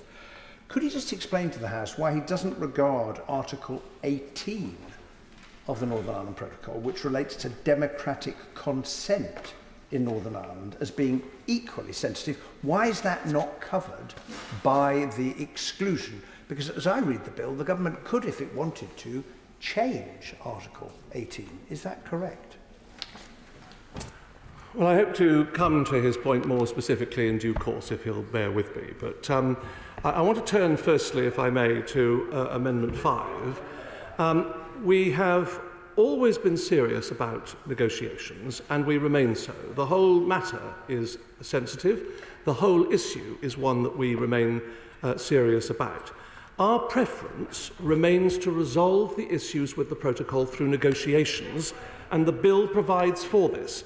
So I welcome and endorse the sentiment underlying this amendment. It's clear, however, as I've said, and I have to emphasise this because it's not emphasised often enough in my view, that there have been over 300 hours of talks to date, in which the United Kingdom has, we have shared 17 non-papers with our counterparts in pursuit of a solution. I won't give way. The European Union is not willing to entertain the changes that are necessary to fix the issues with the protocol. So the government's judgment is that, absent a change in stance from the European Union, we have to be realistic. And good faith negotiations to resolve the issues with the protocol have already been exhausted. As I say, 26 separate meetings between the Foreign Secretary and Lord Frost. Now, Amendment 5 requires that this judgment be endorsed by both Houses of Parliament and, where relevant, the Northern Ireland Assembly. But, Madam Deputy Speaker, this would not be appropriate. I'm not giving way to the Honourable Lady, I've indicated that, and I'll give way in due course, but it has long been the position that the Northern Ireland Protocol and negotiations regarding it are, like any other treaty, a matter for the government, operating under the Foreign Affairs prerogative. the executive must retain that prerogative for very good reasons. And because of the protocol, there is currently no Northern Ireland Assembly sitting anyway to provide the consent that this amendment would actually require. So this bill, as introduced, aims specifically to restore stability in Northern Ireland and a working assembly. That's the very essence of it. So in requiring, as this Amendment 5 does, the Assembly to approve the operation of this bill, there's an essential flaw in the logic of the amendment. And that's why I asked the Honourable Member for Foyle to withdraw that amendment. Of course, the Government will continue to update Parliament and the Executive when they return on the status of talks with the EU regarding the protocol and to consult stakeholders in Northern Ireland on the operation of the bill. Now, well, I'm very conscious of the time and the amount of amendments I've got to get through, but I will give way again.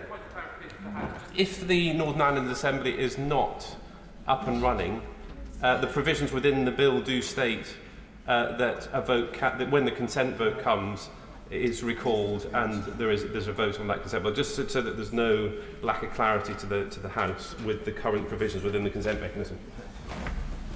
Well, I thank him for that, making that point. And so, with your permission, Madam Deputy Speaker, I'll now take Amendment 25 and New Clause 7 together, which are in the name of the Honourable Member for North Down. Yes, and this bill is designed, as I've said, to bring swift solutions to the issues that the protocol has created in Northern Ireland. These solutions are underpinned by the designation of elements of the protocol as excluded provision. Now, put simply, it is by excluding some elements of the protocol and withdrawal agreement in domestic law that the bill is able to introduce, with the necessary certainty, the changes that are needed in Northern Ireland. These amendments, by requiring the prior approval of the Northern Ireland Assembly, would undermine the ability to exclude elements of the protocol and therefore undermine the entire operation of the bill. So this is unworkable, and because of the protocol, there is currently no Northern Ireland Assembly sitting to pass the approving resolution that this amendment would require. The bill, as introduced, aims specifically to restore stability in Northern Ireland and a working executive and assembly. So, in requiring the Assembly to approve the operation of the bill, this is an essential flaw in the logic of the amendment. In a moment. Moreover, as the Honourable Gentleman will be aware, the Sewell Convention applies to this bill as it does to all bills of this Parliament, which intersect with devolved competence. I can confirm to the Honourable Gentleman that in the absence of functioning institutions, senior officials within the Foreign Office have already made contact with the head of the Northern Ireland Civil Service regarding legislative consent, and we hope to reach a positive solution as soon as the institutions are restored. So the Honourable Gentleman's amendment, by contrast, would allow the Northern Ireland Assembly to constrain the UK Parliament's power to legislate, even if that legislation relates to a reserved matter. So that, of course, is wholly inappropriate under the devolution arrangements. The Government will consult stakeholders in Northern Ireland, including members of the Assembly, on the operation of the bill during passage and thereafter. And that's why I asked the Honourable Member for North Down to withdraw the amendments. Did he want to? Sir, giving way. He's mentioned the word logic on several occasions, and he's also linked the necessity of this bill to the restoration of power sharing. But does he not recognise that there's a real danger here in setting this precedent of linking the two together? Has the Government considered a scenario in which Sinn Féin react to the passage of this bill and very regrettably and irresponsibly they themselves then withdraw from power sharing? Where does that lead us? Are we any better off? Are we not in a different form of crisis? Government in the Republic. Well, I'll come to his question. I think can he just reiterate, please, because forgive me, I was distracted. Can he reiterate his point? Do so to the Minister. I'm talking about a situation in which the Government has linked the passage of this bill to the restoration of power sharing in Northern Ireland. And I'm asking on a point of logic, if a dangerous precedent is set by this, how does the Government respond to a situation where, in reaction to the passage of this bill, Sinn Féin, very irresponsibly and regrettably, they themselves walk out from power sharing devolution and leave us no better off overall? Well, understanding is that Sinn Féin are willing to go back in and have not set preconditions. So I think that that is the actuality of the position rather than the hypothesis that the honourable gentleman raises. Can I just move on to necessity? Forgive me. Can I move on to necessity, because a number of people have mentioned this and it may be relevant. This is Amendment 6. And I understand the honourable member for Foyle's desire for the bill to be clear regarding the powers it confers to the government. However, it is essential the bill confers the necessary powers in order for the government to deliver a durable solution to the very serious difficulties the current implementation of the protocol is causing, including, as we know, undermining the functioning of the institutions established by the Belfast Good Friday Agreement. Amendment 6 confuses an international law concept. The international law concept is one of the doctrine of necessity, which is long established and well understood, and a domestic statutory one, the appropriate tests for ministers exercising powers given to them by this Parliament. It is essential. The bill delivers clarity and certainty for the people of Northern Ireland, and the Amendment 6, undermines that. So I must therefore ask the honourable member to withdraw that amendment. I would just add the caveat that it is the responsibility of the government to deliver a durable solution to the issues the protocol is causing in order to protect the Belfast Agreement. Any unnecessary additional conditions to the exercise of the powers necessary to deliver the solution is only going to reduce the clarity and certainty of the bill and what the bill does to provide for the people of Northern Ireland, and it would undermine our ability, frankly, to get the executive back up and running, which is a desire I know we all share. So I therefore ask the honourable member for Foyle to withdraw his amendment. Moving to Amendments 7 and 14, I know these were also tabled by the honourable member for Foyle. The legislation will fix the practical problems the protocol has created in Northern Ireland. This avoids a hard border, protects the integrity of the United Kingdom, and safeguards the European Union single market. So I'm entirely sympathetic to the sentiment behind these particular amendments.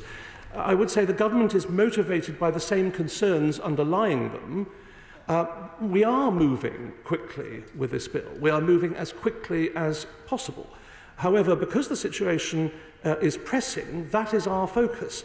The power in Clause 15, which among other things would allow ministers to reduce the amount of the protocol that is excluded, is designed to ensure that we are able to get the final detailed design of the regime right. Its use is subject to a necessity test against a defined set of permitted purposes. So, Madam Deputy Speaker, it's essential that this power can be used quickly if needed.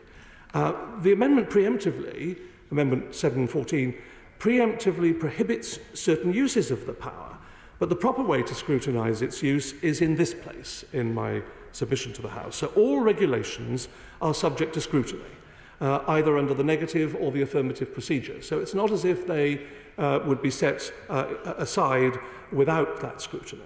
The honourable member's amendment also does nothing to resolve a potential clash between the permitted and the unpermitted, where biosecurity and global market access are in tension, for example. So this amendment risks tying the government's hands behind its back just when it would need to be most agile, and that's why I ask the honourable member for Foyle to withdraw the amendments. And I will give way, yes.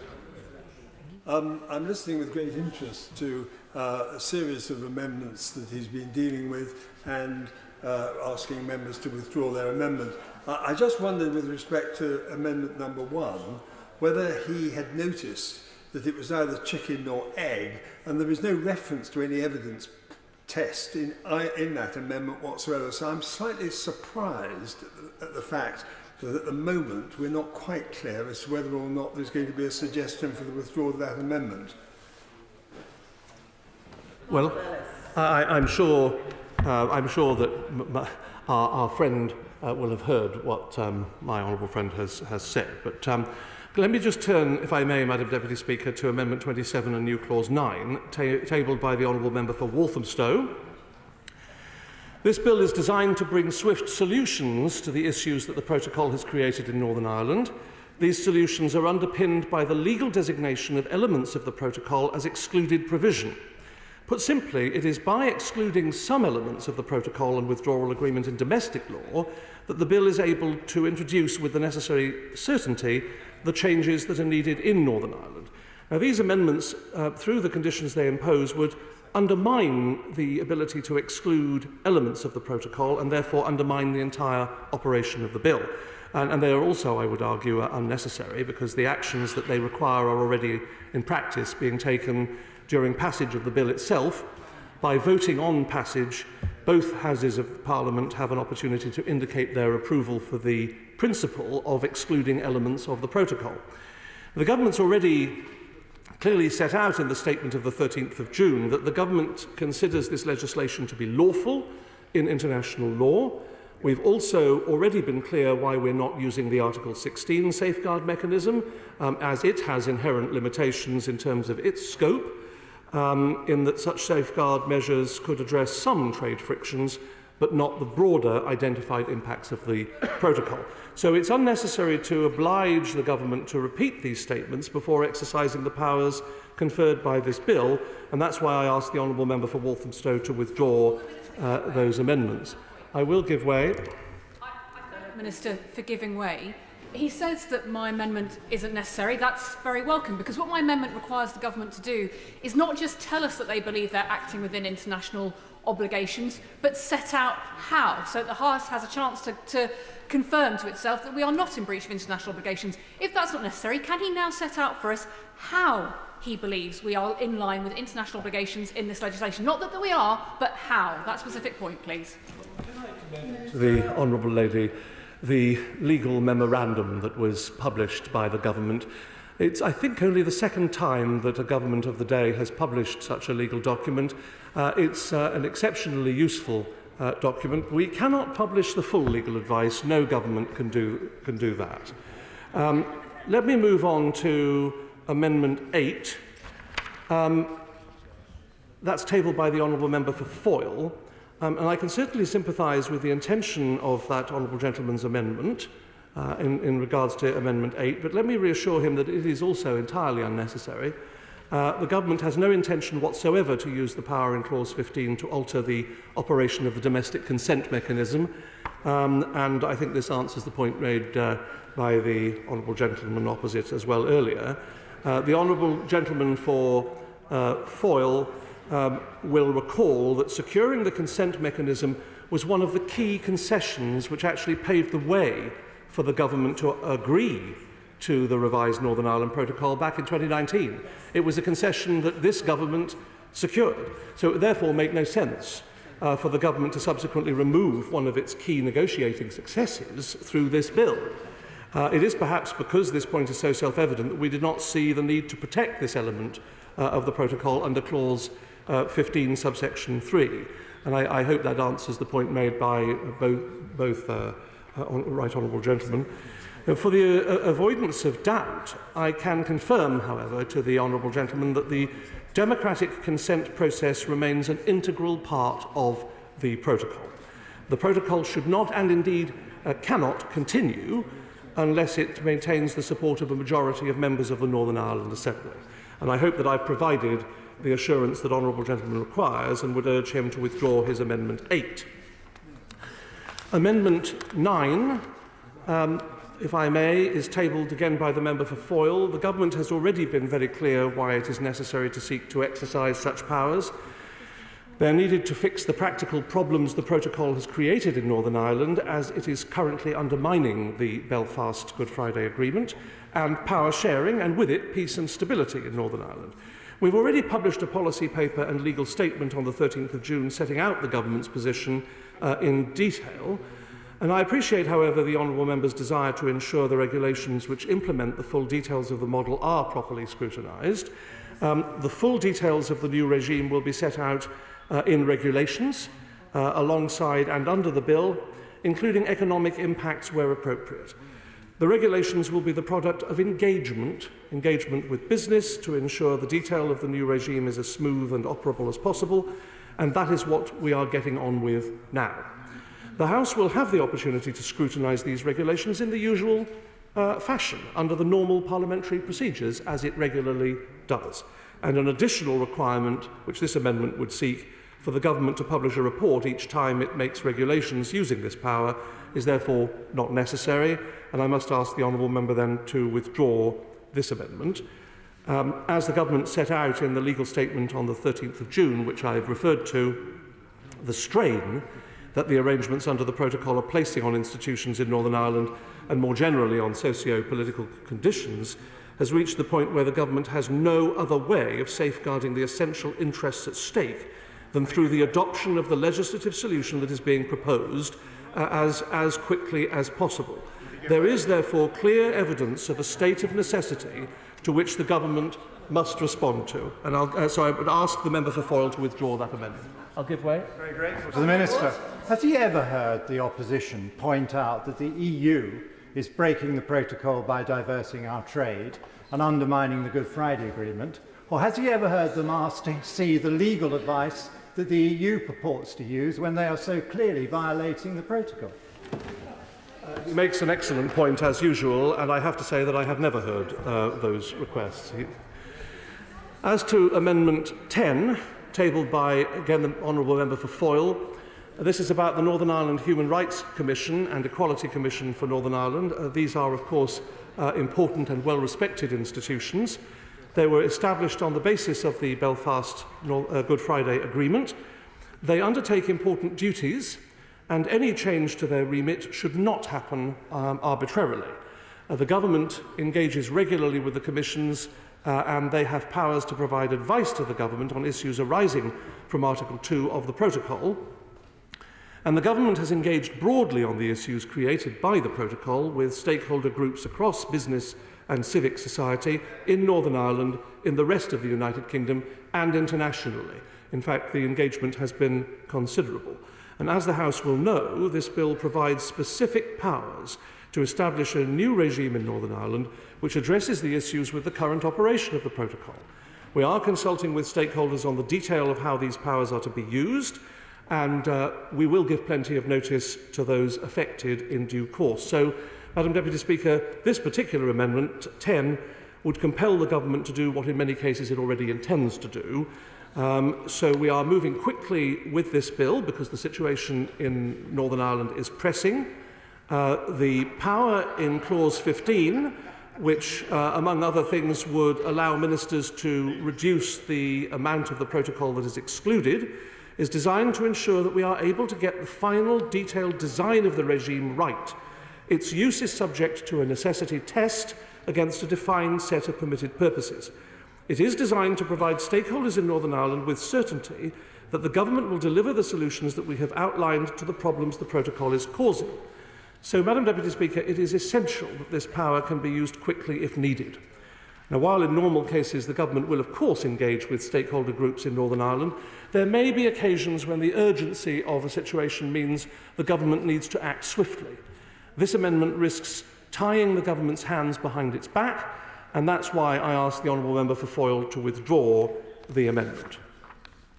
Amendment 40, Madam Deputy Speaker, if I may, is in the name of the Right Honourable Member for Tottenham, who I don't think is in his place, but if I can address that briefly, it notes that this is the well, I will note, actually, if I may, that this is the first of a number of amendments by the Right Honourable Member in the same vein, to which the government has a single view.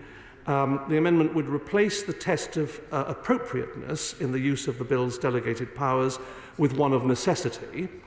Now, I should note that members should not confuse this with the international law doctrine of necessity. What the member for Tottenham is doing is that the question is a well-trodden ground point. Members may remember the extended debates on this topic during the passage of the European Union Withdrawal Act 2018. The powers there are similar to those in this bill, the Withdrawal Agreement Act and the Future Relationship Act, and I note that the House and their lordships in the other place ultimately accepted that appropriateness, the word appropriateness in this context, was in fact appropriate.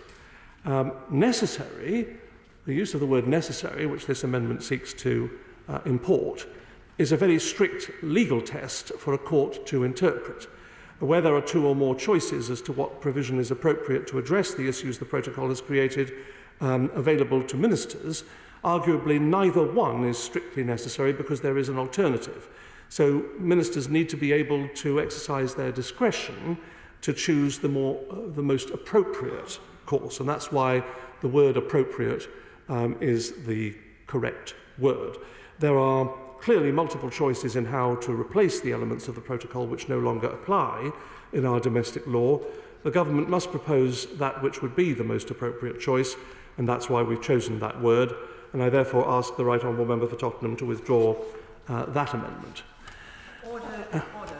Just before the Minister comes on to his next point, might I draw to his attention that there are a great many people who wish to speak in this session, and lots of people have a right to do so because they are proposing amendments to which I would like to give them time to speak.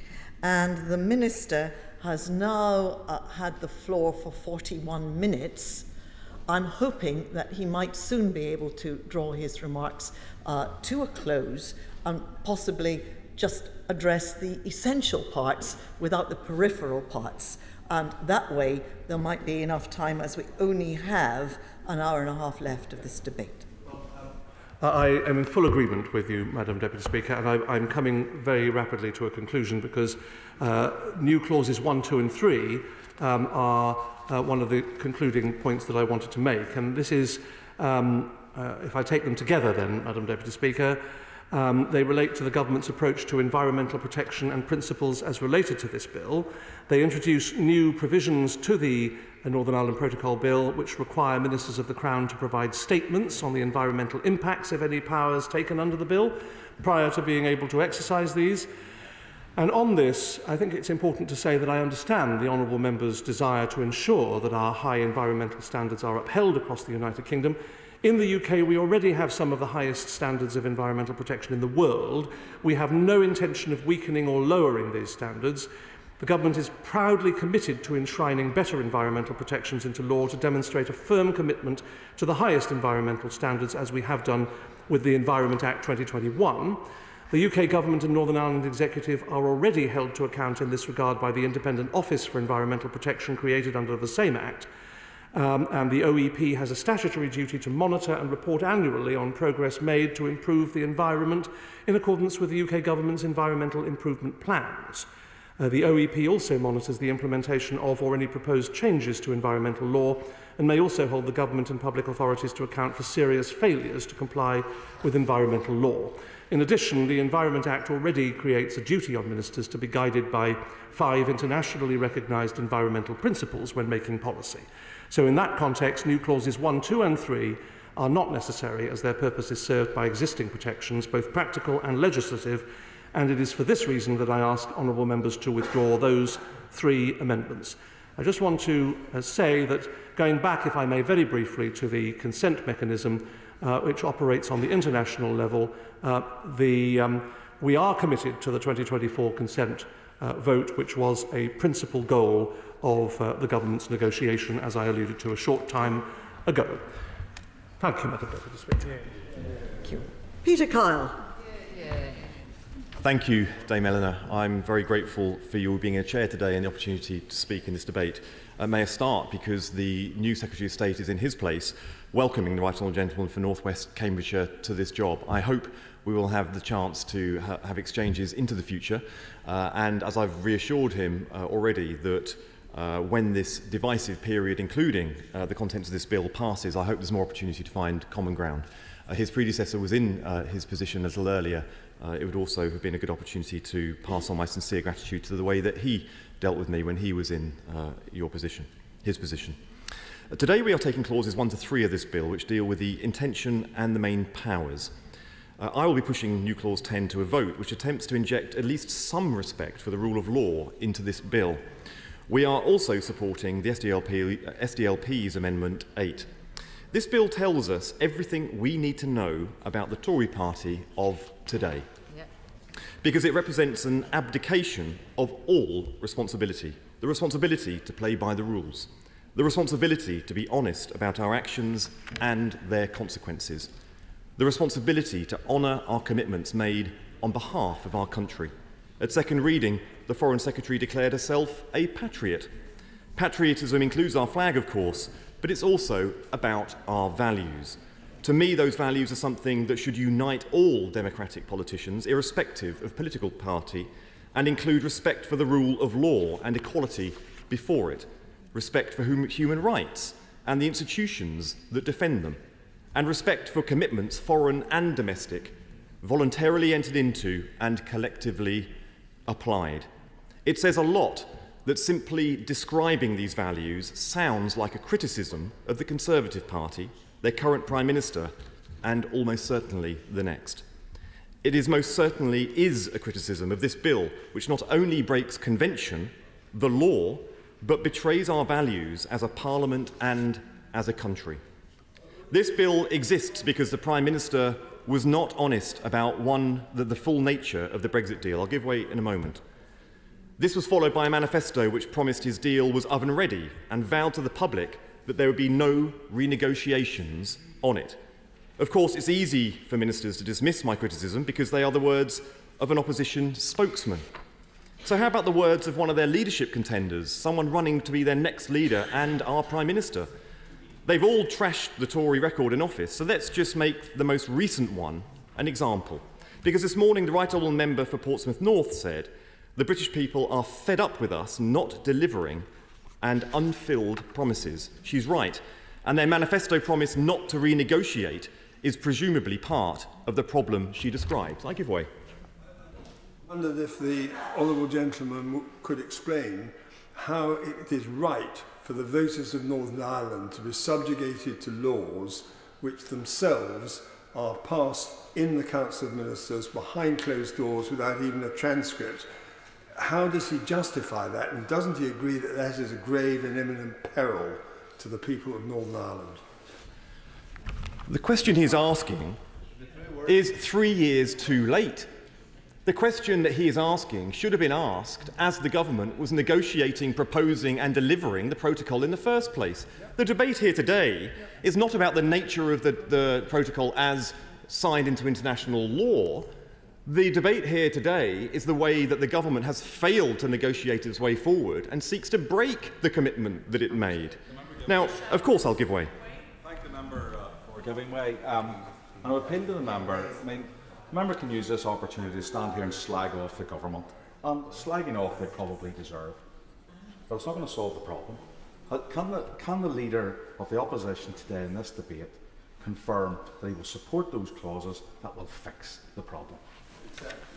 I certainly am supporting the clauses that I'm putting forward, which I believe will go some way to fixing the problem. And of course, I will, in his words, slag off the government and the Prime Minister, because it's the Prime Minister that went to the people of Northern Ireland and promised over his dead body would there be a border in Northern Ireland, in the Irish Sea, went home and then delivered it.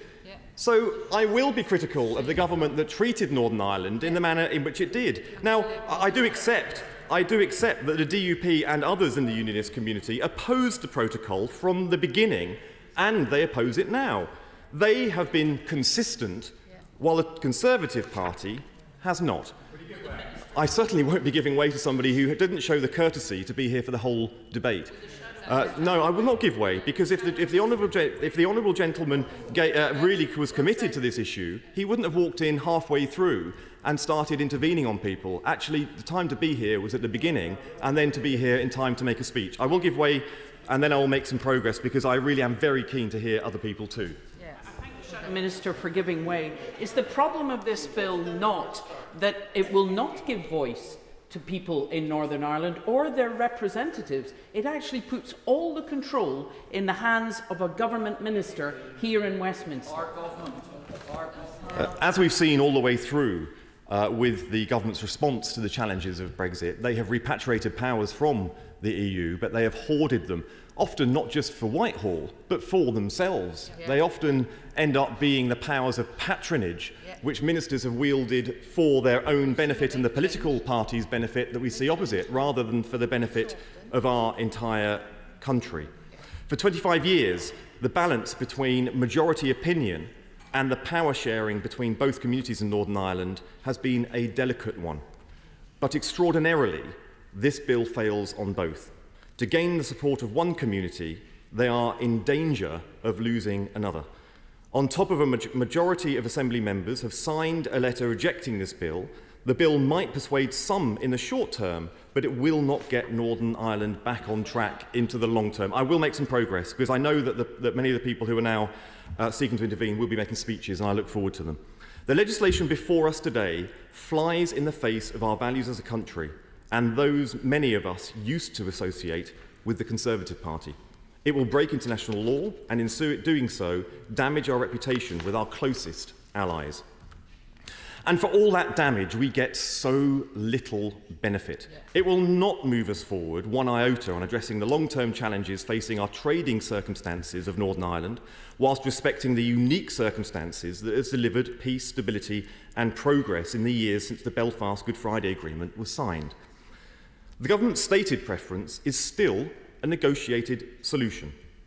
However, the bill right at the very beginning, with Clause 1, Part A, says this Act provides that certain specific provision of the Northern Ireland Protocol does not have effect in the United Kingdom. Unilaterally changing an international agreement does not further negotiations.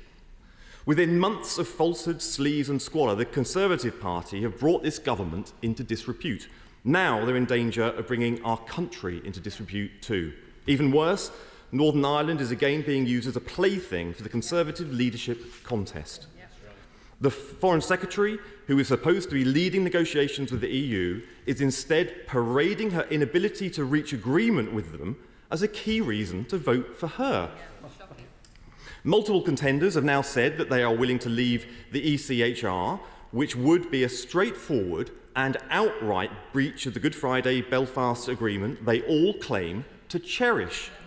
Yesterday I read an extraordinary article in the Times written by the current Attorney General. This bill is legally contentious, and it is the Attorney General who provides the legal basis for it. Her advice is supposed to be impartial, yet she wrote in the Times yesterday, and I quote, "The Northern Ireland Protocol Bill needs to be changed so it actually solves the problem. That means VAT, excise and medicines should be under UK law from day one. Currently they're not. The bill's dual regulatory regime lets EU law flow into Northern Ireland in perpetuity. We need to sunset that and provide a mechanism for moving to mutual enforcement. Otherwise, we're giving Brussels a legislative blank cheque. All are changes I've been fighting for while in government. Without them, the bill will treat people living in Northern Ireland as second-class citizens. We have collective responsibility in this country. One cabinet minister speaks for all. Will the government be taking forward the amendments the Attorney General has suggested that because they represent, and she represents, collective responsibility? Can publishing these views as part of a leadership pitch be reconciled with the duty to give impartial advice to this bill? And can we trust the previous advice she has given, which seems contrary to so many expert views?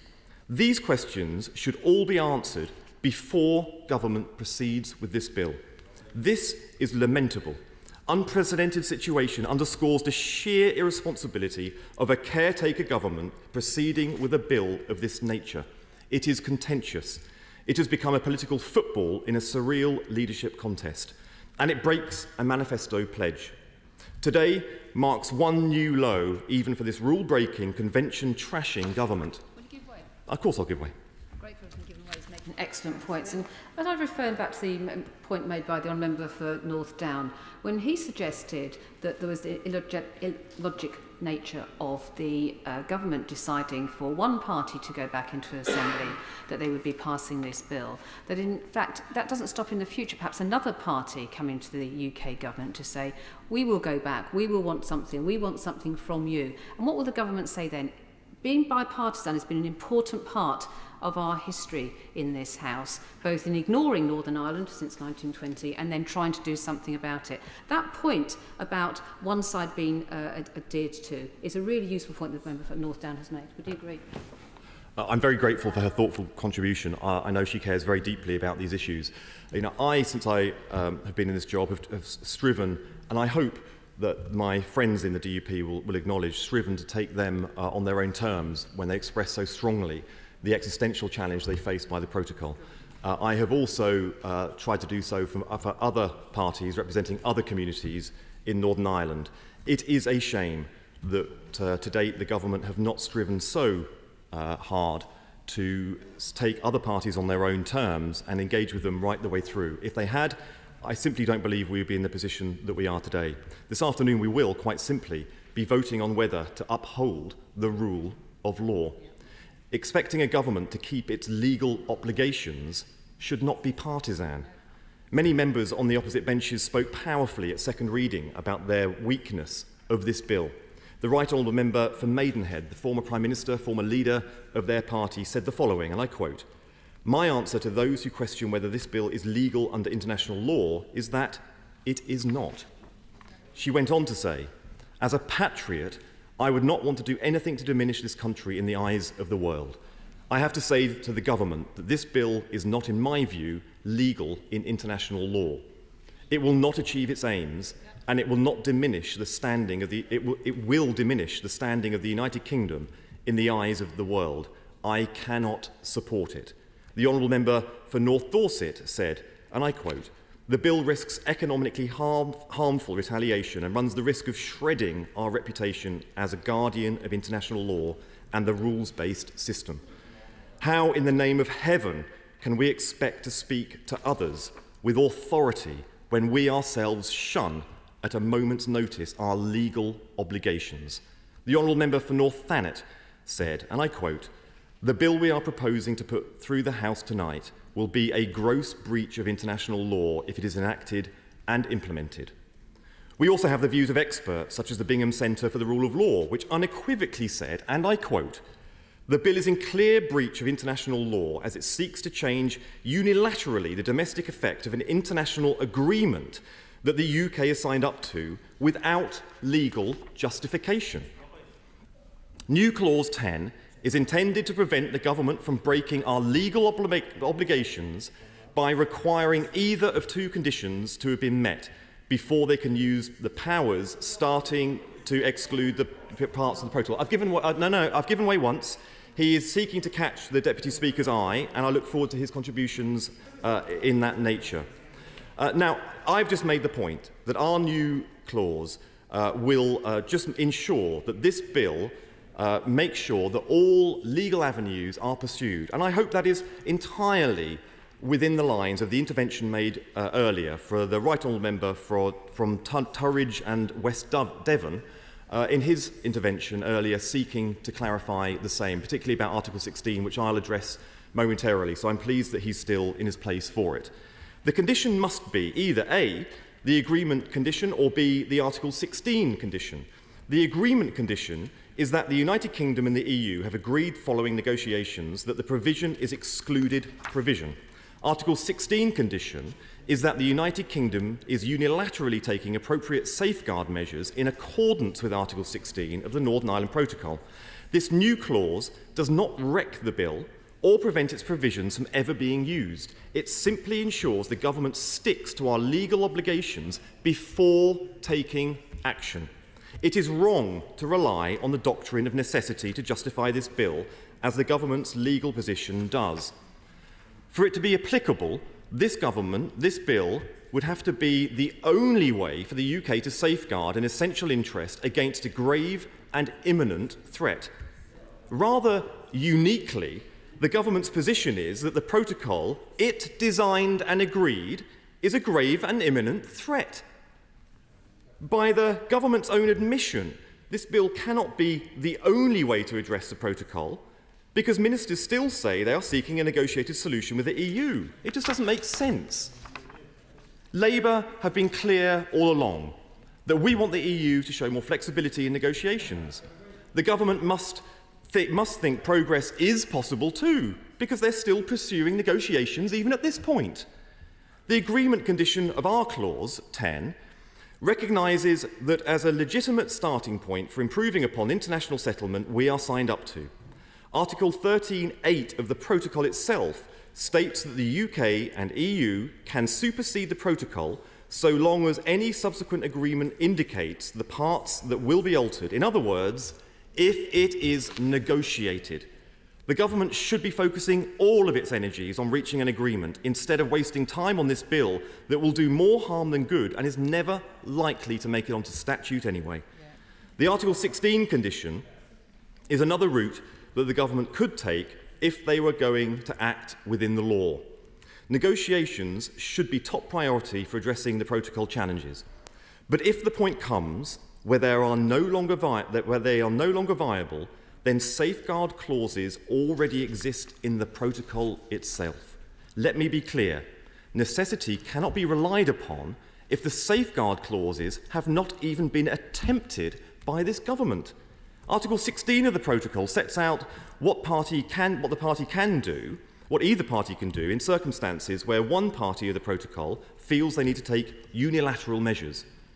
This would be to prevent serious economic, societal, environmental difficulties or diversions of trade that are likely to persist. It would be in compliance with international law if the government was seeking to use the safeguard clauses of the agreement it signed. But instead of following the process in the agreement it signed, the government itself is unilaterally scrapping the agreement altogether. New Clause 10 would ensure that the extraordinary powers in this bill, which would otherwise breach the terms of the protocol, are only exercised in accordance with the UK's international obligations. All members who respect the rule of law should vote for it.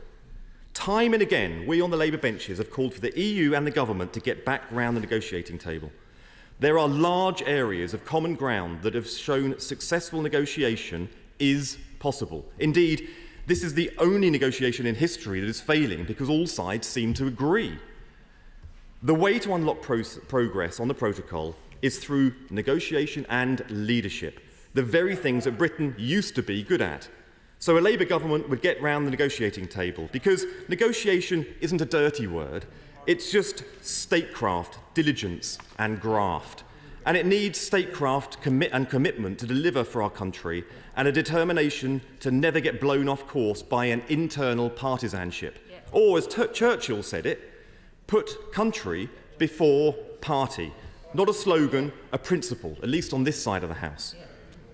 Where this government sees challenges as an opportunity to have a row, Labour sees the imperative to rebuild. While this government walks out of negotiations, Labour will be around the table, staying the course and delivering for our country. While this country plays politics with Northern Ireland's fragile progress, a Labour government would engage, respect and deliver. I will give way. How would he propose to negotiate to permit the voters of Northern Ireland to have a say in the laws which are being made for them? Well, it was the Labour government that delivered the framework for the Good Friday Agreement in the first place. We respect devolution to Northern Ireland.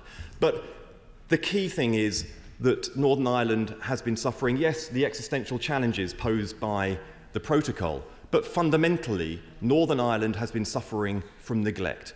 When the executive did collapse, where there was no visit from the Prime Minister for 5 months, there was no multi-party talks in Downing Street or in Belfast.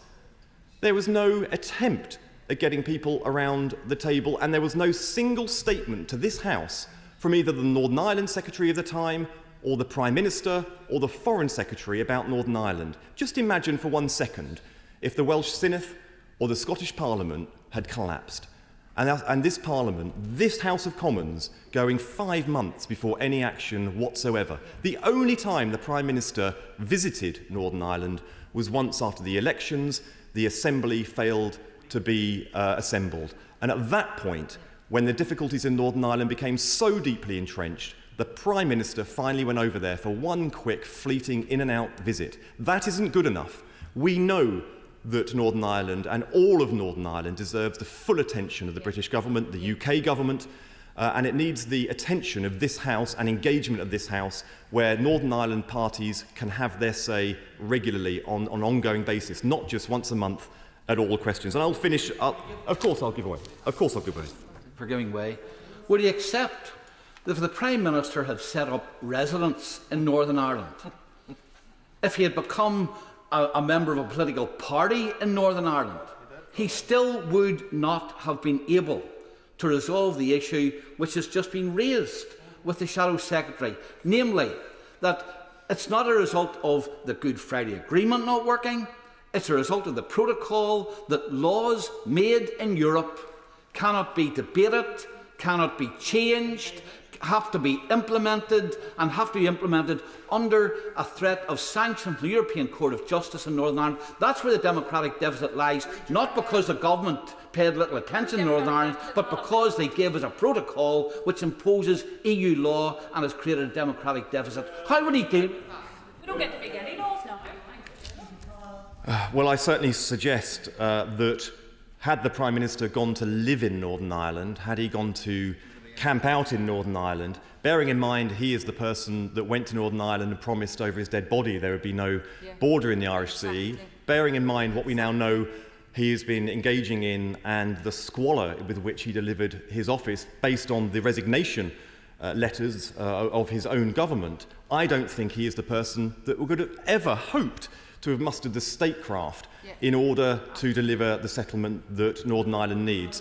I'm actually going to finish now so we can hear directly from parties in that side. But we have to always remember that this is the party that enabled, that delivered, that sustained that Prime Minister in office, and that all the time that that was done, the politics of Northern Ireland didn't just fail to move forward, it sank. So this bill by that government, which has been put forward and their leadership candidates are only too happy to support, is an affront to the United Kingdom's values and to our international interests at home and abroad. This bill will not deliver the progress that is needed in Northern Ireland, and it will only harm our interests abroad. Thank you, Madam Deputy Speaker. Thank you. Order. We had 3 hours for this debate. The first 4 speeches have taken over 2 hours. We have about 55 minutes left and 10 people who wish to speak. I don't have the power to put on a time limit, but you all have the power to act decently and speak for 4 or 5 minutes and not for any longer than that. I hold you all to honour. 4 to 5 minutes. Otherwise, you're stopping other people from speaking. Sir Geoffrey Cox. Thank you, Madam Chairman.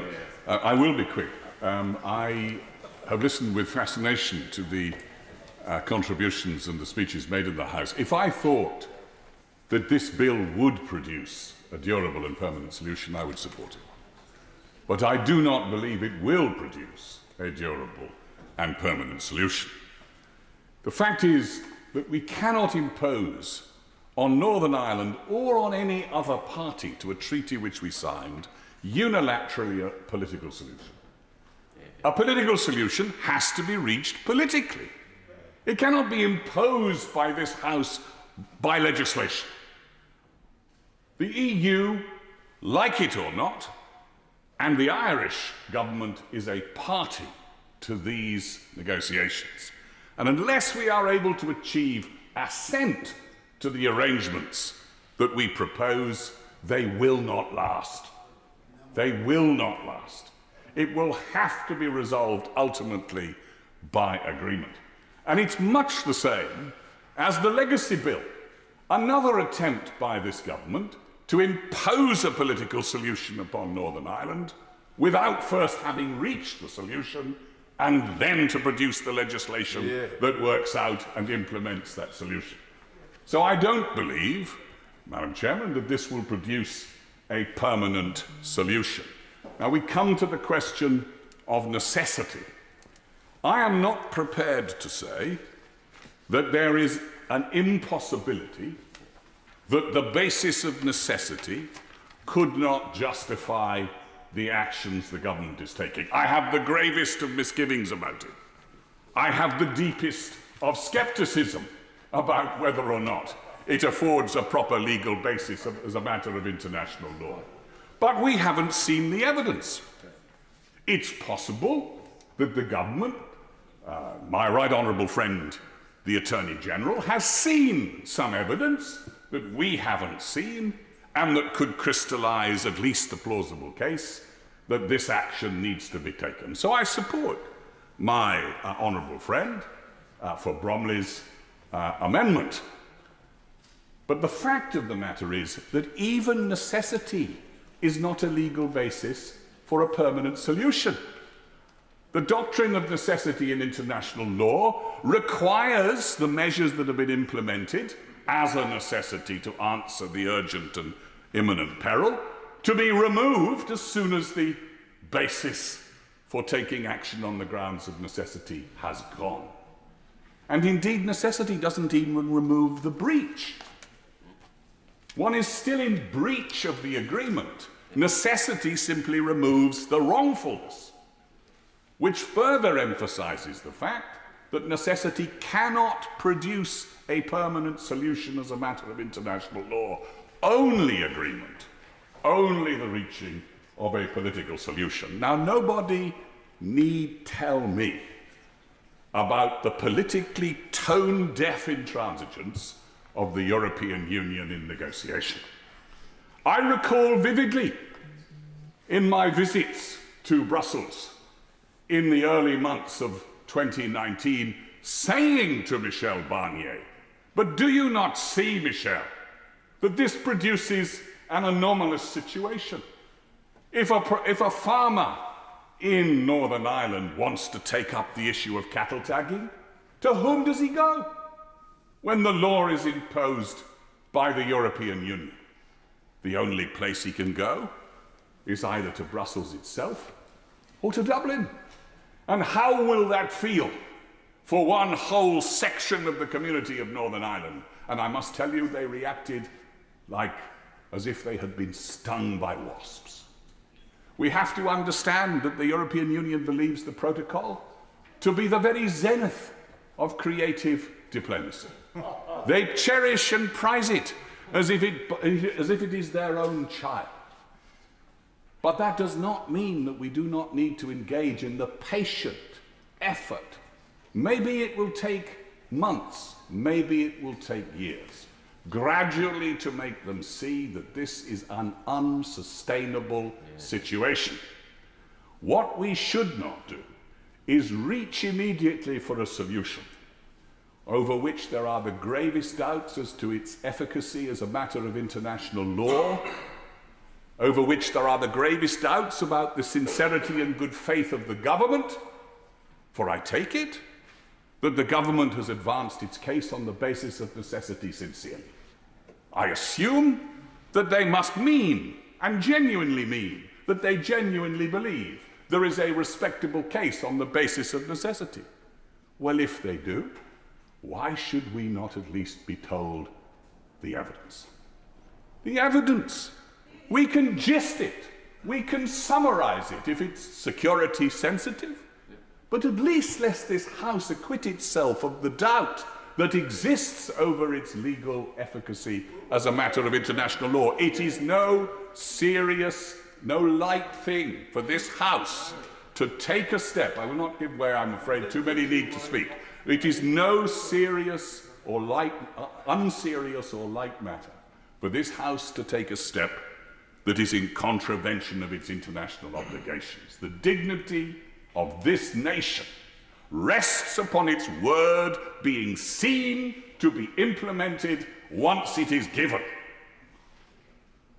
And therefore I think it a small thing, a reasonable thing, that my honourable friend for Bromley has asked. None of us here as patriots, as my right honourable friend the Foreign Secretary has said in this House. I don't believe that there is a person in this House who's not a patriot. Not a person in this House who doesn't believe. There may be some exceptions on the benches opposite, but I certainly don't believe that about the benches immediately opposite. The fact is, I want to give credit and the benefit of the doubt to everybody. But patriotism can also mean the belief that we should stand by our word, and we should depart from it only if there is a proper legal basis for doing so. And there is plenty of precedent for the Attorney General coming to the House. I should know, I did it, to answer questions about the international law compatibility of a measure in this House. Indeed, it goes way back, I think, under either the Wilson government or the Heath government. Attorneys General would come to the House to answer questions on the compatibility of statutes with international law. I would invite my right honourable friend to invite the Attorney General to come and answer those questions, because it would be an obligation. In my judgment, it would be an obligation to the House. The Attorney has a residual duty to advise the House on matters like this. So I say to my right honourable friend on the front bench, that I won't be able to support this bill. It comes as no surprise.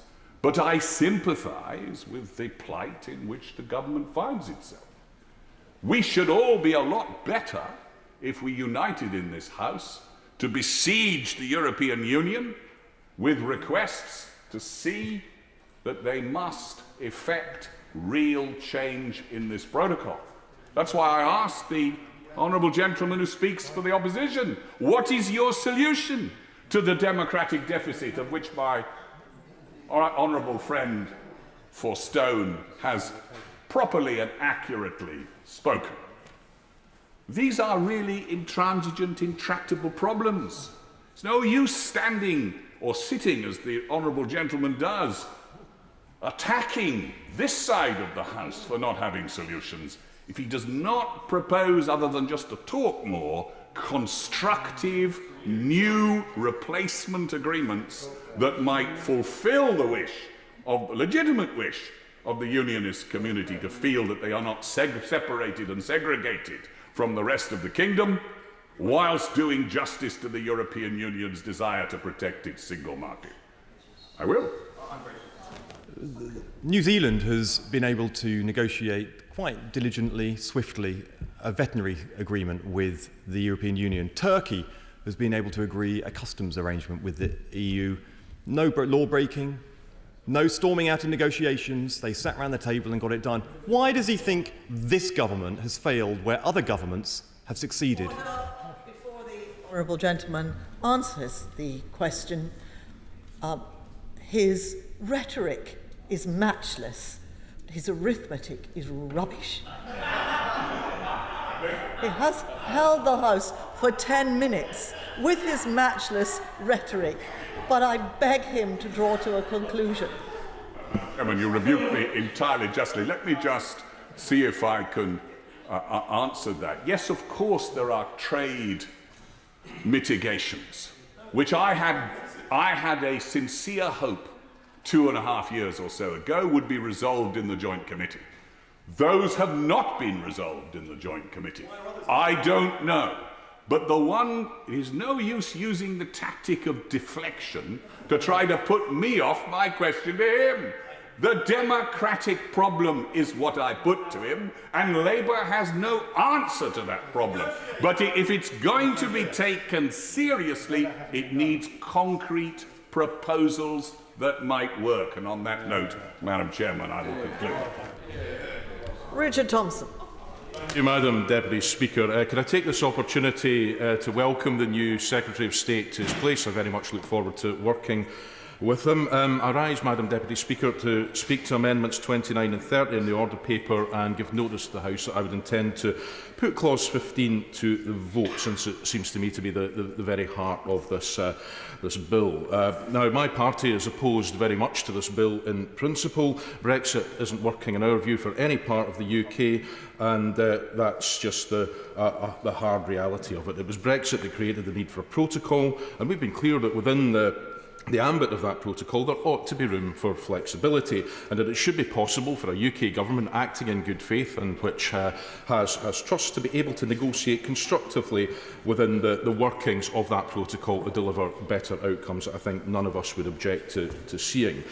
We've seen that there is considerable overlap between proposals of the UK government and the European Union in terms of the opportunities that are presented by sanitary and phytosanitary checks for the labelling of goods to eliminate many of the checks that are currently causing so much difficulty in interrupting trading arrangements. But bringing a bill which will break international law, which relies on the rather flimsy in terms of the context and the information that we have, I would say, of the concept of necessity, is certainly not, in our view, the way to go and build that trust.